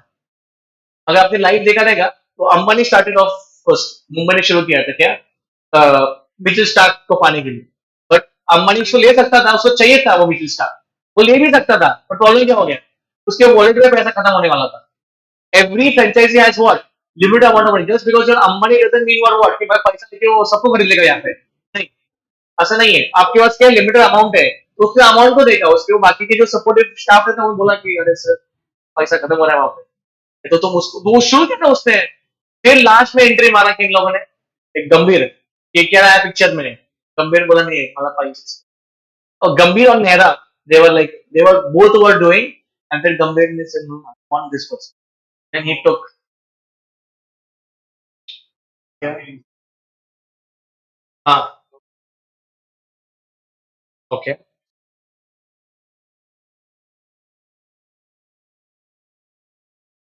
हैमर गिर गया था, आपको ही लेना पड़ेगा। पर एक चीज, एक क्वेश्चन है ना तुम्हारे बुक में क्या, जब वो हैमर मार रहा था, वो हैमर जाके गिरा किसके ऊपर? वो प्रोडक्ट के ऊपर जो बेचने वाला वो है, वही क्या हो गया, वही टूट गया। So whether it will be counted under sale और what, how will be counted at sale? नीचे नहीं गिरा ना, वो जाके उसके ऊपर गिरा, प्रोडक्ट के ऊपर, it was a flower vase, ठीक है। तो unless until it is not yet down, तब तक आप उसके बायर नहीं बनोगे। वो भी ऐसे भी क्वेश्चंस है, ठीक है। चलो, can we start with the questions please, everybody? Tanvi,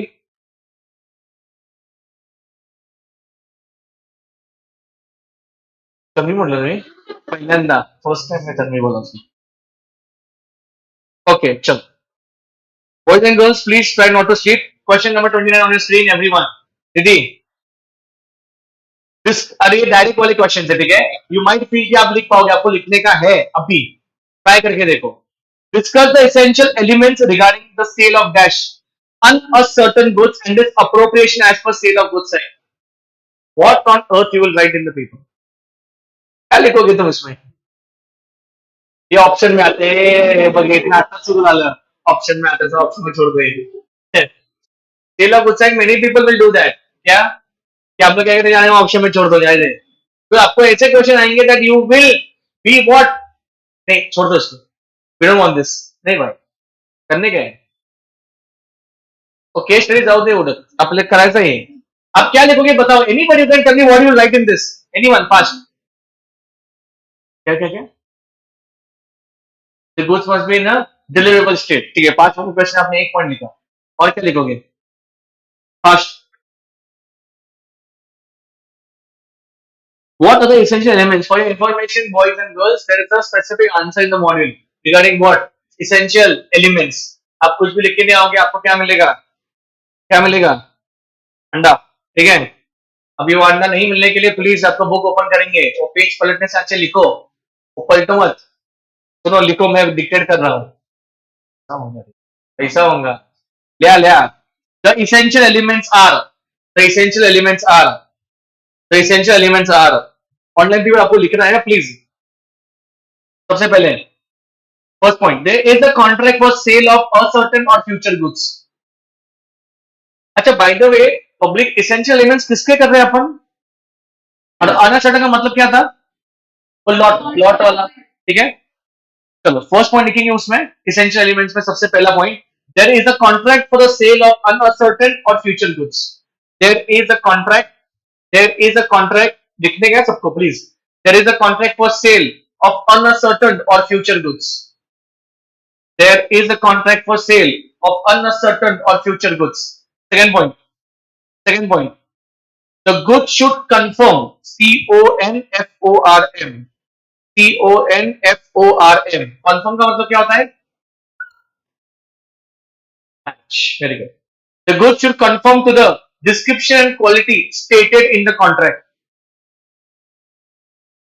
second point में डिक्टेट कर रहा हूं, the goods should conform to the description and quality stated in the contract, stated in the contract, stated in the contract। और एक बात सुनो, अगर तुम ऐसे लिख रहे हो तो ध्यान दो 2 मिनट, तुम यहाँ पे क्या कर रहे हो मालूम क्या, regarding the sale of uncertain goods and its what लिखा है यहाँ पे। अच्छा आप मुझे बताएंगे, simple, will write the answer, uncertain से असर्टेन जाने के लिए आपसे क्या करते हो, उसको गुड सिलेक्ट करके साइड में रखते हो। वो सिलेक्शन रखने का ही अपन इसेंशियल क्या कर रहे हैं, एलिमेंट्स तुम सिलेक्ट तभी करोगे जब वो क्या करेगा, मैच करेगा क्या, किससे, तुम्हारी डिस्क्रिप्शन से। सेकंड पॉइंट क्या लिखा तुमने, the good should conform to the description. Third point लिखो, the goods must be in a, जो उसने आंसर दिया, Tanmay come on, the goods must be in a deliverable state, the goods must be in a deliverable state, the goods must be in a deliverable state। next one बहुत easy है, the appropriation must be made by, appropriation का मतलब क्या है, selection. तो वो कौन करेगा, सेलर करेगा, बायर करेगा, नहीं भाई दोनों भी कर सकते हैं, both can do it, please write down, the appropriation must be made by seller with the assent of the buyer, the appropriation must be made by seller with the assent of the buyer, the appropriation must be made by seller with the assent of the buyer, और आगे क्या लिखोगे, और buyer with the assent of the seller, और buyer with the assent of the seller। मैंने कुछ ही question choose किए cell of goods act के, बोल रहा हूं वो लिखो, तुम्हारे लिए ये लिखा आपने। Next point, assent may be expressed or implied, assent may be expressed or implied, what is the meaning of this, तो अब आपका जो भी assent है अप्रोप्रिएशन का, वो आप आके उसको बोल सकते हो कि प्लीज साइड में रखो, या इंप्लाइड का मतलब क्या है, उसे साइड में रखा है, आपने कुछ भी नहीं बोला, इसका मतलब कि आपने क्या किया है, वो एक्सेप्ट किए। assent must be expressed or implied, समझ में आ रहा है। लास्ट एक पॉइंट है, खत्म करो आंसर, कम ऑन, हाँ ना, the assent may be given, the assent may be given either before or after appropriation, assent may be given, assent may be given either before or after appropriation, assent may be given either before or after appropriation, either before or after appropriation,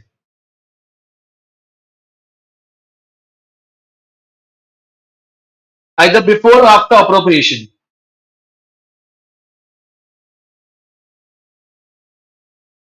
okay bills सबका हुआ है, suppose कीजिए वो देखो, James bond वाला question है, mock में आया था अभी 007 वाला, ध्यान दो प्लीज, पढ़ू मैं, एवरीवन आना ध्यान है आपका। Aditya, summer was in search of a second hand car, for this purpose he approached car wala 007, a dealer in pre-owned cars। The sales manager of car wala 007 showed him 3 cars which were standing in the parking lane just outside the office। Summer finalized red Wagon R car, G wagon नहीं क्या है वो, red Wagner car। After completing the documenting formalities and receiving the price of car, the sales manager of car wala 007 handed over the key car to Summer। But when Summer was coming to parking area for picking the car, नसीब बहुत उसका क्या हो गया, मतलब सब कुछ deal करके उसके सामने क्या होगा, उसके सामने पोल गिरा, किसके ऊपर, गाड़ी के ऊपर, सपना चकनाचूर, electric pole fell on the car and badly damaged the car। Summer claimed that repair expenses of the car should be borne by, वो क्या करेगा फिर, क्या बोला वो, कि भाई मैं तो सब डॉक्यूमेंटेशन करके आऊं अंदर से, और जैसे वो जा रहा था कहां पे, वो पार्किंग लॉट में क्या हो गया, पोल नीचे गिर गया। तो ऑब्वियसली वो क्या बोल रहे हैं अभी कि मुझे मालूम नहीं है, मुझे क्या चाहिए, भरपाई करके दो। किसका? गाड़ी का। आप बताएंगे, आप आपका स्पेशल टिप नहीं देंगे, क्या आपका स्पेशल टिप नहीं है मिस्टर तन्मय? आओ।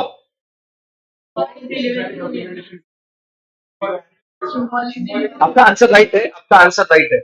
यस, आपका आंसर राइट है। And the answer was lying over here, कहां पे? चाबी में। जब भी चाबी दिया तो कौन सा डिलीवरी अट्रैक्ट होगा? Symbolic delivery. The moment symbolic delivery attract होगा, इसका मतलब क्या? ओनरशिप ट्रांसफर हुआ है। वो पोल गिरने दो, झाड़ गिरो दे, कुछ भी गिरने दो, वहां पे कुछ भी संबंध नहीं है। और उससे फोटो निकल रहेगा ना ऐसा हंस के, ऐसा ऐसा, चाबी दिया ना, इंस्टा पे अपलोड किया रहेगा उसने। कभी क्या हो गया, चाबी लिया तो खत्म हो गया बात, अभी आप क्या बन गए उसके? ओनर तो बन गए। समझ? तो हु, तो what is the final answer? State who will be liable to get the car repair, and what is the answer? Car 007 is the answer. समझ में आ रहा है? पूरा आंसर किसके ऊपर है? Sorry sorry sorry, my bad my bad my bad, summer my bad my bad, खाना ज्यादा हुआ है। And what is the answer किसके ऊपर आपका, bye the way? Symbolic delivery, ठीक है, सिंबॉलिक डिलीवरी। ठीक है, ये आपने को डायरेक्ट वाले क्वेश्चंस करने हैं, but just to lighten your mood, फिर ये वाले क्वेश्चंस कर रहा हूं, फिर वापस उसके ऊपर आएंगे हम, ठीक है? अभी यादव वाला सम करेंगे क्वेश्चन। ध्यान है आपका? Ram Bilas Yadav is a farmer. Anna chips company approach him, हमने फिर डन दिस क्वेश्चन, सबने किया है क्या? ये आपने, तो आंसर आपको ही देने का अभी। आंसर गलती, जिसने हाथ ऊपर किया ना, अभी सब आपको आंसर करने का, ठीक है? मोए मोए होगा, मोए मोए अभी देखेंगे 2 मिनट में। सबने हरकुन हाथ ऊपर किए, अब जिसने हाथ ऊपर किया है, सिद्धि तूने भी किया ना? किया तूने हाथ ऊपर? क्या नहीं बोल रहे? Ram Bilas Yadav is a farmer. Anna Chips Company approached him and entered in a contract to supply 100 quintals of potatoes, which to be grown in the fields belonging to Ram Vilas Yadav at rupees 1000 per quintal. आगे मत पढ़ो, यहां तक पहले digest करो क्या हुआ। 2 जन है, अन्ना और यादव। क्या हुआ है? यादव कौन है? फार्मर। और अन्ना किसका? अन्ना का क्या है? चिप्स का company. Anna chips company approach him and enter the contract supply how much? कितना देंगे वो अन्ना चिप्स उसको? 100 quintals of what? Potato which to be grown in the fields belonging to Ram Vilas Yadav at how much? 1000 per quintal. Anna chips company made the payment of price but delivery to be made after what? Farmer क्या बोला कि भाई एक काम कर, पैसे मैं आपको डिलीवरी कब देता हूँ? 6 महीने के बाद, वो भी जो भी है 100 quintal of potato. Before the time of delivery the whole crop of potatoes were destroyed due to flood. Second, Anna Chips company demanded the payment of price which is already made by, flood ही आ गया तो potatoes कहां से आ गया? अभी potato से नहीं होगा ना। तो वो क्या बोल रहा है अभी अन्ना कि मेरा क्या चाहिए वापस? पैसा वापस चाहिए। Ram Vilas Yadav denied returning what? The price by saying that the content of sale was already entered. And hence crops belonging to Anna belongs to Anna Chips company. Hence the loss of crop must be borne by it. Referring to provisions of Sale of Goods Act, whether Anna Chips company can recover the amount from Yadav. वो no as से अच्छा है, पहले मुझे ये बताओ कि कौन सा कंसेप्ट अट्रैक्ट हो रहा है इसमें? जिसने हाथ ऊपर किया था वो आंसर नहीं। एक आंसर दो पहले, जल्दी आंसर दो आप। हाँ, agreement to sell, future goods, anything else? Anything else? पीछे लास्ट लास्ट पीछे। Agreement to sell. अच्छा एक काम करेंगे, हाँ बोल बोल बोल, वो भी लिख सकते हैं। हाँ, एक काम करेंगे, please write down the answer. Diksha come on, you can do it, you can do it.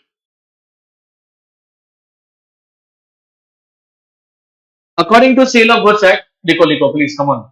According to sale of goods act, online वाले आंसर दे रहे हैं। Farmer will be responsible because the contract is for future goods. एक ने answer दिया, सबने answer दिया शायद। स्नेहा मंथ फ्यूचर फ्यूचर, ठीक है। एज पर, अभी आईसीआर देखते क्या बोलते हैं। As per Sale of Goods Act 1930. Where a contract of sale, where under contract of sale, please write down the answer. Where under contract of sale, the property in the goods is transferred from seller to buyer. Where under contract of sale, where under contract of sale, the property in goods is transferred from seller to buyer, seller to buyer. The contract is called as a sale. The contract is called as a sale. You might be thinking, sir, why are we writing this? मतलब सामने वाले को ऐसा नहीं बताने का ये cell वगैरह है, नहीं भाई, सुनो, आप जब आंसर लिखोगे तब उसको ऐसे समझो कि वो छोटा बच्चा बैठा है, आपको उसको प्रॉपर एक्सप्लेन करना पड़ेगा. डोंट जस्ट राइट यस और no. Let it be very basic, but still what you do, right. ठीक है, एक्सप्लेन करो उसको. ठीक है आपने contract sale. But where the transfer of property in the goods, ठीक है, तन्मय लिखो ना भाई, तन्मय नहीं लिख रहा है. But where the transfer of property in the goods, but where the transfer of property in the goods is to take place at a future time, is to take place at a future time, is to take place at a future time, or subject to some conditions, or subject to some conditions, future time or subject to some conditions, it is called as dash, it is called as agreement to sale, it is called as agreement to sale. अगर कुछ चीजें future में है, वापस explain करो कहां से. Subject to some conditions, subject to some conditions, the contract is called as an agreement to sale. The contract is called as an agreement to sale.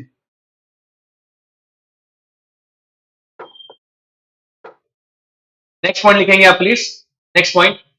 In the instant case, in the instant case, in the instant case, there was an agreement to sell between, there was an agreement to sell. Underline करो आप. There was an agreement to sell. उसको दिखना चाहिए examiner को कि वो आपको agreement to sell ही बोल रहे हैं. There was an agreement to sell. There was an agreement to sell. There was an agreement to sell between Yadav and इसके Mishra Anna Chips Company. Between Yadav and Anna Chips Company.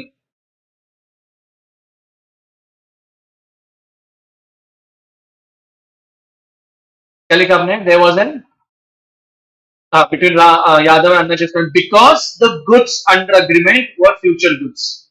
Because the goods under agreement were future goods. मतलब agreement to sell क्यों बोला आपने? आपने इसलिए बोला क्योंकि वो future goods है. Potatoes grow होने वाले थे. The goods under agreement were future goods. लिखा आपने? लिखा आपने? Full stop. Next line.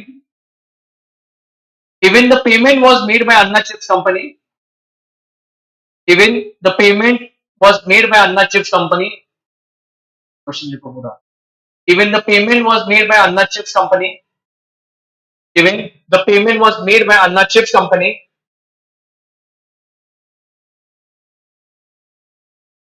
The property in the goods can be transferred. The property in the goods can be transferred. The property in the goods can be transferred. आगे का line important है. Only after the goods are ascertained. Only after the goods are ascertained. जब उसको selection करके side में रखा जाएगा तब भी ओनरशिप ट्रांसफर होगा. Full stop. Next line. क्या लिखोगे? As the goods were not ascertained, as the goods were not ascertained, as the goods were not ascertained, as the goods were not ascertained, property is not passed to the buyer. Property is not passed to the buyer. And last concluding line, खत्म करो answer. क्या लिखोगे? Hence, Ram Bilas Yadav. Hence, Ram Bilas Yadav must return the price to Anna Chips Company. Ram Bilas Yadav. Ram Bilas Yadav must return the price to Anna Chips Company. Anna Chips Company. Anna Chips Company. Anna Chips Company.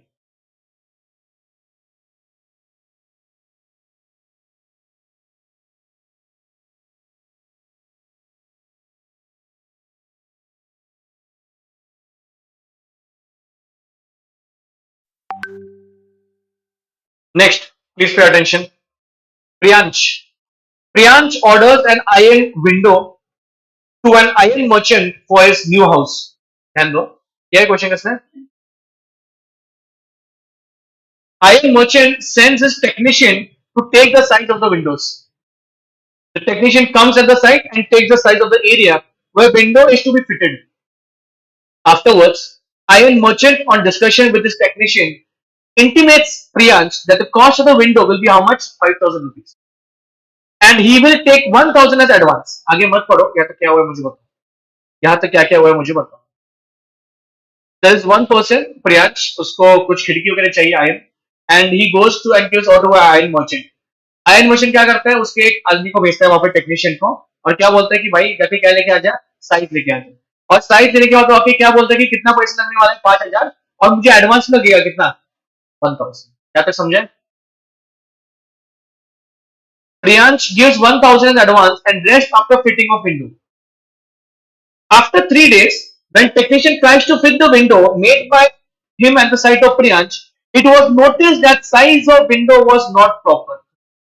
क्या हो गया अभी, सब कुछ काम करने के बाद जब आने आया वहां पे तो क्या हो गया, वो विंडो फिट नहीं हुआ, कहां पे, फ्रेम में. Priyansh requests the iron merchant either to remove the defect or return his advance. क्या बोला, सीधे वही बोला ना कि भाई गलती तो आपका है, आपने तो टेक्नीशियन को भेजा था, अभी मुझे क्या करो, एक तो क्या करो कि डिफेक्ट रिमूव कर दो, नया खिड़की दे दो, नहीं तो मुझे क्या कर दो, जितना पैसा दिया मैंने 1,000 रुपए मुझे वापस दे दो. Iron merchant replies that the window was specifically made for his site and the defect cannot be removed nor can it be of other use. So he will not refund the advance money. Rather, Priyansh should give him the balance of how much. वो उल्टा बोला उसको, क्या बोला, आ जाओ पे छोड़, वो बात ही नहीं कर रहा मैंने, मैंने तो काम करके दिया, खिड़की बनाया मैंने, मुझे नहीं मालूम तेरे इसमें कुछ गलती हो गया, वो तेरा फ्री में क्या हो गया, बड़ा हो गया, मुझे नहीं मालूम कैसे हो गया, अभी तू मुझे कितना पैसा दे, 4,000. State under reason under provision of Sale of Goods Act whether Priyansh can take his advance back. Yes or no? Yes or no? Answer is very simple actually. मतलब एक जनरली आंसर अब बोलोगे तो यस सर कैसा ये question है, अब खिड़की बैठा नहीं तो क्या वो पैसा उसको वापस ही देगा ना. तो मुझे बताओ, can Priyansh take his advance back? Yes, he will cancel the contract. पर आप लिखोगे कैसे, what is that one answer, what is the point, what will you write over here, क्या लिखोगे, कौन सा merchantable, that is one thing. Anyone else who can tell me? Yeah, thanks. And Tanmay's answer is absolutely right. Okay, it answers what, implied as to what, merchantability. It your products has to be what, tradable. समझ में आ रहा है, answer पढ़ रहा हूं मैं, ऐसे आएगा, सुनोगे आप. By virtue of section 16 of SOGA, आपको सेक्शन याद नहीं आया तो भी चलेगा, आपसे क्या लिखोगे as per SOGA, there is an implied condition that goods should be of merchantable position at the time of transfer of property. Sometimes the purpose for which the goods are required may be ascertained from the facts and conduct of the parties to the sale or from nature of description of the article purchased. In such a case, the buyer did not tell the seller the purpose for which he buys the goods. In fact, इसमें clear cut बोला था पहले से क्या कि मुझे वो window frame में, इनफैक्ट वो टेक्नीशियन जाके गया था उसका. आगे लास्ट पैराग्राफ है. On the basis of the above provision, and the facts given in the question, it is very clear that the window size was not proper. Window was not in a dash condition, merchantable condition. पूरा answer एक ही word के ऊपर है, merchantable के ऊपर, ठीक है. Hence the implied condition as to merchantability was not fulfilled, and Priyansh has the right to avoid the contract and also take his advance back. समझ में आ रहा है, ये क्वेश्चन आ सकता है खिड़की वाले का. पॉइंट ये नहीं है कि आप ये लिख पाओगे, आप लिख पाओगे आंसर उसका, बट वो एग्जामिनर क्या ढूंढेगा वहां पे, मर्चेंटेबिलिटी ढूंढेगा, आपने वो लिखा है क्या वो ढूंढेगा. समझ में आ रहा है. सो इफ विंडो वाला question come, if this question come, you should be in a position to answer. समझ में आ रहा है. अभी एक काम करेंगे. हाँ sorry, condition as to what already, और वो गलत नहीं है यहाँ पे. जो क्लियर कर इसका साइज है अपना मर्चेंटेबिलिटी, और जो खिड़की दिया है उससे वही क्या नहीं है, उसमें डिफेक्ट है. Condition as to what,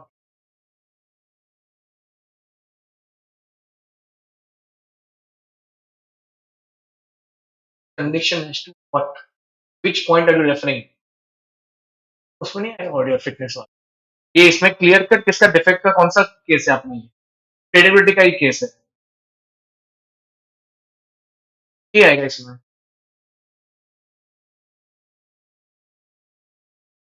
yes.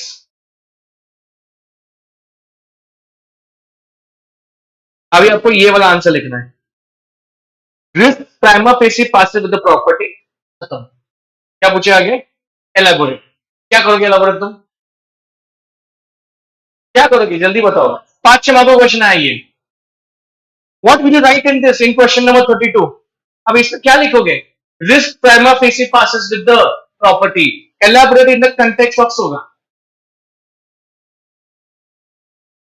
जल्दी एक पॉइंट बोलो, एक पॉइंट पे anybody who can tell me at least one point, anybody in the entire class.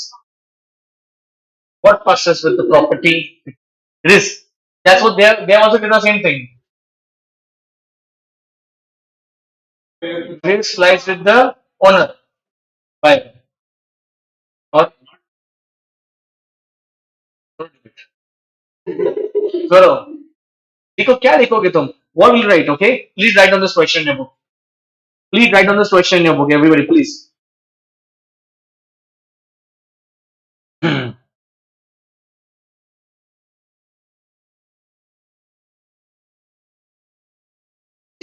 क्या बोला तूने. सेक्शन नंबर, सेक्शन नंबर छोड़ के तू बाकी कुछ लिखेगा नहीं, कुछ भी नहीं मिलेगा. तो उल्टा हो सकता है. If you write the entire stuff and if you don't write the section number, you will get marks. But if you write the section number and if you leave the whole page, कोई बात नहीं. Can you please write the question, please, everyone? Please, please. Risk prima facie passes with the property.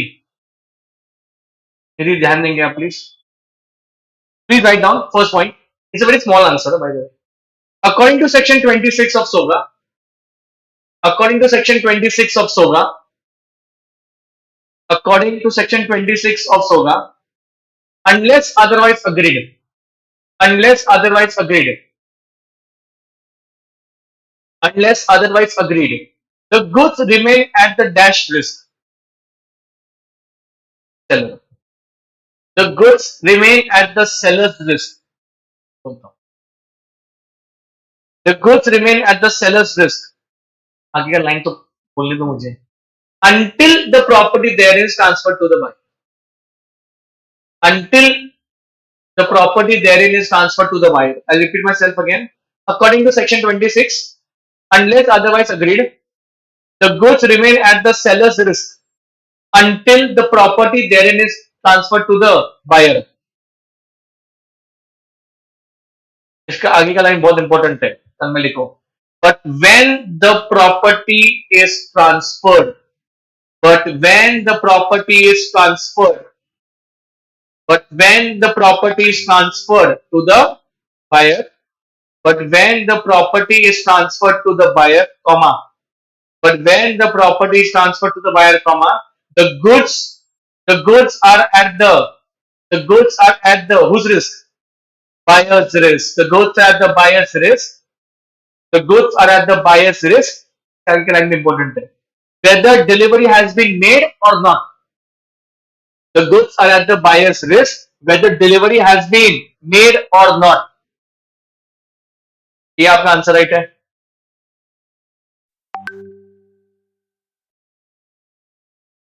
Last point, please write down Siddhi. If the delivery has been delayed, if the delivery has been delayed, if the delivery has been delayed, if the delivery has been delayed because of the fault of either buyer or seller. एक तो seller ने delivery late दिया या buyer ने delivery accept नहीं किया, कभी गलती हो सकता है. If the delivery has been delayed because of the fault of the buyer or seller, the goods are at the risk. The goods are at the risk. The goods are at the risk of that party. Of that party, the goods are at the risk of that party whose fault it was. Whose fault it was. Whose fault it was. ये उसका answer.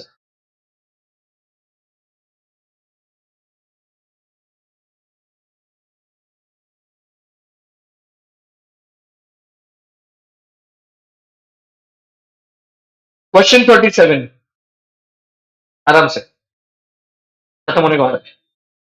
ये तो ये easy है, ये कर सकते हैं. Question 37, can we read it? 37.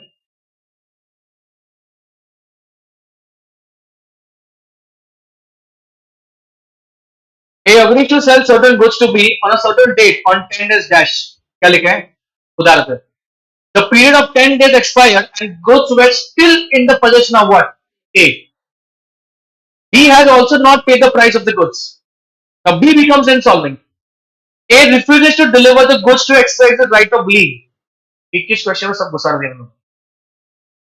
Has anyone done this question? I don't think so much. देखो, अगर ये क्वेश्चन में एग्जाम में आता आप क्या आंसर दोगे? Read it आराम से, पहले please calmly read it. Try to read it very calmly. A agreed to sell certain goods to B on a certain date on how much days credit?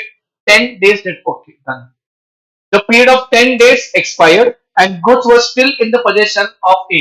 मतलब क्या, मैंने किसको तो बेचने वाला था, मैंने सामने कितना समय दिया था, 10 दिन में तो पैसा जमा करो, मैं से लेके जा. गुड्स किसके पोजीशन में है?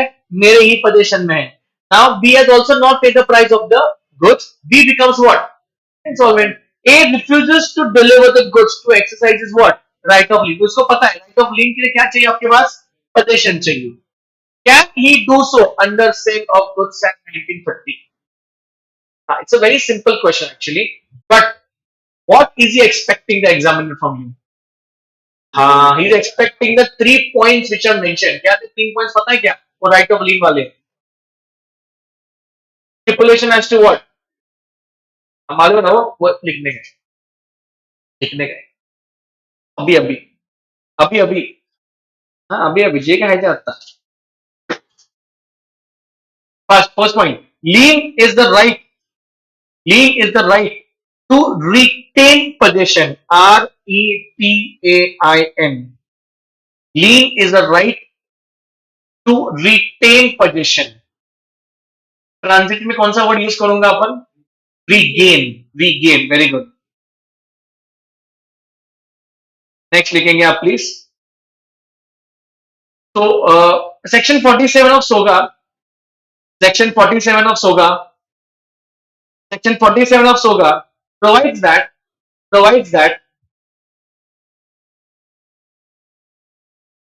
unpaid seller who has the possession of goods, unpaid seller who has the possession of goods is entitled to exercise right of lien in the following cases. Is entitled to exercise right of lien in the following cases. ये following cases के लिए mark है इस question को. Right of lien in the following cases, उसके लिए ही marks है. फर्स्ट पॉइंट क्या था उसमें? एनीवन?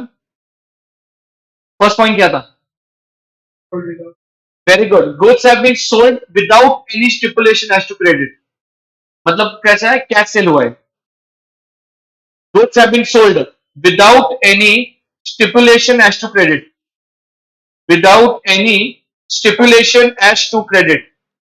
शन ले रहे तो. Without any stipulation as to credit मतलब क्या है? एक कैश सेल हुआ है और सामने से कैश नहीं आया है. सेकेंड पॉइंट क्या है? What is the second point? Anybody can tell me? When the goods have been sold on credit, but the credit term has expired. Credit term has expired. इन सभी केसेस में आप right of reign exercise कर सकते हो, having said that की position आपके पास है। और थर्ड में क्या है, the buyer has become insolvent, the buyer has become insolvent, the buyer has become insolvent, the buyer has become insolvent. Okay, आगे का मैं नहीं लिख रहा, वो कंक्लूजन में तुम क्या लिखोगे, मतलब फैक्ट्स लिखोगे पूरा, वो फैक्ट्स का लिखोगे और लास्ट में क्या करोगे, yes he can exercise what right of lien, as simple as that, ठीक है। और ये से मुझे ओरली आप बताएंगे सेल और अग्रीमेंट सेल में क्या क्या फर्क है, तुम क्या क्या पॉइंट लिखोगे उसमें, हाँ, ownership passes in contract sale and agreement sale, it will pass afterwards by fulfilling some conditions, ठीक है। what all you can write more, executed executory contract, और क्या लिखोगे, just in rem just in persona, very good, क्या क्या क्या,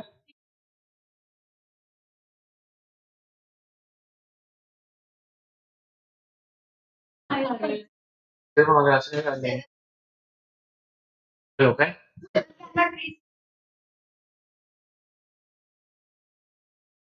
हाँ ठीक है ठीक है ठीक है, सेल में तुम था ठीक है, एग्रीमेंट सेल में तुम कुछ भी नहीं कर सकते। नेक्स्ट, उसमें लास्ट तीन चार पॉइंट थे, मालूम क्या है, इन ऑफिशियल असाइनी वाले पॉइंट, वो मालूम है क्या तुमको, लिखने का ये इजी वाला क्वेश्चन, ठीक है ठीक है, चलो स्टार्ट विद व्हाट, पार्ट शुरू करेंगे अपन, ठीक है, ध्यान देंगे प्लीज, चलो no break and all, forget break and all, अभी तो ब्रेक लेके आया है, ठीक है, आप प्लीज ध्यान देंगे, पार्टनरशिप इज वेरी स्मॉल है, मैं जो आपको पीडीएफ दूंगा ना ये, उसमें मैं आपको और क्वेश्चन डाल के दूंगा, कौन से out of the box, come on you can do it, last दो एक्ट बाकी है, ये एक्ट है, एलपी को उड़ाएंगे हम। Partnership act 1932, how many acts are, how many units are there in this, there are 3 units and very simple, सबसे पहले यूनिट कौन सा है, general nature of partnership, for the second relations of partner, तीसरा registration of partnership वाला जो सबसे important है, ठीक है। इसमें कुछ पेटेंट क्वेश्चंस है, वो लिखे मैंने यहाँ पे, बट यहाँ के क्वेश्चन थोड़े बहुत जना के हटके, पार्टनरशिप में मुझे एक चीज बताएंगे, कुछ क्वेश्चन पूछता हूँ उसका आंसर दो, सबसे बेसिक सेक्शन कौन सा है पार्टनरशिप का, section number 4, partnership is the relation between persons agreed to share what profits of a business carried on by all or any of them acting for all, section number 4 में एक चीज का जिक्र नहीं है, लॉसेस का, ठीक है, लॉसेस नीचे आते हैं बाद में एलिमेंट्स में, मैं वापस बोल रहा हूं आपको, और एक चीज ध्यान देंगे आप, registration of partnership form is dash optional, ठीक है, बट अगर आप चूज करते हो कि रजिस्टर नहीं कराना है, उसके कॉन्सिक्वेंसेस ज्यादा है, वो भी क्वेश्चन पूछा है वहां पे, ठीक है, वो एक पेटेंट क्वेश्चन है। उसके बाद आपको और भी क्वेश्चन पूछ सकते हैं कि प्लीज टेल अस कि इन सबके बीच में देयर इज पार्टनरशिप और नॉट, मतलब जस्ट बिकॉज तुम दो भाई लोग हो, there is a land over there और कुछ पैसा तुम्हें बट रहा है, इसका मतलब ये नहीं कि तुम किसमें हो, पार्टनरशिप में हो, पार्टनरशिप में रहने के लिए there has to be some point which has to be classified, example there has to be agreement, उसको हम पार्टनरशिप डीड बोलते हैं, समझ में आ रहा है, there has to be profit sharing ratio and so on. मुझे और एक चीज बताओ, types of partnerships, types of partnership जल्दी बताओ,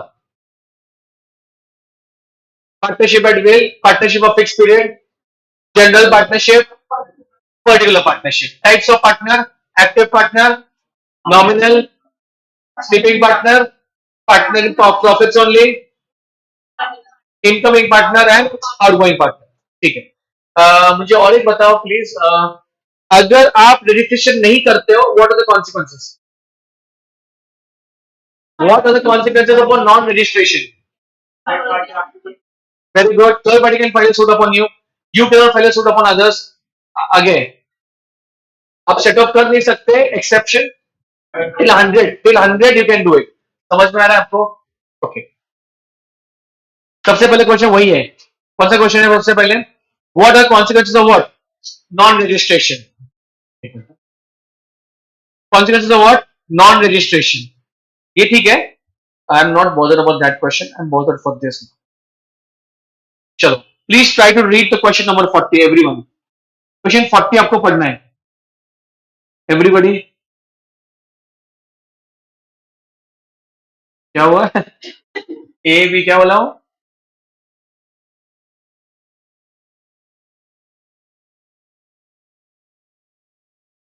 पढ़ो क्या?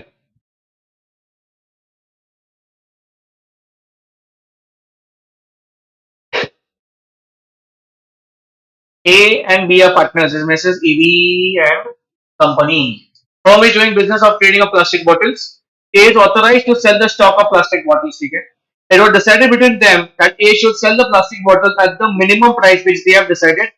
And if A sell at a price less than the minimum price, he should first take the permission of what? B. उन लोगों के बीच में आपस में ऐसा हुआ. Due to sudden change in government policy, the price of plastic bottles was continuously declining. To save the loss of firm, A sold the stock at a lower price. Meanwhile, A tried to contact B but couldn't do so. B was on what trip? ऐसा घूमने गए थे बाहर. Afterwards, when B came, he filed a suit to recover the difference of sale price and minimum price to firm. Whether B can do so under the provisions of Indian Partnership Act 1932. आपका answer क्या है?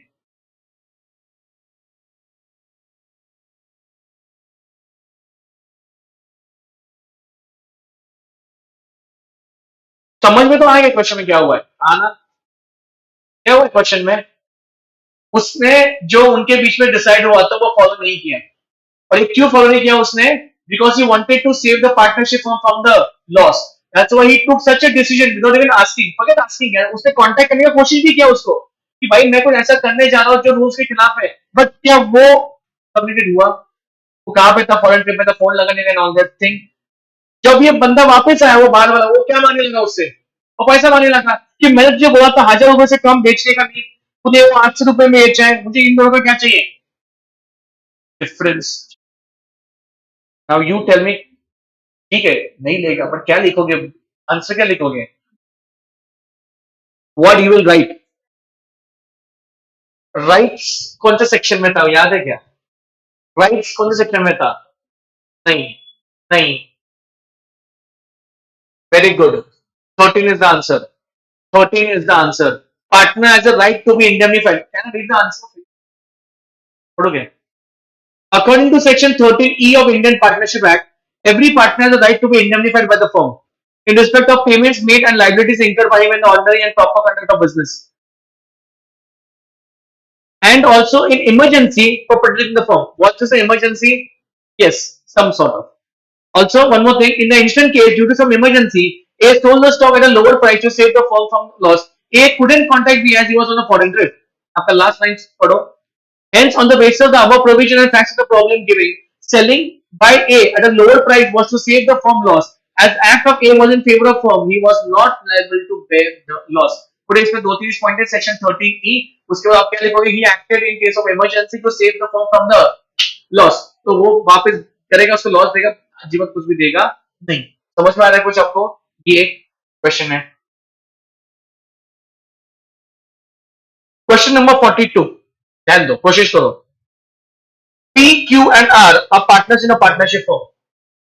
R retires from the firm without giving what? Public notice. ये public notice जरूरी है क्या? इसको जरूरी नहीं है.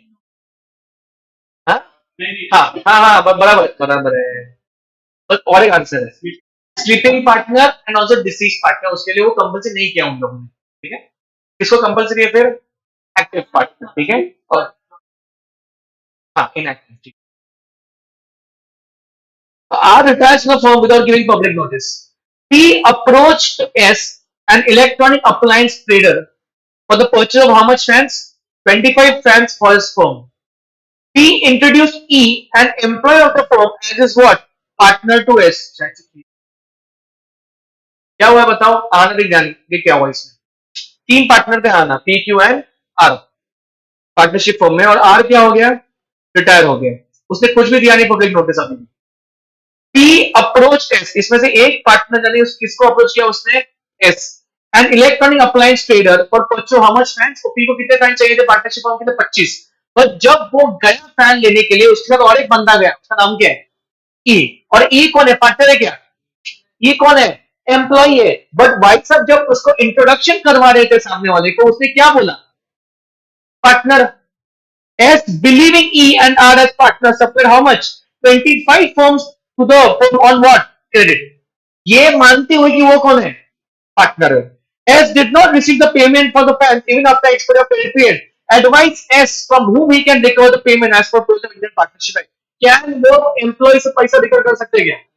The answer is yes, because he is a partner by holding out. अरे भाई साहब उसी टाइम उसको बोलना चाहिए था क्या? I am not a partner, I am just a employee.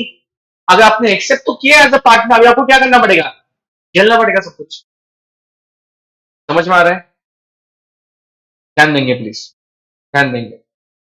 और ये आप मेरे सामने आपको लिखने का, मेरे हिसाब से ये एक्सपेक्टेड क्वेश्चन है, ये आएगा हिच एग्जाम में तुम्हारे ये क्वेश्चन में. और तुम अगर ये नहीं हो गया रहेगा क्या, तुम नहीं ठोक पाओगे.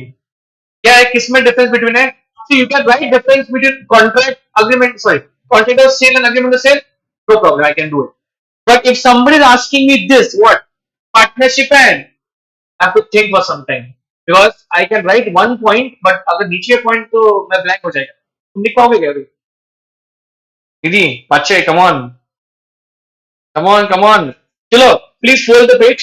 बीच में तो, without even looking, try to write it. I want to see how many of you write the points without looking. देखने का नहीं, देख के नहीं कर तो फिर क्या फायदा? फिर क्या मजा है उसमें? मानसी, आपका आंसर राइट है. Can anybody start writing top to bottom? Answer. Partnership and को ओनरशिप. एक तो पॉइंट याद आ रहा है, देखो तो ऑनलाइन पीपल आप ट्राई कर सकते हो. प्लीज आपका मॉड्यूल ओपन मत करो. आपके मॉड्यूल में 4 पॉइंटर लिखे हैं. किसके बीच में? पार्टनरशिप और को ओनरशिप के बीच में. जब मैं ही बताओगे क्या कर लिखोगे, कब लिखोगे अभी? ओके, सबसे पहले पॉइंट क्या था? चलो फर्स्ट पॉइंट लिखेंगे आप please. First write down. Partnership always arises out of a contract express और implied. Anandi, partnership always arises out of a contract express or implied. Express or implied. By the way co-ownership का मतलब क्या है? इस को-ओनरशिप partnership कैसा है? कोई different question है. तो क्या है फिर को-ओनरशिप? हाँ बराबर, वही दोनों का मतलब सेम ही है. तो कॉमन लैंड है, तो वो अभी क्या है, उसमें 2 कौन है, 2-3 भाई लोग हैं, तो ये लोग क्या बन गए? Co-owner of that specific property. That is co-ownership. But that doesn't mean that these guys are into what. वही अपने को लिखने का, बट प्रॉपर स्पेसिफिक लिखने का.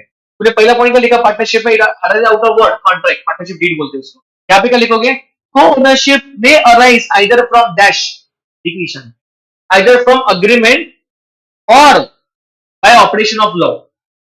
Co-ownership arises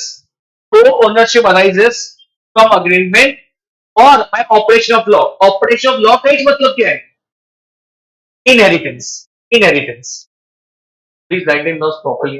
बराबर लिखो प्लीज, मला वाटते हे विचारणार आहे. Inheritance. Second, a partner is the agent of other partners. A partner is an agent of other partners. तो उसमें अपने में पॉइंट है क्या? Carried on by all or any of them acting for all. उसका मतलब क्या है? A partner is an agent of others. को-ओनर में एक दोनों के एजेंट है क्या दोनों? नहीं. देखो please, a co-owner is not the agent of other co-owner. A co-owner is not the agent of other co-owner. Is not the agent of other co-owner.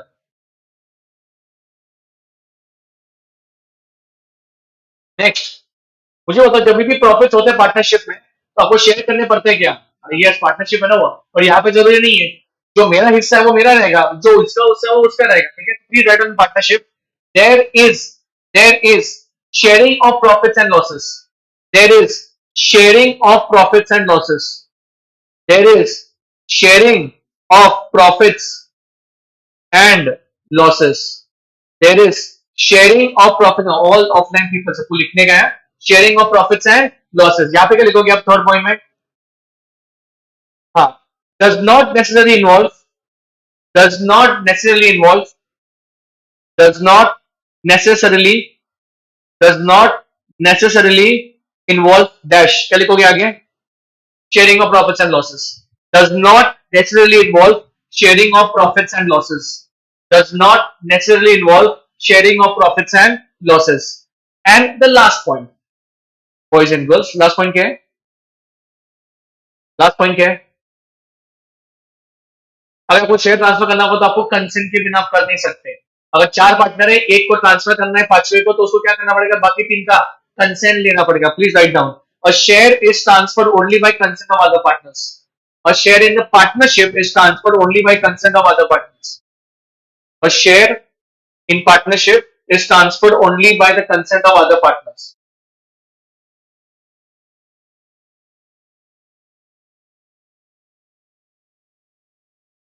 और यहाँ पे क्या लिखोगे?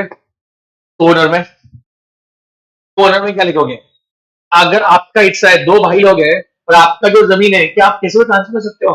क्या आपको उसका परमिशन लेना पड़ेगा? नहीं, कुछ जरूरत नहीं है. लिखो. अ को-ओनर में ट्रांसफर इंटरेस्ट. अ को-ओनर में ट्रांसफर इंटरेस्ट, या उसको आप शेयर भी बोल सकते हो. A co-owner may transfer interest और share without the consent of other co-owner. Without the consent of other co-owner. Without the consent of other co-owner. Without the consent of other co-owner. And please mark this question important.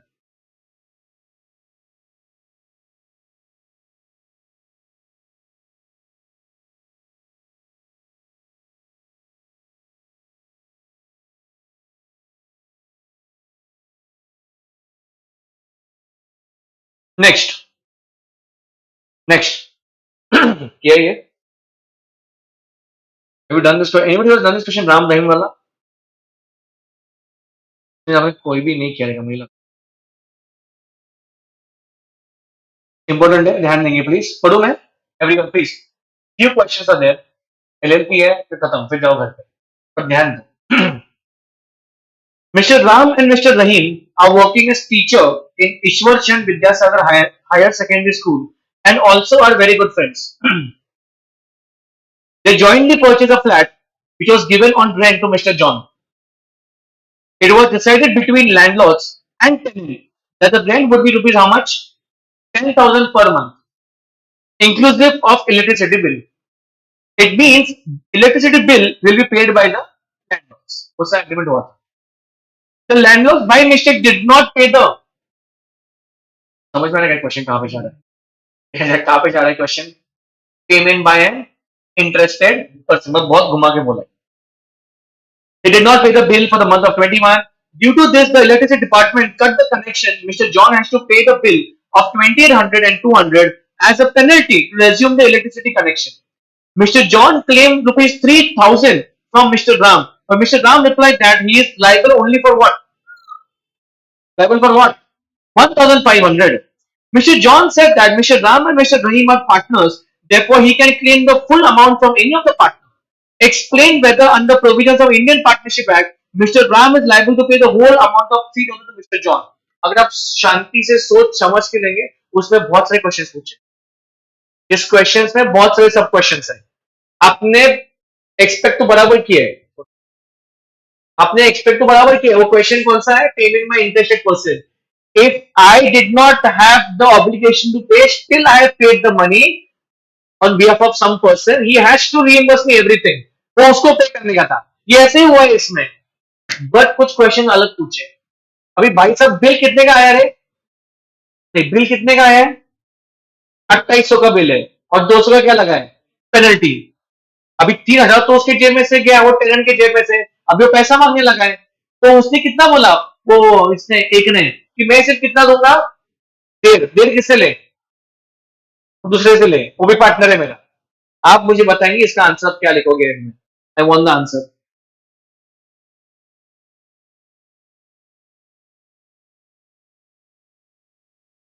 और एक question पूछा है by the way. Explain whether under provisions of Indian partnership act mister Ram is liable to pay the whole amount of 3,000 to mister John. Such a beautiful question. इसका draft किया है question. देखते हैं किसको समझ में आ रहा है वो question. Anybody online people? There is one thing which you need to find out, and anybody can find out. खत्म हो गया बात। क्या बोला उसने? आपने उसने पहली बात तो पार्टनरशिप ही नहीं है। पार्टनरशिप कहाँ पे है? आपको वहां पे ही घुमाया उन लोगों ने। ये क्या लिखा है यहाँ पे? टीचर वीचर लिखा है, कहाँ पे लिखा है वो दोनों पार्टनर है? Being a teacher, they have purchased the flat. They have not written there in what? Partnership. तो भाई साहब, अगर मैं 1 से 1,500 मांग रहा हूं, मैं कंपेल नहीं कर सकता क्या पे करने को दूसरे को। तो दे आर नॉट पार्टनरशिप। ये पर कुछ जा रहा है दिमाग में। बिकॉज प्रॉब्लम क्या हुआ, जब तक तुम ये नीचे नीचे पढ़ते आए ना, तुम यही भूल गए कि ऊपर क्या चेक करना है, पार्टनरशिप है क्या नहीं है। You started concentrating only on what about it, what is that. 3,000 पैसे दो मैं इससे। ठीक है, क्वेश्चन को इंपॉर्टेंट मार्क करो, राम रहीम वाला। मैं पीडीएफ देंगे उसमें तुम ऐसा मार्क करो, तुम लिख सकते हो ये लिए ना। लिखो आप राम रहीम का क्वेश्चन करने का है बाद में घर पे जाके। राम रहीम जॉन, हाँ हमारे यहाँ अमर अकबर एंथनी, तो उसने राम रहीम जॉन किया। But nobody is giving me the answer up till now. Everybody is just staring at me that he will give an answer. What is the answer in this? You want me to read it out?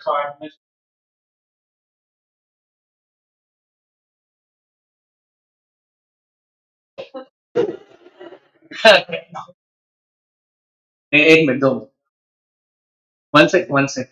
Therefore, the determining of existence of partnership, it must be proved. तो आपको prove करना पड़ेगा क्या कि there is an agreement between the persons concerned. The agreement must be to carry on some business which is not there. This is not business. See, business थोड़ी है। The agreement must be made to share the profits of business, and the business must be carried on by all or anyone acting for all. On the basis of this above facts given in the question, Mr. Ram and Mr. Rain cannot be said that they are in what? Partnership, as they are just teachers in the school and they have purchased a flat jointly. By merely giving the flat on rent, they are not doing business. Hence, they are just earning the income from property. तो इसको अपन क्या बोलेंगे रे? Co-ownership. ये co-ownership है. Okay? Hence, there is no partnership between them. Therefore, Mr. Ram, ये important है, सुनो अभी. Therefore, Mr. Ram is liable to pay his share only of how much? 1,500, and Mr. John has to claim the rest 1,500 from Mr.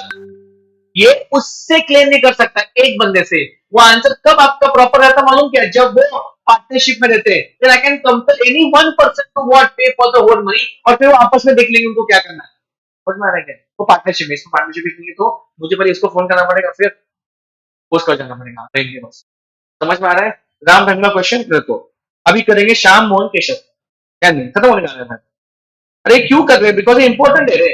तो मैं वो 5 question नहीं कर रहा हूँ ओल्ड वाले, वो आते हैं तुमको, मतलब आ सकते हैं। मैं ये नया नया नया वाला देख रहा मैं कुछ प्लीज। इन लोगों ने आंसर दिया है, उदय दिमाग पानी यहाँ पर एक। ठीक है, Shyam Mohan and Keshav were partners in messrs Nandlal, नहीं नंदलाल गोकुल वाले एंड कंपनी। ये म्यूचुअली किसने किया है क्वेश्चन? नहीं किया क्या? किसने भी नहीं किया? They mutually decided that Sham will take responsibility to sell the goods. Mohan will do the purchase of goods, and Keshav will look after the accounts and banking department. तीनों को काम बांट दिया. No one will interfere in others' department. And once when Sham and Keshav were out of town, Mohan got the information that the price of their goods is going down sharply due to some government meeting. तो वही question है रे, वही question है ऊपर वाला। ये क्या क्वेश्चन है? समझा गया कि हाँ शार्पली ड्यू टू ऐसा घुमा के देते ना, government policy which would result in heavy loss. He tried to contact Sham, who was authority to sell the goods. ऊपर क्वेश्चन क्या था? He tried to contact when he was there. Foreign trip गया था, Thailand जाके बैठा था। यहाँ पे क्या हुआ है? यहाँ पे he has ordered sell, वो अभी कांटेक्ट नहीं कर पा रहा है। Mohan couldn't contact to Sham. He sold all the goods at some reduced price to save the firm for heavy loss. What is the answer? Tell me. Try to indemnify section बताएंगे, section 13E. समझ में आ रहा है? He is acted in emergency just to save the loss. Will he give something to the firm back for the loss cost? Absolutely not. समझ में आ रहा है? जबरदस्त। 46. Come on, Ishan. X and Y were partners in a firm. The firm was dissolved on 12th of June 22, but no public notice was given. Thereafter, X purchased some goods in the firm's name from Z. Z was ignorant of the fact of dissolution of firm. क्या हुआ यहाँ पे बताएंगे क्या issue है?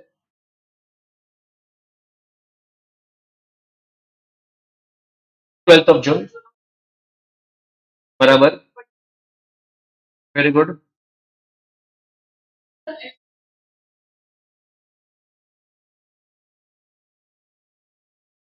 पर Z को ये पता था क्या कि डिसॉल्व हुआ है? नहीं.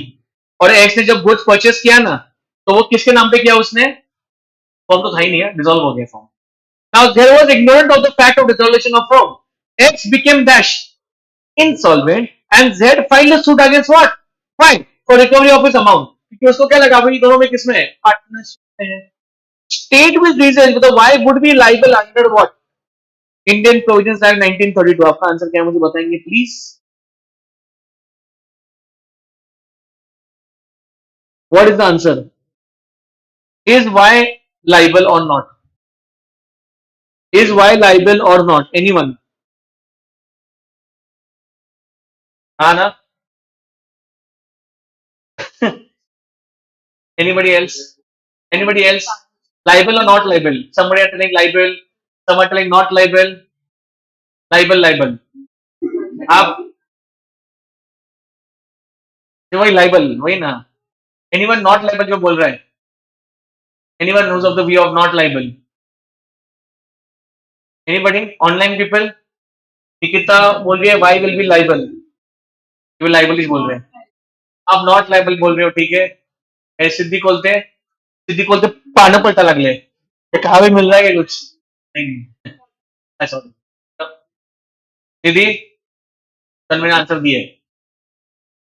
In the instant case, X and Y were partners in a firm which was dissolved but no public notice was given. After dissolution, X purchased some goods in the firm's name from Z, who was ignorant. X became insolvent and Z filed a suit against Y for recovery of his amount. ये आपको लिखना पड़ेगा as a fact.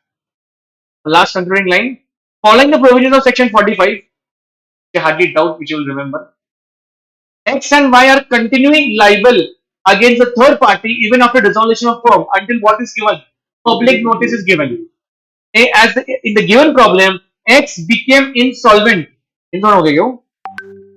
Y will be liable because what has not happened over here. और जब तक तुम public notice नहीं देते हो तब तक तुम क्या हो? लाइबल.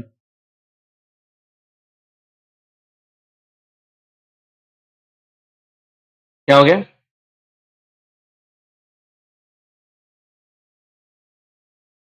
आनंद ने जोक मारा. Question 41.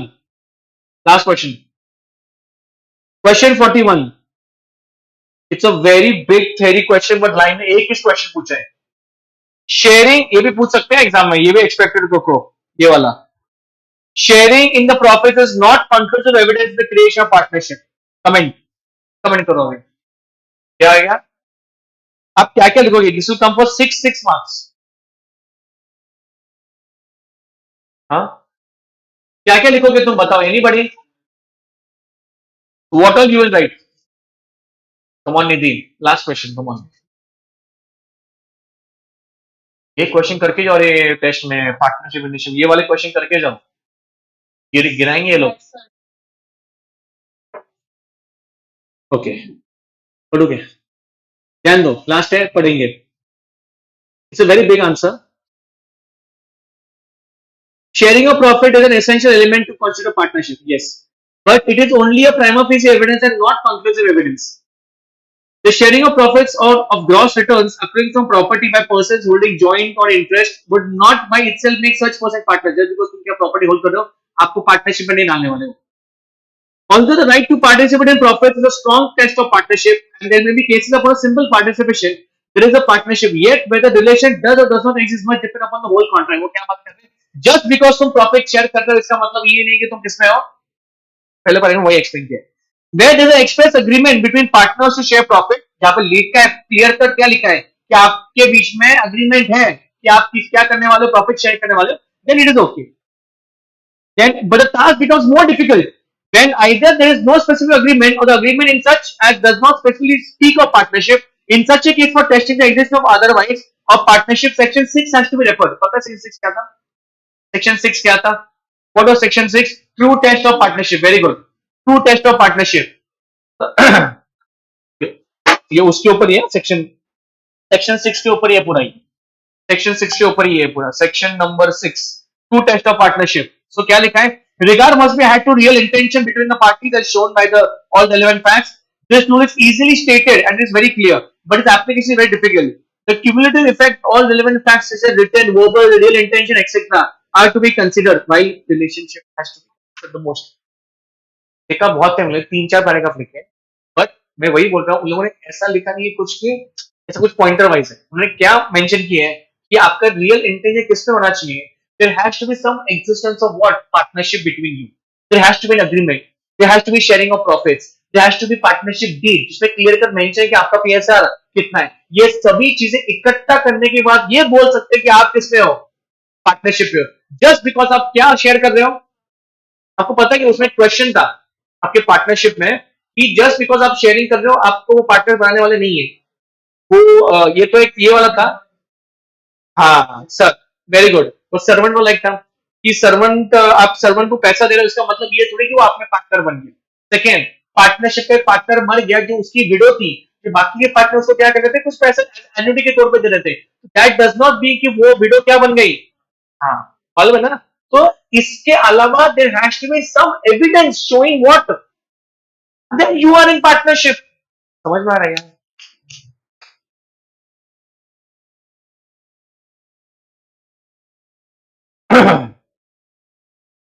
एक ट्रांसफरी जब आप शेयर ट्रांसफर करते हो क्या क्या कर नहीं सकता. Very good. वो इंस्पेक्टर बुक्स कर नहीं सकता. He cannot interfere in the management of the partnership of man. He cannot declare the books of the account. ठीक है. लास्ट एक्ट करेंगे फिर योर फ्री वर्ड. कौन सा है? अरे खत्म करेंगे ना फिर लिख लेना. क्या करने गए जल्दी. Come on. Limited liability partnership act 2000. Many people are going to skip this act, but please do it.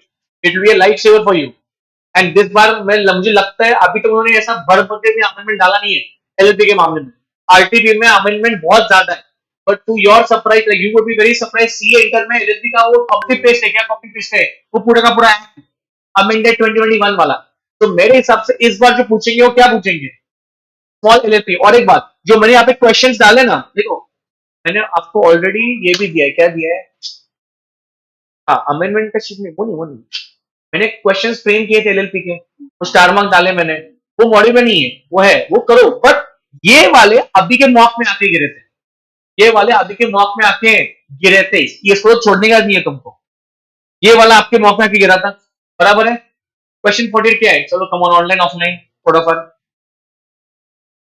Discuss the liabilities of dash LLP and its partners in case of what, fraud as per provisions of LLP act 2000. आप बता सकते हैं इसका answer क्या है?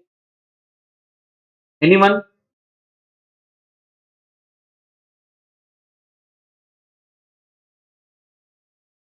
वापस बोल रहा हूं, एलएलपी में there are few question which are expected.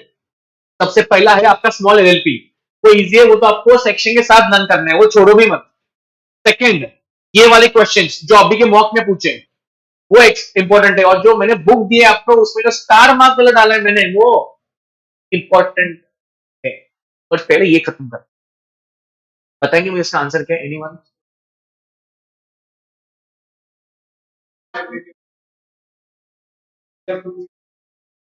In case of क्या लिखा है यहाँ पे? फ्रॉड. लिखेंगे आप. I wait for 2 minute. Right right right it down. अरे 2-3 क्वेश्चन है सिर्फ, उसमें एक क्वेश्चन लिखने का तुमको और स्मॉल एलएलपी का लिखने का है. Anas come on.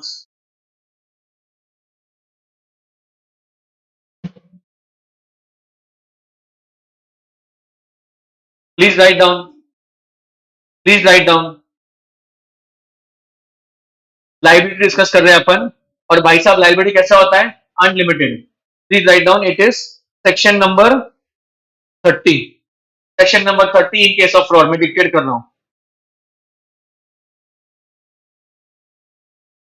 In case of fraud, in case of fraud, the liability of all the partners will be unlimited. The liability of all the partners will be unlimited. The liability of all the partners will be unlimited.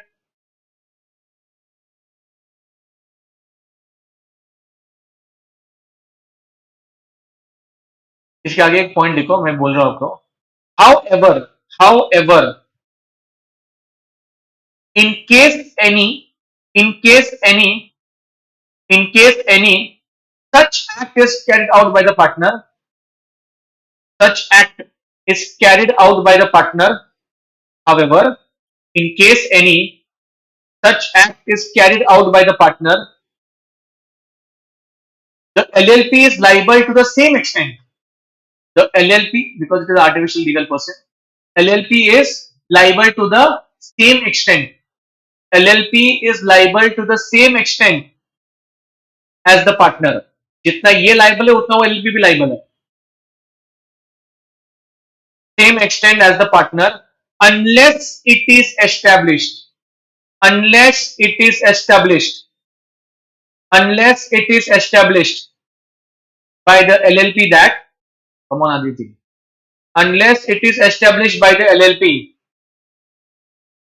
that such act was without the knowledge, unless it is established that such act was without the knowledge of dash what, LLP, without the knowledge of LLP. Upon partner को भी पकड़ेंगे, अपन LLP को भी पकड़ेंगे, पर अगर LLP ने बाकी पार्टनर्स ने ये साबित कर दिया कि हमको नहीं मानता कि बाकी के पार्टनर्स का फ्रॉड, तो ऑब्वियसली वही क्या करेंगे, only they are responsible, LLP is not responsible. Next, can every please tell me what is the punishment? जो मेन क्वेश्चन पूछा है. नहीं भाई, तेरे पास ओल्ड बुक है, ओल्ड है.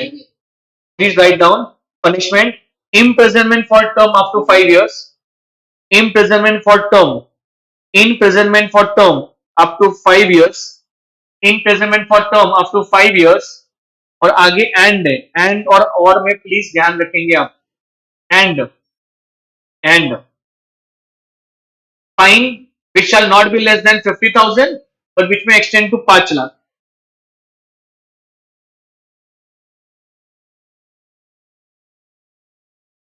Fine which shall not be less than 50,000 but which may extend to rupees 5 lakh, but which may extend to rupees 5 lakh.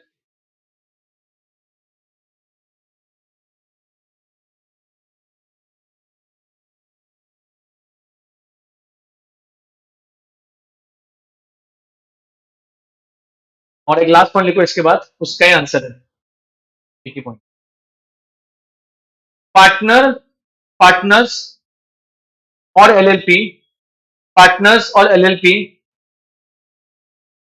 shall be liable to pay compensation. लिखो answer में exam के समय.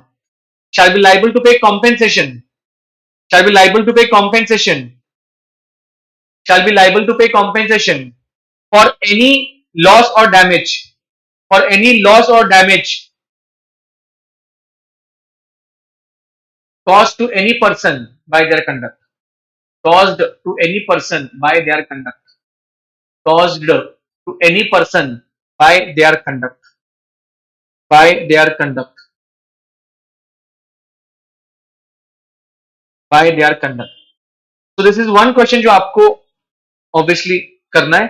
और एक बात है, ये आप मुझे बताएंगे before going to section question number 50, मुझे सॉरी 49, मुझे 50 वाला बताएंगे आप, जो इस बार का सबसे मोस्ट एक्सपेक्टेड क्वेश्चन है.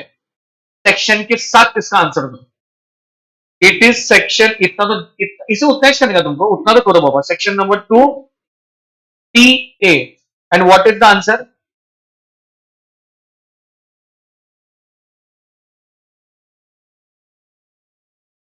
एक लर्न करने का, एक LLP में. जल्दी बताएंगे स्मॉल LLP का क्या definition? I am still waiting. I'm still waiting. I want the answer for small LLP.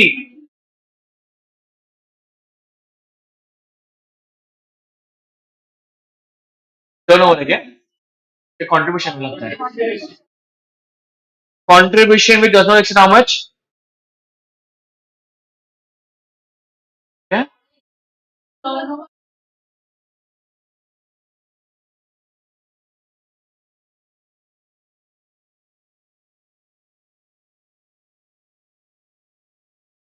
तब तक मैं डिफरेंस बिटवीन निकालता हूँ, रुको मैं निकालो, मुझे डिफरेंस बिटवीन निकालने का है इसके बीच में। स्मॉल एलएलपी का डेफिनेशन आप लिखोगे आपके बुक में 2TA 2TA, और उसके पहले आप स्मॉल का डेफिनेशन लिखो स्मॉल एलएलपी का। स्मॉल एलएलपी का डेफिनेशन क्या लिखा?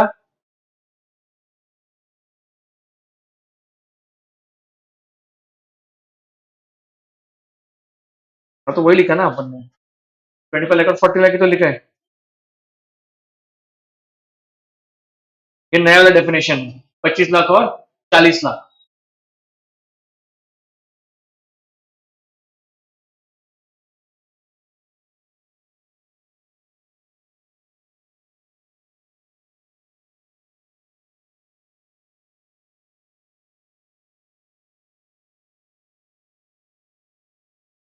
कंट्रीब्यूशन, टर्नओवर,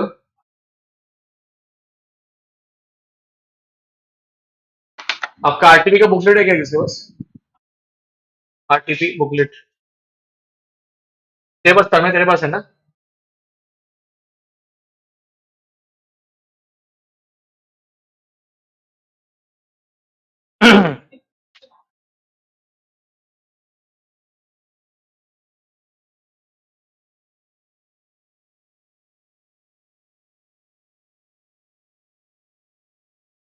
क्या?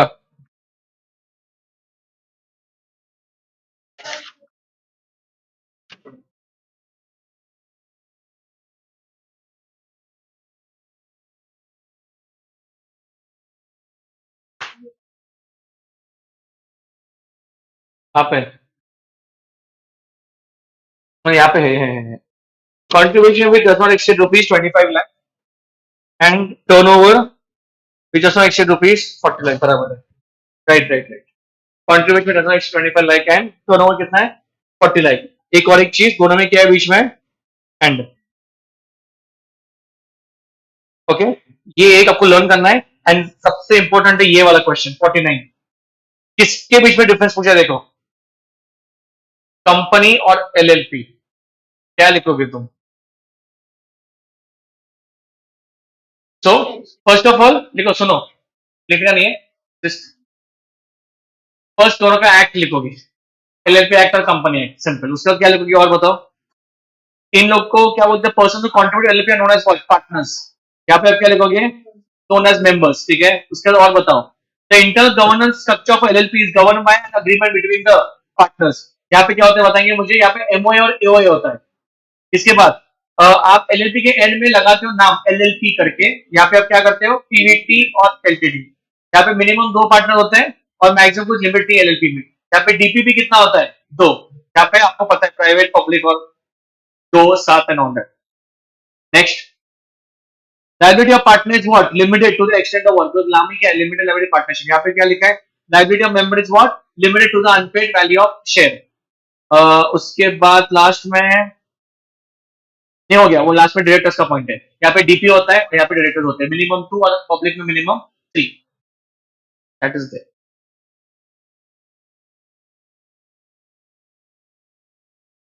ठीक है, स्टॉप हियर। आपको ये पीडीएफ देता हूँ, और दूसरी बात ये है, एलएलपी के लिए आप और भी क्या कर सकते हो, जो बाकी क्वेश्चंस है वो उतना आप रैप अप कर दो उसमें, ठीक है। एंड प्लीज और एक बात बोल रहा हूँ, तो आपको आज 22 आपको आज वही करना है। अगर कुछ आप घर पे की पढ़ाई करोगे तो आना। 23 भी आपको क्या करना है? लॉ ही करो। कोई दूसरा मत उठाओ। क्यों बोल रहा हूँ? अभी आप फ्लो में हो, फिर आप डायरेक्टली कहाँ पे उठा के लाओ? 31 के शाम को 5 एक 5:15 बजे। उसके बाद 24 25 26 27, ध्यान दो प्लीज, 30। तो मेरे हिसाब से आप 4 दिन तो वही करोगे, 3 दिन क्या? पहला पेपर आपका ओपनिंग अच्छा आना चाहिए। You spare 1 day, take 1 day for it. तो मेरे हिसाब से आप 4 दिन क्या करोगे? अकाउंट्स 3 दिन भी कर सकते हो, आपके तैयारी के ऊपर। कैन डू फॉर 20 कुछ तो 2 दिन भी कर सकते हो, वो आपके ऊपर है। बट रिमेंबर वन थिंग, आपके पास ये 3 दिन है क्या करने के लिए? नहीं, लॉ नहीं, लॉ हो गया ना, 2 दिन डाला तुम लोगों ने अभी। मैथ्स और इको के 2 दिन करो बस, और इकम उठाओ डायरेक्टली। जो आपके पेपर्स कैसे हैं, अकाउंट्स, लॉ, उसके बाद क्या है, मैथ्स, और लास्ट में इको है। तो मेरे हिसाब से आप पहले यहाँ पे इको भी ले सकते हो, क्या लो, यहाँ पे इको ले लो, और फिर क्या उठाओ, मैथ्स। ठीक है, तो ये 2 दिन लॉ ही करो, आज भी लॉ करो, कल भी लॉ करो, क्वेश्चंस देखो, और ऐसा लॉ करो कि जब तुम आओगे पेपर से, you should be in a very comfortable position कि हाँ बाबा, क्योंकि ये करना है, then you will not panic. तो आप आओ कि समझना शुरू कहां से करना है आपको। तो अभी जितना मैं पीडीएफ दे रहा हूं, उतने क्वेश्चन बाजू में रखो, और जो मैंने बुक दिया है पहले क्वेश्चन आंसर्स का, उतना करो।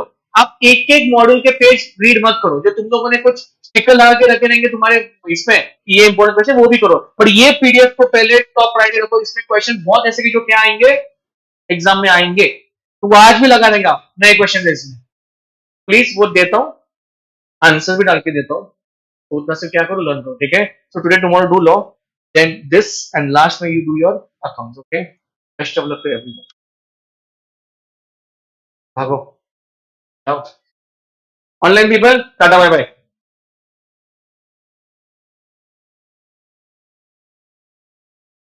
What is that? व्हाट?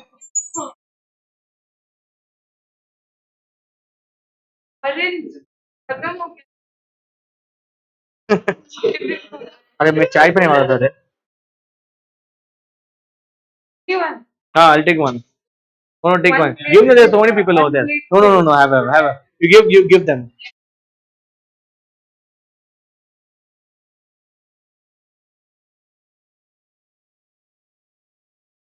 उदित भेज दूंगा मैं आपको।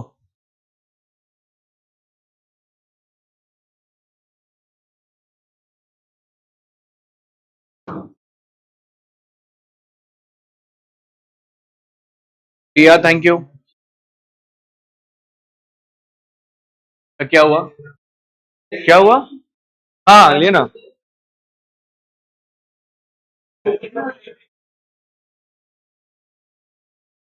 हाँ, मानसी, थैंक यू। हाँ, अच्छा ही। बैठक बैठक कशी आहे? गाणी लावली आहे काय? उदित, थँक्यू। हा, गाणी होती काय, गाणी जुनी? कुठे होता तुम्ही? बाहेर बसलेला काय? इथं आत बसलेला काय?